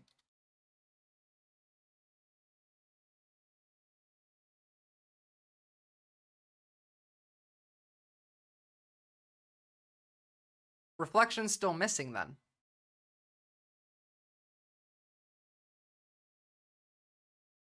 So how do we get back to motivation? I'm immediately thinking of my 16 years playing SSB 64. I spent so much hours practicing on and rage out, but I kept practicing. If you just quit, you don't get better. Yeah, no shit. If you quit, you don't get better. I've spent hours and hours and hours practicing shit all the time. You can take a minute. I'm here to actually have this conversation with you. In fact, once we're done with the videos, this is the rest of the segment. So sabotages your no, concentration. you're not derailing stream. Actually, this is actually the point of stream. I don't care about the content necessarily. It's more about teaching you guys emotional regulation on other tasks. So let's look at the experiment. It's remarkable. Quote, the researchers asked participants to either put their phones next to them so they were visible, like on a desk, nearby and out of sight, like in a bag or pocket, or in another room. Participants then completed a series of tasks to test their abilities to process and remember information, their problem solving, and their focus. They were found to perform far better when their phones were in another room instead of nearby, whether visible, powered on, or not. That held true even though most of the participants claimed not to be consciously thinking about their devices. End quote. So it's an effect that happened even though we don't notice it. Quite fascinating. And finally, number 4, stress. Smartphones aren't just changing our behavior, they're affecting human biology, and the health risks can get pretty serious. Endocrinologist Robert Lustig warns that smartphone notifications have turned us all into Pavlov's dogs. That's the point. That's my whole point. We are all Pavlov dogs. You get a ding, you look at your phone. You get a ding, you look at your phone. You get a ding, it's something that you want to open. Body starts producing dopamine. Is it the thing? Is it the thing? Is it the thing? Addiction, like any other predicament, inherently comes from a dysfunctional factor that becomes an issue over time. Any positive trait of an addiction typically have little to do with the addiction itself and more to do with the perspective of functioning in this headspace. However, these traits can only be put to use if the addict/former addict is conscious and aware of the addiction's presence and tangible influence. This is objectively true, if not like quite a mouthful to read. It's true. And the stress, the Pavloving of us, that's how they make their money. That's how they sell you shit, guys. Training our brains to be in a constant state of fear and stress. Here's how it happens. 1. Neurons in the prefrontal cortex are altered after exposure to a flood of neurotransmitters. One common trigger of neurotransmitters to flood the brain is the anticipation of rewards, like the UI on Instagram. 2. This can cause our prefrontal cortex, the brain's decision-making hub and emotional control center, to go completely haywire and even shut down. And 3. When the prefrontal cortex shuts down, the amygdala, responsible for emotional regulation, takes over, inducing stress and panic. When our prefrontal cortex is overworked in this state, one's self- Ludwig, in Australia, it is legally not allowed for your company to reach out to when you're not at work. Control can take a hit. Then to add to the pile, there's the information that we receive from social media, from doom scrolling to the creation of young hypochondriacs on TikTok, self-diagnosing themselves into oblivion. That's true. The answer is yes. By the way, the algorithm also does that. And by seeing this, I'm not saying, by the way, TikTok made you autistic or ADHD. What I am saying is a lot of people found out that they were trans during the COVID pandemic because of TikTok. And a lot of people found out that they do have autism and ADHD because of TikTok. But then lots of other people, because of the material conditions, started displaying these symptoms that they were socially engaging with more and more and more. And then they started to feel these symptoms in their daily life more. That does happen. And it is, again, the social context and the material context outside of the social context. People are weird. Procrastination is actually You're a bag of meat with electricity running through you. So, you know. short-term coping tool to avoid feeling anxiety or dread. A popular type of video on TikTok is 5 things you might not realise were a mental disorder, and it's really generic things like biting your nails God, I or hate this fidgeting shit. or being a people pleaser. I just need to take an anxiety. All of those things can be a part of neurological distress and issues. Not a single one of them mean alone that you have anything. Can you wake me up in like 30 minutes? I'm like not well. Fidgeting or being a people POV, you have a general anxiety disorder. pleaser. I just need to take an anxiety nap. Can you wake me up in like 30 minutes? I'm like not well. No. My answer to that would be no. Either like you set your alarm or go to sleep. That's how you deal with anxiety, by the way. You make them make decisions because then they're less anxious because now they're making decisions and they're anxious while they're making them, but then once they've made them, they're less anxious because you just forced them to make a decision. Top energy right there. Depends on your drive. You can be miserable and keep learning, getting better. In fact, to be at the top level of anything, see, the thing is, like, I think that's insane. I think to want to be the top level of something that requires you to go through that much suffering and misery isn't worth doing. But, you know, put the phone down, touch some grass, best thing to do. Seriously. In a lot of this Go sit in the discussion, sun the for a problem little isn't bit. with the smartphones themselves, but social media use. And this was solidified by a 2023 global study of over 50,000 participants. But we have to stay level-headed. There's research to suggest that about 30 minutes of daily social media is actually beneficial, but going past about an hour can be detrimental. One of the most impactful outcomes of smartphones has been the way we consume daily news. For example, when OpenAI 30 to 45 minutes should be the top amount you spend per day on this phone for it to be useful. That's insane. Now let's get to like the news, the thing that is very relevant to this channel. I released GPT-4o last week. It might surprise you how different media covered the story in different ways. Take, for example, Here's this the story ground news on the app, recent yeah. OpenAI Reddit content deal. The story was reported on by 55 news outlets. This left-leaning headline from Business Insider frames the story as one regarding big data concerns. Back to the video. So what happens when people break away from smartphones completely? Well, fortunately, we have a slew of examples from those who were heavy smartphone users and decided to ditch them for a dumb phone. The way they describe their experiences is pretty interesting. Let's take a quick look at some testimonials. I was not ready for how much I truly enjoyed this phone. I was present with my kids, with my wife. I was able to be reached by friends and family. A bit about my experience. Just what is it like living without a smartphone? For those of us who grew up in the 90s, I think there's a lot of nostalgia around that time. And for me, a lot of that is about the fact that nobody had a smartphone or even a cell phone. But I was surprised and excited to find that I could kind of reconnect with some of the benefits of that time through this experiment. I want you to do one thing. Here's my homework for me. You guys got homework from Shardspark, and you guys are going to get one piece of homework from me. This one's easy. This one's really, really, really easy, and it's really short. All you need to do is, for one day, whether it's tomorrow, whether it's this week, take one day offline entirely and log how you feel. Like, write it down. Do a normal day where you, like, write down how you're feeling at like different points.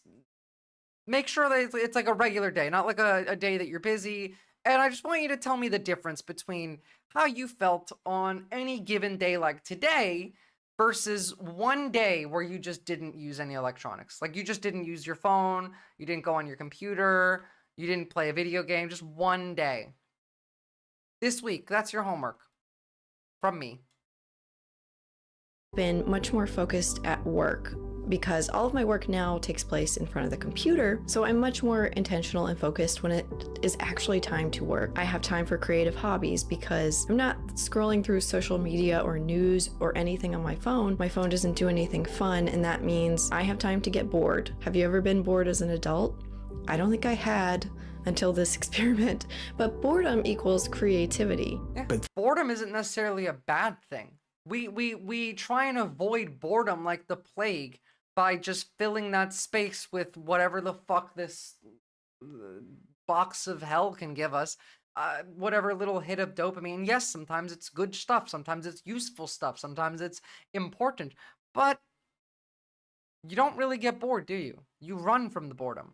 Even if you're bored on your phone, you are still running from the boredom, looking for something to make you less bored. Then there were others, and this group wasn't quite as sold on the dumb phone idea and quickly found themselves reverting back to a smartphone. All right, so I'm nearly finished with this 30-day experiment, and if I'm being completely honest, I cannot wait to get back to a smartphone. I entered this experiment really wanting it to work, really wanting to find a phone that would give me all the tools I needed while removing the headaches my smartphone causes. But unfortunately, I don't know if I'm ready to make the switch full time. Not having a camera, the spotty directions, and the clunky typing are the biggest.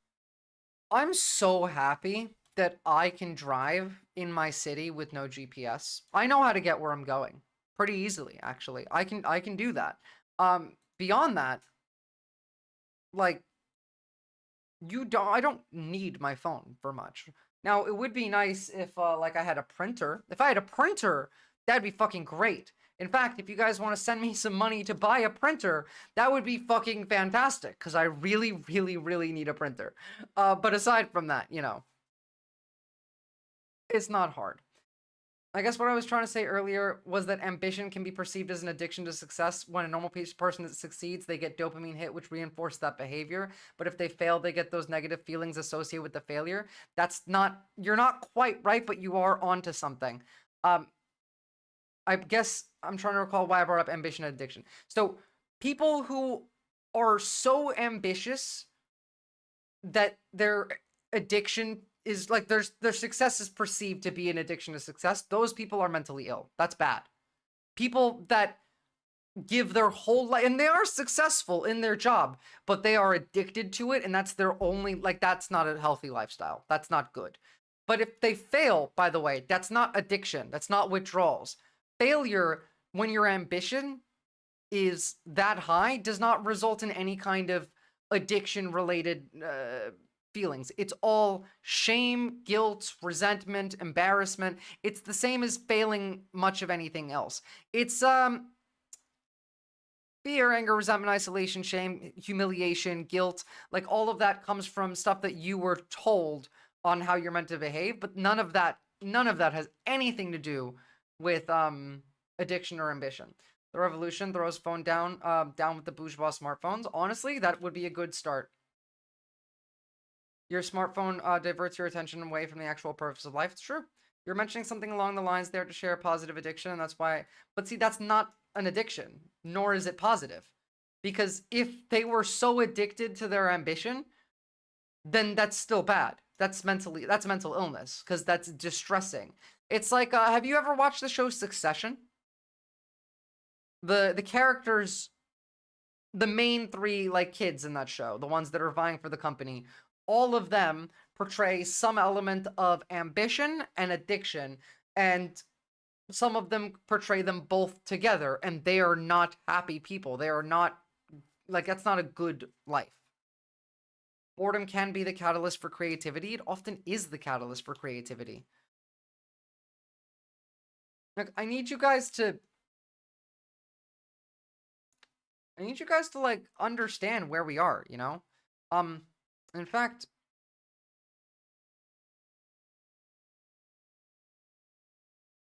what are you feeling right now? Chat, what are you guys feeling right now? Do you think there's a difference between genuine misery versus the state of struggle and feeling challenged while trying to get good? I think a state of misery or even agony is something someone shouldn't have to consistently endure in order to prevail at something. I agree. I agree with all of that, actually. Sleepy? Well, then go to bed, silly. I've smashed 2 phones in the last 6 years. I have owned them. Based. So you feel interest. Close to anticipation and vigilance, eh? Well, the entire goal here is to get you to understand that all of this exists for 2 reasons. Now, at least. 1, to turn you into an extremist. And 2, to sell you shit. Now, I'm gonna keep working on this over time. We'll have a full map out eventually. But I want you to understand the extremist version. Where this comes from is a lack of engagement with your emotions.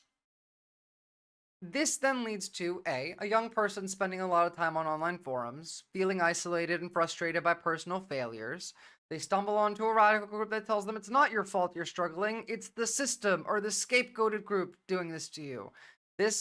Their initial valid feeling of frustration gets morphed into an extremist belief. The emotional relief from the blame shifting and the adrenaline of anger hooks them in, used to gather power and followers, right over to the beginning.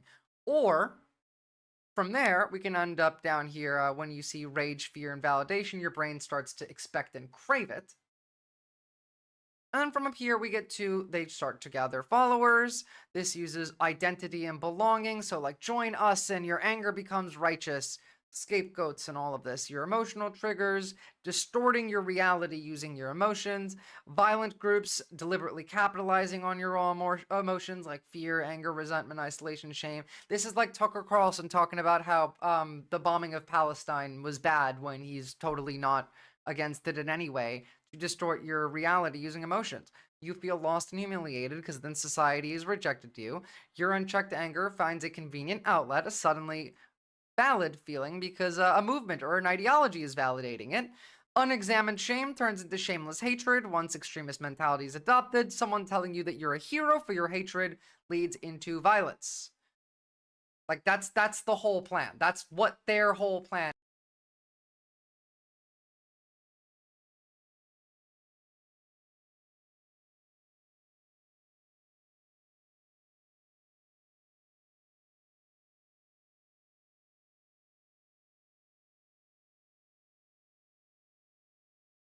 Okay, cool. Sorry. I don't know what just happened. Yeah, the deep state fucked me up for that one. It can definitely be unhealthy as fuck, but that's just another part of the drive. Giving up your own comfort or even help to strive for something that goes beyond material outcomes. It can apply to the abstract goals as well, like a math nerd figuring out the circumference of the earth. Yeah, like you can sacrifice your own comfort and your health and your happiness for a goal. That's normal. That's not addiction. Addiction is when you can't stop yourself and it's causing you distress. I guess I'm thinking about grand scheme of things and how I'm leaning towards a nihilistic view because does shit really matter? Yes, it does matter, and nihilism is a death cult. Why would being addicted to something matter if nothing matters and so on? It matters because you have to make it matter, Jarko. You decide what matters. You decide what the perspective that you live in is. Your emotions are what you derive your perspective of reality from. And so if you feel like nothing matters, that's because you're not engaging with your own emotions. You are ignoring all of this, which is why you're at nothing matters. Everything matters a lot. It just has to matter to you. All of this matters to me, not because I just care about myself, but because I care about others. If you don't care about other people, then you're already a zombie. Do you have empathy, Jarko? Like, do you understand the concept here of empathy?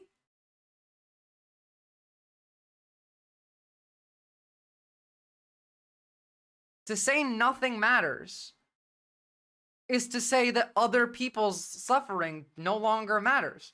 If nothing else, my life should exist to reduce the amount of suffering that other people have to suffer. If you got a free Cybertruck, would you drive around in it? No. Fuck no. God, no. I would redact that shit. I don't know if I'm allowed to make a threat about a car. That would be mine, but, you know, whatever. If the Soviets said nothing matters and Lenin sat in his gulag, then the Tsar would never have been held accountable. Value is assigned by the individual. True. And I find value in you engaging with your emotions. In fact, I find it necessary. Charge Spork linked this to me, and I thought it was a really good poem. Like, this gave me goosebumps. Out of the night that covers me, black as the pit from poles to pole, I think whatever gods may be for my unconquerable soul. I fell clutch of circumstance. I have not winced nor cried aloud. Under the bludgeoning of chance, my head is bloodied but unbowed. Beyond this place of wrath and tears looms the horror of the shade, and yet the menace of the years finds and shall find me unafraid. Matters not how straight the gate, how charged with punishments the scroll. I am the master of my fate. I am the captain of my soul. I want you to embody this. I want you to embody this. In fact, you need to embody this because our coming future is not great. Now, this is an hour-long video. And it's not about Cyberpunk 2077 this time. I promise. It's about other cyberpunk dystopias, like Snow Crash and Curtis Yarvin's writing. We'll get a start on it, I think. I think we could get through 1 or 2 chapters, at least. Even if it's a contrast of the best flowers between rose and lilies, whatever the conversation online, post this, like, yeah, it doesn't matter. It doesn't matter. It's subjective entirely. Of course, I have empathy. I'm not trying to say that I'm nihilistic, but I'm reevaluating everything that I have in my life, what I've been taught, what I believe in. Good. But that doesn't mean nothing matters. You should reevaluate everything that you've been taught and you believe it. But you should be aware that all of it matters. Like every single bit of it matters dramatically, actually, exponentially. You affect the people around you. A joint report within 90 days recommending whether or not to invoke the Insurrection Act over the non-existent invasion thankfully. at our southern border. Thankfully. This would allow Trump All right. to fill his cabinet We don't need with the billionaires. fucking fill-in. This has been called oligarchy, but it's equally a plutocracy, ruled by the rich. And that being the case, it's worth asking exactly what kind of world the rich seem to be envisioning. What future exactly are they trying to bring about? Well, But before we get we'll there, hear don't about forget it. to like and Yarvin's subscribe over and here. leave a He's comment for insane. the algorithm. Cyberpunk as a distinct genre essentially begins with the publication of Neuromancer by William Gibson in 1984. It remains the only book to sweep the Hugo, Nebula, and Philip K. Dick Awards, coined the now ubiquitous term cyberspace, and despite not yet managing to cross the line into a film adaptation, though its prequel, Johnny Mnemonic, 1981, got an adaptation in 1995, I didn't know that. and the first sentences of its opening crawl seem prescient for some reason. Its Second- fingerprints are all Wait. over I want to its see it. opening crawl seem prescient for Second decade of the 21st century, corporations rule. The world is threatened by a new plague, NAS, nerve attenuation syndrome, fatal epidemic. Its fingerprints are all over popular culture, and in particular the Matrix film series, which lifted parts of it wholesale. No, actually, Cyberpunk as the board game came after the first off Neuromancer, but then there's like several other books and series in the genre. Cyberpunk 2077 was based on a board game that was written in like the 1990s or 80s. That was called Cyberpunk 2020 or 2012 or something like that. Including the term Matrix for a virtual reality world. Yeah, they Though coined Gibson this himself term. may have been inspired by Doctor Who there. I deny this reality. The reality is a computation matrix. Very annoyingly for me, a TV adaptation finally seems to be materializing on Apple TV, just too late for me to be able to use clips of it Snow in Crash this video. is the important part It's like here. they're not thinking of me at all. And yet, despite how influential Neuromancer actually has worse. been, it may turn out that a different seminal cyberpunk novel that's floated around Hollywood development hell for decades has eclipsed it. Well, Neuromancer depicted a world where major multinational Yeah, corporations no, sci-fi dystopian fiction weren't meant to be how-to manuals. achieved the power Turns and out we should have put influence a of warning on the states. label. Snow Crash, 1992, took this to its anarcho-capitalist conclusion. As in where we're going. All right, I'll be right back in like 2 seconds. This was originally an anti-corporate genre. The problem is that the aesthetics are cool as fuck, so these cyberbro nutjobs don't understand the inherent irony of them using the concepts and not recognizing the critiques or these stories specifically, calling them out as baddies. I'm sure some of them actually are fully aware and just don't care, though, Mounty Holmes. Like, they like being called evil. They enjoy being called evil. It makes them feel good and powerful when they're called evil, which is why they cry when you call them weak, when you call them weird, when you call them losers. I need more water. 2 seconds.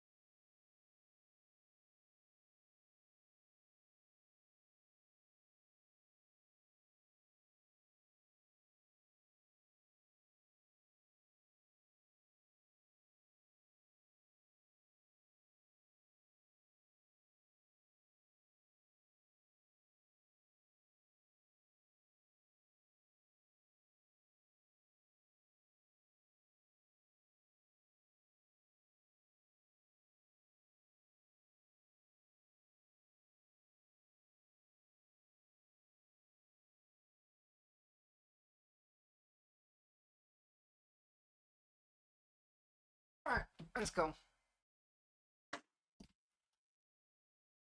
We're just one of many AI simulations in the multiverse. I mean, we might be, or we might be real in the multiverse. There is definitely a multiverse. That's almost like 100%, but the fact that we might be AI, 50-50. Where nation states as we know them have dissolved Oh, to be look! replaced What I've been saying they want to do for ages. Dissolve nation states and have the corporations be the entire country. with patchworks of microstates and city-states, with a few large conglomerates, entirely controlled by corporations. Snow Crash is clearly intended as a work of satire. Because corporations have control of laws, racially segregated apartheid conclaves are common. Have control of laws, racially... The driver, resigned to his fate, doesn't care, doesn't hassle her. He takes her as far as the entrance to the next burbclave, which is white columns, very southern, traditional, one of the apartheid burbclaves, big ornate sign above the main gate, white people only, non-Caucasians must be processed. This is the world we're heading into. This is why they liked it so much, by the way. Segregated apartheid conclaves... Remember, Peter Thiel went to the last school on Earth where they greeted each other with Heil Hitler. Common. The police have credit card readers in the back of their cars to facilitate bribes. The mafia and Colombian narco traffickers are just two more states fighting over turf, and a punk on a motorcycle has a personal nuclear weapon. The satire, however, seems to have been lost on many of the tech industry leaders inspired by the book. This is, after all, the book where Mark Zuckerberg got the word metaverse. Oh, look, here's some evidence that these people have read these works and have been inspired by them. Mark Zuckerberg grabbing metaverse out of it. So it's only cringe because he did it. I need you to lean into cringe, Captain Buggy. We need to lean into cringe, just not when they do it. Cringe needs to be what they do. The embarrassing, weird shit. What we call cringe when it's like something nice and happy on our end, that's the issue here. Neil Stevenson writes really well. It sucks that he inspired so many crazy tech bros. Cryptonomicon is a long read, but not as exciting as Snow Crash, but it definitely in the zeitgeist when people were developing Bitcoin, yeah. To describe the virtual Wait till we get to the Yarvin environment section. he wants to create. And then the anarcho-capitalism idiocy section. Much like the Oasis in Ready Player One, a book that borrows concepts wholesale from Snow Crash, but has none of its insight. Yeah, by the way, I didn't know that. Ready Player One is basically just Snow Crash, but without the good. Has the power and mystique it does, because it's an escape from the real-world dystopic hellscape created by corporate domination. And they looked at this and they said, yes, that's what I want.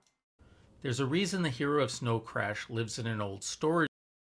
Chernobyl roommates are chilling out in their home, spacious 20 by 30 in a U-Store-it, Inglewood, California. The room has a concrete slab floor, corrugated steel wall separating it from neighboring units, and now this is a mark of distinction and luxury. A roll-up steel door that faces northwest, giving them a few red rays at times like this. When the sun is setting over LAX, from time to time, a 777 or a Sukhoi Kawasaki, a hypersonic transport, will taxi in front of the sun and block the sunset with its rudder, or just mangle the red light with its jet exhaust. Unit, and the hero of Ready Player One lives in stacks of rusting trailer homes. This is the Trumpvilles that they're going to build. Remember the Hoovervilles, the place where all the poor people, the homeless people that are not allowed to camp anymore go? Here. The book, and Neil Stephenson's work in general, is very popular among the Silicon Valley set, as shown most obviously by Mark Zuckerberg's company Rebrand, but also by things like one of the buildings at the Seattle Amazon campus being named after a character in Stephenson's The Diamond Age, 1995, which also takes place in an anarcho-capitalist dystopia. They literally just read these as instruction manuals. We said it as a joke, but it's actually the truth. The metaverse being name-checked by the creators of Second Life, and Stephenson himself being hired as the chief futurist for the augmented reality company Magic Leap. Bill Gates, Sergey Brin, John Carmack, and Peter Thiel are all cited as fans of the work. Really? So, first of all, I didn't think Gates would be on this end of it. Maybe Gates, because like Gates isn't a Nazi. He's just like a wealthy, insane billionaire. John Carmack and Peter Thiel are all cited as fans of the work. Thiel is a Nazi. And Snow Crash. So, like, I suppose it depends on what parts they like, but as far as I, like, am concerned, every single billionaire is one of these insane criminal demons. Stevenson studied physics before becoming a writer, and his fascination with the way science and technology develop an essential theme is much of his work. His fiction explored cryptology, computer hacking, virtual reality, video game economics, consciousness, while his essays include an epic investigation on the internet works and the study of rocket industry. Former Microsoft executive Jay Allard used to insist everyone in the Xbox development team read Snow Crash. Jeff Bezos employed him for a time as an advisor to his Blue Origin spaceflight company. If they're already partaking in evils in which there's no coming back from, what virtue can they authentically bolster with their definitions of virtues have inverted inside out? They'll just start malice maxing and highlighting an aesthetic of evil and dark corners of the internet. It's not away from the surface web entirely. Yeah, no, absolutely not. And that is what they're doing. They're not hiding it. They are evil maxing. What's up, Shadow Force? Just learning about how all of the billionaires read a bunch of good sci-fi books back in the day and learned all the wrong lessons from them. Crash was required reading for the Xbox development team. And yet, despite this, folks like Peter Thiel are chasing exactly the kind of despotic Remember, this is the guy who runs book the deep state elaborately now. Lampoons. And this is never more clear than when looking at the work of Thiel's pet philosopher, to use the term very loosely, and someone name-checked by Vice President J.D. Vance and influential on the administration. And literally, like, every fucking crypto bro on Silicon Valley knows who this guy behind is. it. In an essay from 2008 called Patchwork, A Political System for the 21st Century, computer programmer Curtis Yarvin, writing under the pseudonym Mencius Moldbug, in his blog Unqualified Reservations, laid out a vision. He says early in the essay that he's read about 6 zillion science fiction books in which this is the general state of the future. And as one reads, it becomes clear exactly the sort of science fiction he's... Like, the fact that this man says, I've read like 6 zillion science fiction books in which this is the general state of the future. The devil is, however, in the details. We will go into the details. And then misses all of the details is wild. Talking about. It's not missing as it. If it's any on of purpose. these books portray this future as a good thing. They only Instead want of the bad democracy, parts. Yarvin proposes, there should be many small states, each run by a single corporation with a CEO who functions as dictator or monarch. Let me ask you a question, actually. This is the system that they want, right? We've talked about this. They want city-states where a corporation, basically, New England is now run by Microsoft, and Texas is entirely run by X, right? Well, we have this kind of system. Would you prefer corporate city-states, or would you prefer my idea of libertarian socialism, where it's this exact idea, except instead of corporations, it's the people from the bottom up, and there is no top-down force. The only force that exists above the direct democracy of the people is a superstructure of bureaucracy that in and of itself has no power. Saburo Arasaka slander? How dare you, streamer? Look, fuck Arasaka, fuck Militech, fuck Biotechnica, fuck Lazarus, like, fuck the corpos. That is just modern feudalism, but the king is the company. Exactly, that is what that is. So, would you rather have this, or would you rather have libertarian socialism, where it is also broken up little city-states, but instead of a corpo running it, you and everyone who lives there runs it? All we have above that is a elected board of non-power-holding bureaucrats who exist just to share information, just to organize shit between regions. Like, that's their job, is pass messages along. Everything else is done by direct democracy. Every corporation is run by the people who work there. There is no CEO. Nobody owns that company. Everyone who works there owns bits of that company. Decisions the company makes are made democratically by its workers. I feel like that'd be a better system. Using this exact model, actually. With a Minor CEO differences. who functions as dictator or monarch.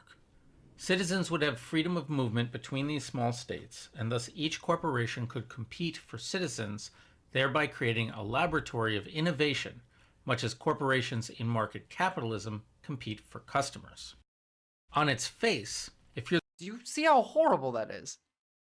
The crappy governments we inherited from history are smashed. They should be replaced with a global spider web of tens, even hundreds of thousands of sovereign and independent mini-countries, each governed by its own joint stock corporation without regard to the residents' opinions. If residents don't like their government, they can and should move. The design is all exit, no voice. That's what they're saying. In market capitalism, compete for customers. On its face, if you're the type of person who thinks capitalism is the best and most natural system for governing an economy, this all makes a certain amount of sense. Rather than the messy and imperfect business of democracy, allow corporations to hash things out in a marketplace of citizenry. Doesn't Mercedes have a 50-50 workers executive board for company-wide decisions?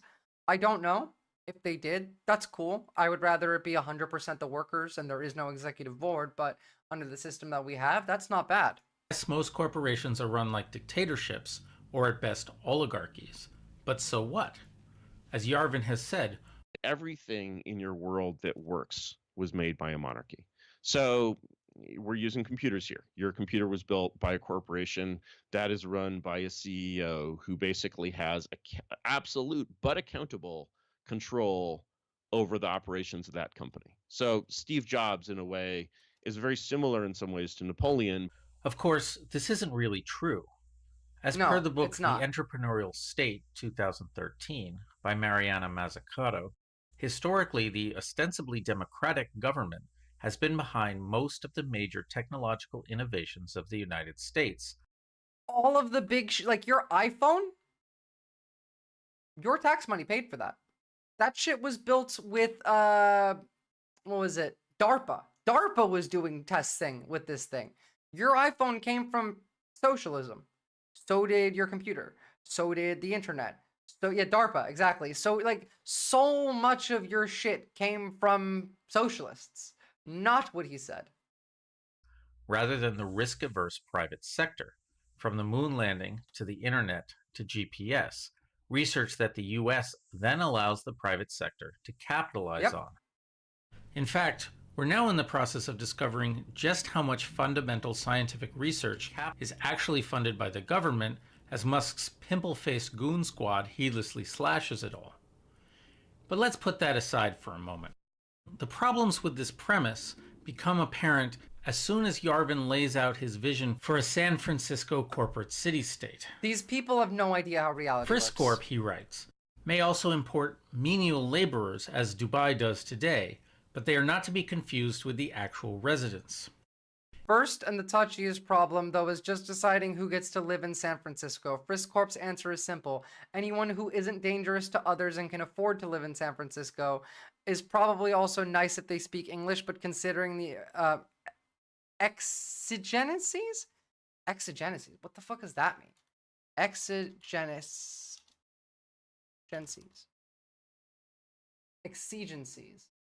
An urgent need or demand. Whoopsie, I read that totally wrong. Exigencies of the second constraint, they almost certainly will. Friscorp also import menial laborers, as Dubai does today, but they are not to be confused with actual residents. So, this is the H-1 visa thing all over again. Let's bring in cheap slaves, but they don't get rights. That's literally what he's saying here. This is in his book, Yarvin's book, the one that all of these people have read. If you know anything about Dubai's labor situation, you know that what Yarvin is calling imported menial laborers are better known as slaves. Much attention has been paid to the second part of this essay, where he deals with the question of what to do with the indigent, non-productive poor.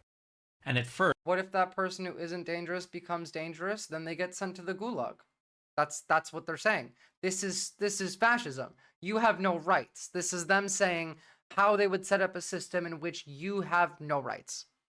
As delegate of San Francisco, what should you do with these people? I think the answer is clear: alternative energy. Since wards are liabilities, there is no business case for retaining them in present ambulatory form. Therefore, the most profitable disposition for this dubious form of capital is to convert them into biodiesel, which can help power the Munibuses. Is he talking about like turning people into glue? First, joking, or so it seems, suggests grinding them up for biodiesel. Yeah, okay, no, he wasn't joking. Let's take the poor and grind them into biodiesel. That's what he thinks about you. Swift's A Modest Proposal, and then instead suggests they could all be seated in a room hooked up to virtual reality to keep them busy for their lives. But I think the absurdity of... Yep, let's, either you get ground up into paste or you go into the VR prison forever. That's literally what he says. Are you fucking insane? Those who can become slaves will. Those who won't, well, it doesn't really matter, does it? It sounds like But a surely modest you may proposal ask, to me. Yarvin can't actually believe in slavery. By the But way, in like the VR shit is a joke. They just will grind you into paste. an essay called Why Carlyle Matters, Don't Yarvin send me to identifies Mikoshi. himself as a modern Carlylist, a disciple of 19th yes, century someone who racist believes that monarchist slavery Thomas should Carlyle. exist. And like Carlyle, describes slavery as simply a natural human relationship. And like Carlyle, he's indicated that he thinks Africans are perhaps biologically suited to slavery. Perhaps it's not surprising then. Well, if you get to choose between slave, biodiesel, or forever in the VR prison, yeah, I'd probably pick the diesel too. Yarvin's also described himself as like Hitler. Yeah, okay. So we're already here. It's really not that perhaps hard to like get to the Hitler parts. Not all humans are born the same, of course, and Carlyle, following Aristotle, takes that view that innate character and intelligence is more suited to mastery than slavery. For others, it's more suited to slavery. This is Nietzschean fucking philosophy. And others are still badly suited to either. Again, this is fucking people who don't understand Nietzsche. Again, every time. Spaniards and Englishmen in the Americas in the 1700s and earlier centuries, whose sense of political correctness was negligible, found that Africans tended to make good slaves and Indians did not. That he thinks Africans are perhaps biologically suited to Notice slavery. these guys never posit that Perhaps they would it's be not surprising biologically then suitable for that- being slaves. Yeah, no, of course not. You start to see the differences between this and the Nazis. For the Nazis, the equivalent of the antiversity was Hitler. Have you read Hitler? I have. Good for you. Frankly, Hitler reads a lot like me if I lost 25 IQ points from drinking lead soda. And also, wow, you are very narcissistic and had a nasty case of tertiary syphilis. I may have some of Hitler's talents. I will be the first to admit it. So he's saying I'm better than Hitler at being Hitler is what he's saying here. This paragraph is Curtis Yarvin saying, quote, I am better at being Hitler than Hitler. That's what he just said. It isn't a joke. Because didn't someone introduce the idea of making convicts serve their sentences in VR for literally, yes, they did, Erratic Cookie. We're in the cyberpunk future. Yarvin's also described himself as like Hitler, but smarter. The phrase the Dark Enlightenment was coined by reactionary philosopher Nick Land.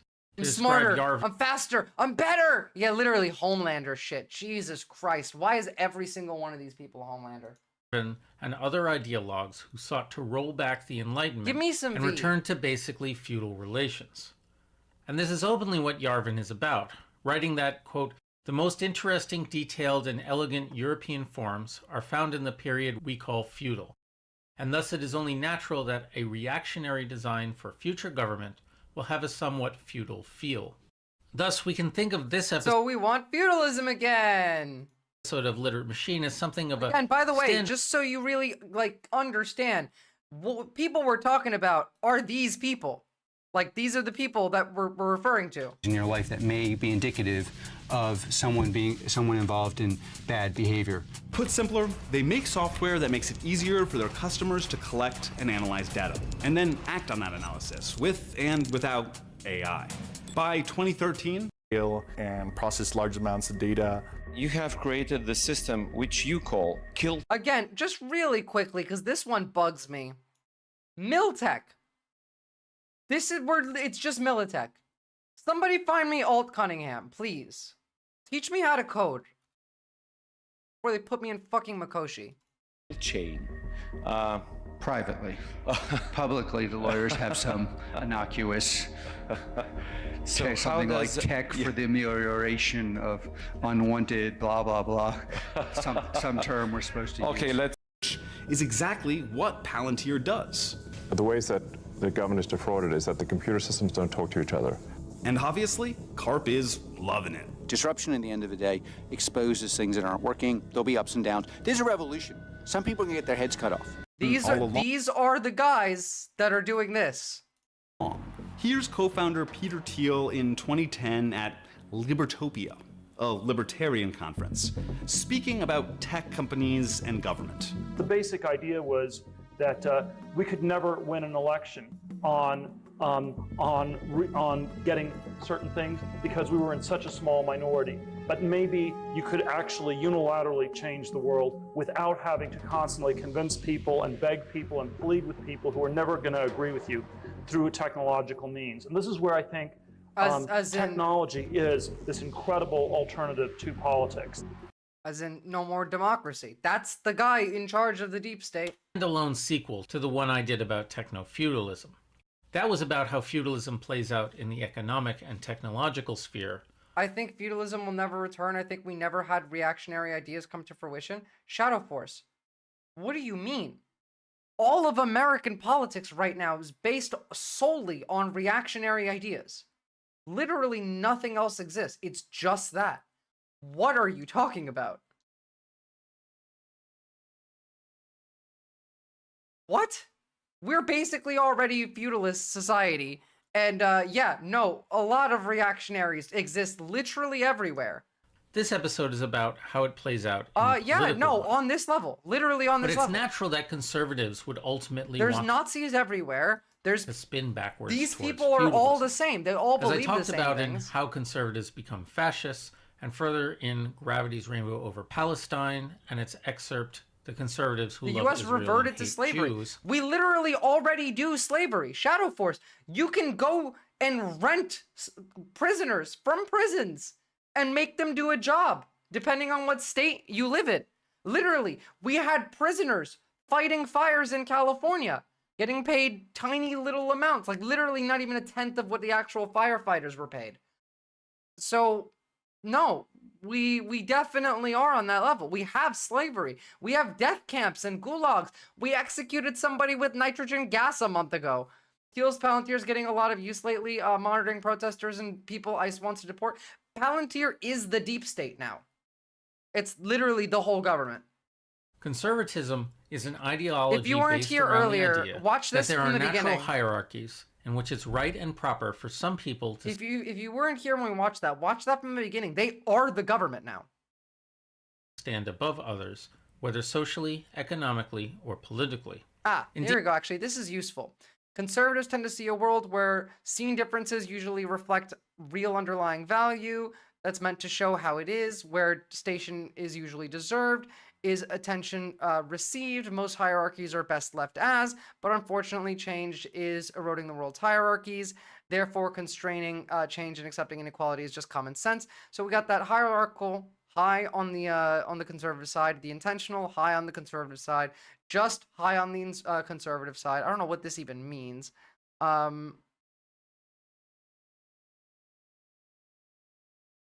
Okay. Whereas like the left is paying way more attention to like figuring out what the fuck's happening and processing to move forward, where the left is still stuck in what they believe and they won't move past it.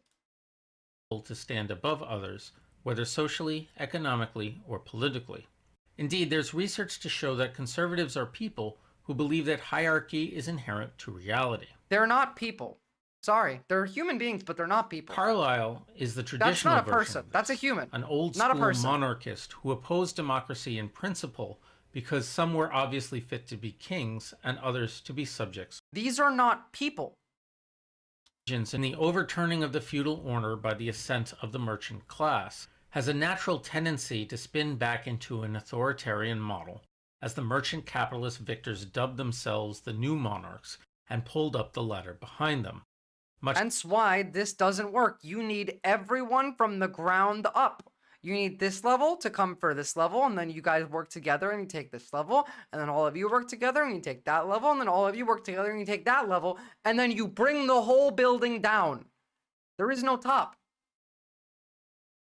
Victors dubbed themselves the new monarchs and pulled up the ladder The behind point them, of the left should much be as to Yarvin now dissolve sees as the himself left. as part of a new aristocracy, while being the descendant of impoverished Eastern European Jewish communists. This is because, just as Yarvin points out, Your ancestors capitalist would be corporations are ashamed. not democracies, they're monarchies or oligarchies of major shareholders. It is overtly simplistic. Of course it is. Every so often, disciples of Hayek, Mises, and Rothbard pop up in my comments, proclaiming in no uncertain terms that what we have today isn't capitalism at all. It's corporatism, because the corporations have co-opted the state through regulatory capture. True. Which is to say, the rich use their power to control the mechanisms meant to regulate them. And that this is also somehow both socialism and fascism, because government do stuff bad. That's not true. And the thing is, they're not wrong about the poisonous relationship between corporations and the state. It's just that their solution is to destroy the state and let corporations run rampant in some naive notion that competition will somehow always undermine monopolies in contravention of all history and common sense. Any child playing the game Monopoly learns how unregulated capitalism inevitably produces monopolies. But if you look at a system that allows individuals to amass more wealth than some nations, and use that wealth to co-opt ostensibly democratic governments. Yep. And you say the problem there... I hate that we call it 290 million. He's bought Twitter for this purpose. He spent $45 billion to buy this election. ...is the democratic government. Well, it sounds to me like you've been fed a boatload of propaganda by a bunch of capitalist ideologues who actually want the government out of their hair. True. There's perhaps no better example than Yarvin himself for the way in which this... Yeah, man, I'm totally a libertarian. I don't support freedom of movement, don't support bodily autonomy, support nationalist trade policies, fantasize about murdering my political opponents, supporting strengthening the police and prisons, as well as thinking we should unquestionably obey the police, support state-created corporate monopolies via privatization and property titles, and practically worship a fascist dictator. But I'm still a libertarian, because I justify all that through property rights. Literally. Libertarian ideology that's supposedly about freedom actually produces fascism. I fucking hate that they co-opted that word. I've described this before as being because the libertarian values property rights over human rights. True. A mindset that says taking money away from rich people to feed starving people is wrong. It's the main difference taking away some... between a modern libertarian and a classical libertarian. Whereas the classical libertarian believes in human rights. The modern libertarian puts property rights above that. And that's where they're not people. They're just not people. One's property. But capitalists know that the propertyless rabble being able to vote in free and fair elections runs the risk of them voting for people who will rob them of their wealth. This is why the patron rob of them Yarvin... of their wealth. That's what they're afraid of. They're afraid of getting robbed by us while they're robbing us. I feel like maybe we should rob them of their wealth. I think that would be a good idea. Vance, Zuckerberg, Neo-libertarians. I mean, that's just what they are now. I no longer believe that democracy is compatible with right-wing freedom. Libertarians. The rich understand that the government is the Peter Thiel did say that. Peter Thiel said, I no longer believe that democracy is compatible with freedom. And this is because he believes that the freedom to have his shit is threatened by democracy. That's what he means by freedom. The freedom to own all my stuff. The rich understand that the government is the only organization with the power to strip them of their wealth and power, which is why they've spent... This is where we're at. You guys are going to stand here with your signs while they yell at you, call you welfare queens, lazy, don't deserve shit. That's what they say about you. So much time and effort to wrest control of it. In How Will Capitalism End? I talked about how in the 20th century there rose a distinct layer of society called the professional managerial class by authors John and Barbara Ehrenreich in 1977, which essentially managed the means of production on behalf of the business owners. In other words, this is essentially the upper middle class. It's the white-collar workers and skilled professionals who filled office towers and specialist offices. While technically proletarian because they made their primary living from wages paid to them by business owners, they still commanded higher salaries than most other workers, and most importantly to our discussion here, tended to have higher educations. In the 19th and early 20th centuries, socialism this is where we got stuck. And communism were very much ideologies of the poor and working class, as one would expect of political systems that sought to redistribute power and wealth to them. However, capitalism is destroying itself right now. What we are getting now, you guys are calling it like neo-feudalism, this, that, and the other thing. We're just getting Nazism again. It's just the slow progress to Nazism. The only real difference is that we value profit above nationalism and hatred, whereas the Nazis did not do that. They had nationalism, then hatred. We got profit, nationalism, and hatred. So we're going to go a bit further if someone doesn't put a stop to this. And by somebody, I mean, please, would the entire world invade America? What's up, Astolf? In his book Capital and Ideology, 2019, economist Thomas Piketty discusses how, over the course of the late 20th century, and particularly since the dawn of the neoliberal era around 1980, the poor and uneducated tended to abandon leftism, and left-leaning parties became dominated by what he terms the Brahmin left. It is essentially the professional managerial class. This Brahmin left, in turn, being made up of the well-off and educated, were vulnerable to the logic of neoliberalism and its economic models that overturned the Keynesian order that had created the prosperity of the previous 30 years, and instead reduced everything to markets and incentives. Thus, America got Bill Clinton, I think they're going faster than Addy did. I mean, yeah. Obama, Hillary Clinton, This Joe is the Biden, Dems. and so on. It's like the neoliberals were Dems and Republicans. That was the same group of people. From Reagan on, it was the same group of people. While Britain got figures like Tony Blair, Gordon Brown, and Keir Starmer.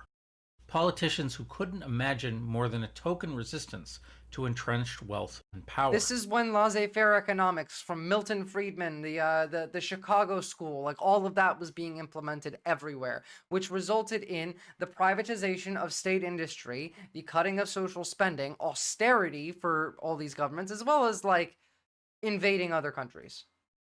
And as Piketty points out, this trend wasn't limited to one country, but happened throughout the West, both in places with serious internal ethnic conflicts and ones without, though those with internal ethnic conflicts had them inevitably used by the right to shore up their power, as the right always does. And so in the electoral sphere, the battle between the workers and the owners envisioned by Marx was essentially replaced by a battle between two sets of elites, educated technocrats on one side, and rich business and landowners the merchant on the other. right. It's little As in, the Democrats are the Brahmin left. Like they were never for you anyway. That's what this says, and this is true. This was written way fucking back in the day, but gradually gave way to a system of multiple elites in the period of 1990 to 2020. At the heart of that system were a party of highly educated, the Brahmin left, and the party of highly paid and wealthy, the merchant right, both of which alternated in power. The very end of the period witnessed an attempt to create a new electoral bloc in France, bringing those two elites together. Like, that's what we did here. So the Brahmin left has now fallen. It's all just the merchant right, and any degree of left we have is not a Democrat. AOC and Bernie, they're like, we got them on the border. Everyone else who's still a Democrat, I don't give a fuck what they have to say. Are Brahmin real? I thought it was just a Vala cow. I have no idea. It's probably a word that means something in some other language. Brahmin, let's see. It's a traditional occupation. It's like priests. They do like they're spiritual teachers, teach about social classes, like an Indian priest. But you understand what I mean? We came to this society at this point in time, and it was inevitable that we'd get here. It was built to bring us here. Well back in the past. In that case, they're referencing Brahmin Boston upper class? Probably, yeah. But the case is still the same. The Democrats definitely do have more education, and are mainly in major cities. And then we have the other elites who are wealthy and are not in major cities. Now, first of all, we could fix that if we just got rid of the electoral college. Could this be a two-party system that caused this? Well, no, there's several problems that cause this. One, the electoral college doesn't need to exist. Two, we could have ranked choice voting, which would solve the two-party system, which we have like other parties. They just really don't get many. DSA won 50 state seats last election, though, so that was pretty big. And then you can add in mandatory voting. And then you could get rid of right-wing media, and all of that would be fixed. But at the very least, like, you gotta make people able to vote. Ranked choice voting would help this as well. The thing is, we're making it harder for you to vote. Did they pass the SAVE Act yet? It's pronounced Cesar, not Cesar. Yeah. Next, you will tell me Caesar and California were real. Yep. Did they pass the SAVE Act? Let me see. Because if they pass this, this is, can science and politics help? Only on the left. The other side thinks that it's like devil worship if you do science. If you read a book, you are summoning a demon if you are in the presence of the right. Unfortunately, the only thing that I think will get us out of this is people learning to feel their emotions and to engage with them, even if they're uncomfortable, and then talking to their neighbors. Okay, cool. This hasn't passed yet, but if this were to pass, this would make it harder for women to vote all over the world. Well, no, all over the country. If this passes, like, at least a third of women in the country are going to have trouble voting. That's on one side, and rich business and landowners on the other. It's little wonder that the masses have felt abandoned and betrayed as costs have skyrocketed faster than wages and whole towns have been hollowed out by globalization promoted by both sides of the political sphere. It's no wonder that they've turned to populism and conspiracy theories that explain exactly how a shadowy elite has been keeping them down. As we saw with the Contra video, it's really easy to lie to people and have them believe things. You can do propaganda really fucking easily. One interesting thing about the battle of the elites is that it's mirrored in the corporate world as well. In How Will Capitalism End?, I talked about how the PMC are currently themselves being either impoverished or replaced by technology at one end, or sucked up into the ownership class by stock options on the other. And yet there's still a fight going. Yeah, the Desolate Mirror, you're right. We have a very strong streak of scientism and politics, and it makes the average voter feel as if they don't have power in the system and that they don't care about it, so they vote for Trump. Yeah, basically, we're too smart, and that's a problem. Genuinely, that's not it. That's not a joke. I've been given that criticism as well, as I'm too smart and the public are too dumb to have it make sense. So I hope that maybe like I can put graphics and make it make sense. If you can see it, you know? I'm hoping that will help. Going on constantly between the shareholders who own businesses and the executives and upper management who run them. I think this is a good place to stop because I do want to watch the rest of this video, but if we're going to get into like the PMC and the War of the Elites, that's better for next time. So I'm going to leave that there. But remember, like, the people that we're talking about are dangerous fucking people. Gone on after Stanford to get a PhD in not business or computer science or engineering, but neoclassical social theory. Everyone was curious when we saw that earlier. Why neoclassical social theory? Well, now that we saw the snow crash bit, do you understand why they hired him after he got a PhD in neoclassical social theory? Because they are trying to change the social aspects to mirror what would be present in neoclassical social theory. It's been the plan all along. It's how they're going. UK COVID review said lack of STEM in Downing said that they may have slowed down the COVID response. Cool. America said that it was made in a Chinese lab again. So who knows? Who cares?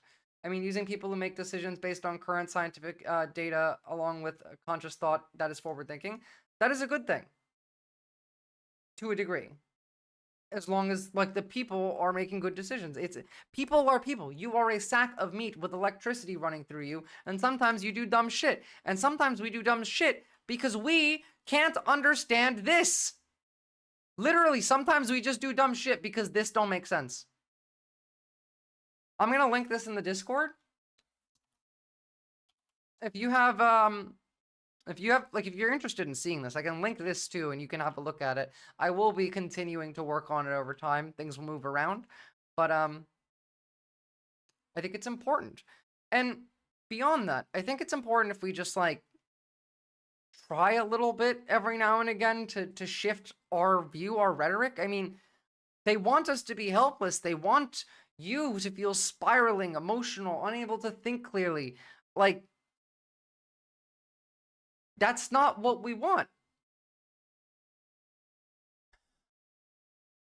You're driving the vehicle. You are in the driver's seat of your body. And you are driving it. You get to decide where it goes. What even is neoclassical? And my vid probably explains it. It didn't. Neoclassical, it means Nazis. That's what it means, Arberlin. And in the context of that, we were talking about Palantir, the CEO of the fucking Marvel death company that's making literally Project Insight. That's like, I know a lot of you weren't here, and I wasn't going to show it again, but like, holy shit, this one kind of fucks me up. They're literally just doing the Marvel plot. Look. It's one thing to criticize your former employer. Let me skip to the part. They're literally doing the Marvel plot. Remote locations. It is potentially very dangerous technology. It's very powerful. Long have you hunted me? So that's Middle Earth, but what does Palantir do in a regular Earth? And what we do is we use what legal scholars call predicate-based search. So we would look at you, and then we would go out and say, oh, there's lots of different things in your life that may be indicative of someone involved in bad behavior. Put simpler, they make software that makes it easier for their customers to collect and analyze data, and then act on that analysis with and without AI. By 2013, 10 years after their founding, Palantir's client list included the FBI, the CIA, the NSA, the Marines, the Air Force. These guys got AI satellites tracking you, looking at your facial expressions, writing them down. Like they're learning about you. And then they are predicting what you are going to do. And then they are acting based on these predictions. It's literally the plot of the second Marvel movie. I don't know Evangelion, so sorry. I don't watch anime. I don't really watch much at all. Hey, look, here's something nice and cute to break that doom spiral loop. Nice little cute tiger. This is the most like husband thing I've ever seen. Aww. They'll come for all the people who Googled Karl Marx, for example. Probably, yeah. Probably. I want you guys to be safe, but I want you guys to know that, like, especially as time goes on, that's gonna get harder and harder and harder and harder and harder. I'm thinking about writing out, like, a digital hygiene guide of, like, how you can engage online without, I don't know, all of your shit getting out publicly. I'll see if I can put something like that together. By the way, Viz, I talked to my Air Force buddy that was about that satellite AI thing. He told me he was also used that tech to find potential missing people on the ocean. It figures out the time that they left, the ocean currents, all that crazy stuff to find people in boats lost at sea if they don't have anything to ping off of. So I guess that was another example of potential good uses of AI. Well, yeah, there's potential good uses. I never said that there wasn't. I said in its current model, it will only do more harm than good. Think about everything that you just said. Now, instead of looking for people lost at sea, think about looking for children in Gaza and replace it with that and see how that feels. Real quick. So, on Wednesday for you guys, stream time, I will be doing a panel on the downfall of the United States. It'll be with Wick, and I don't know who else, but as far as I know, no MAGAs. I have declared that I refuse to engage in a debate if there's MAGAs there, or really a panel, not a debate. But aside from that, I should see you tomorrow. I might not be able to. I'm gonna go try and get my CT done tomorrow, and it'll depend on like the timing. But we shall see. I'll keep you updated.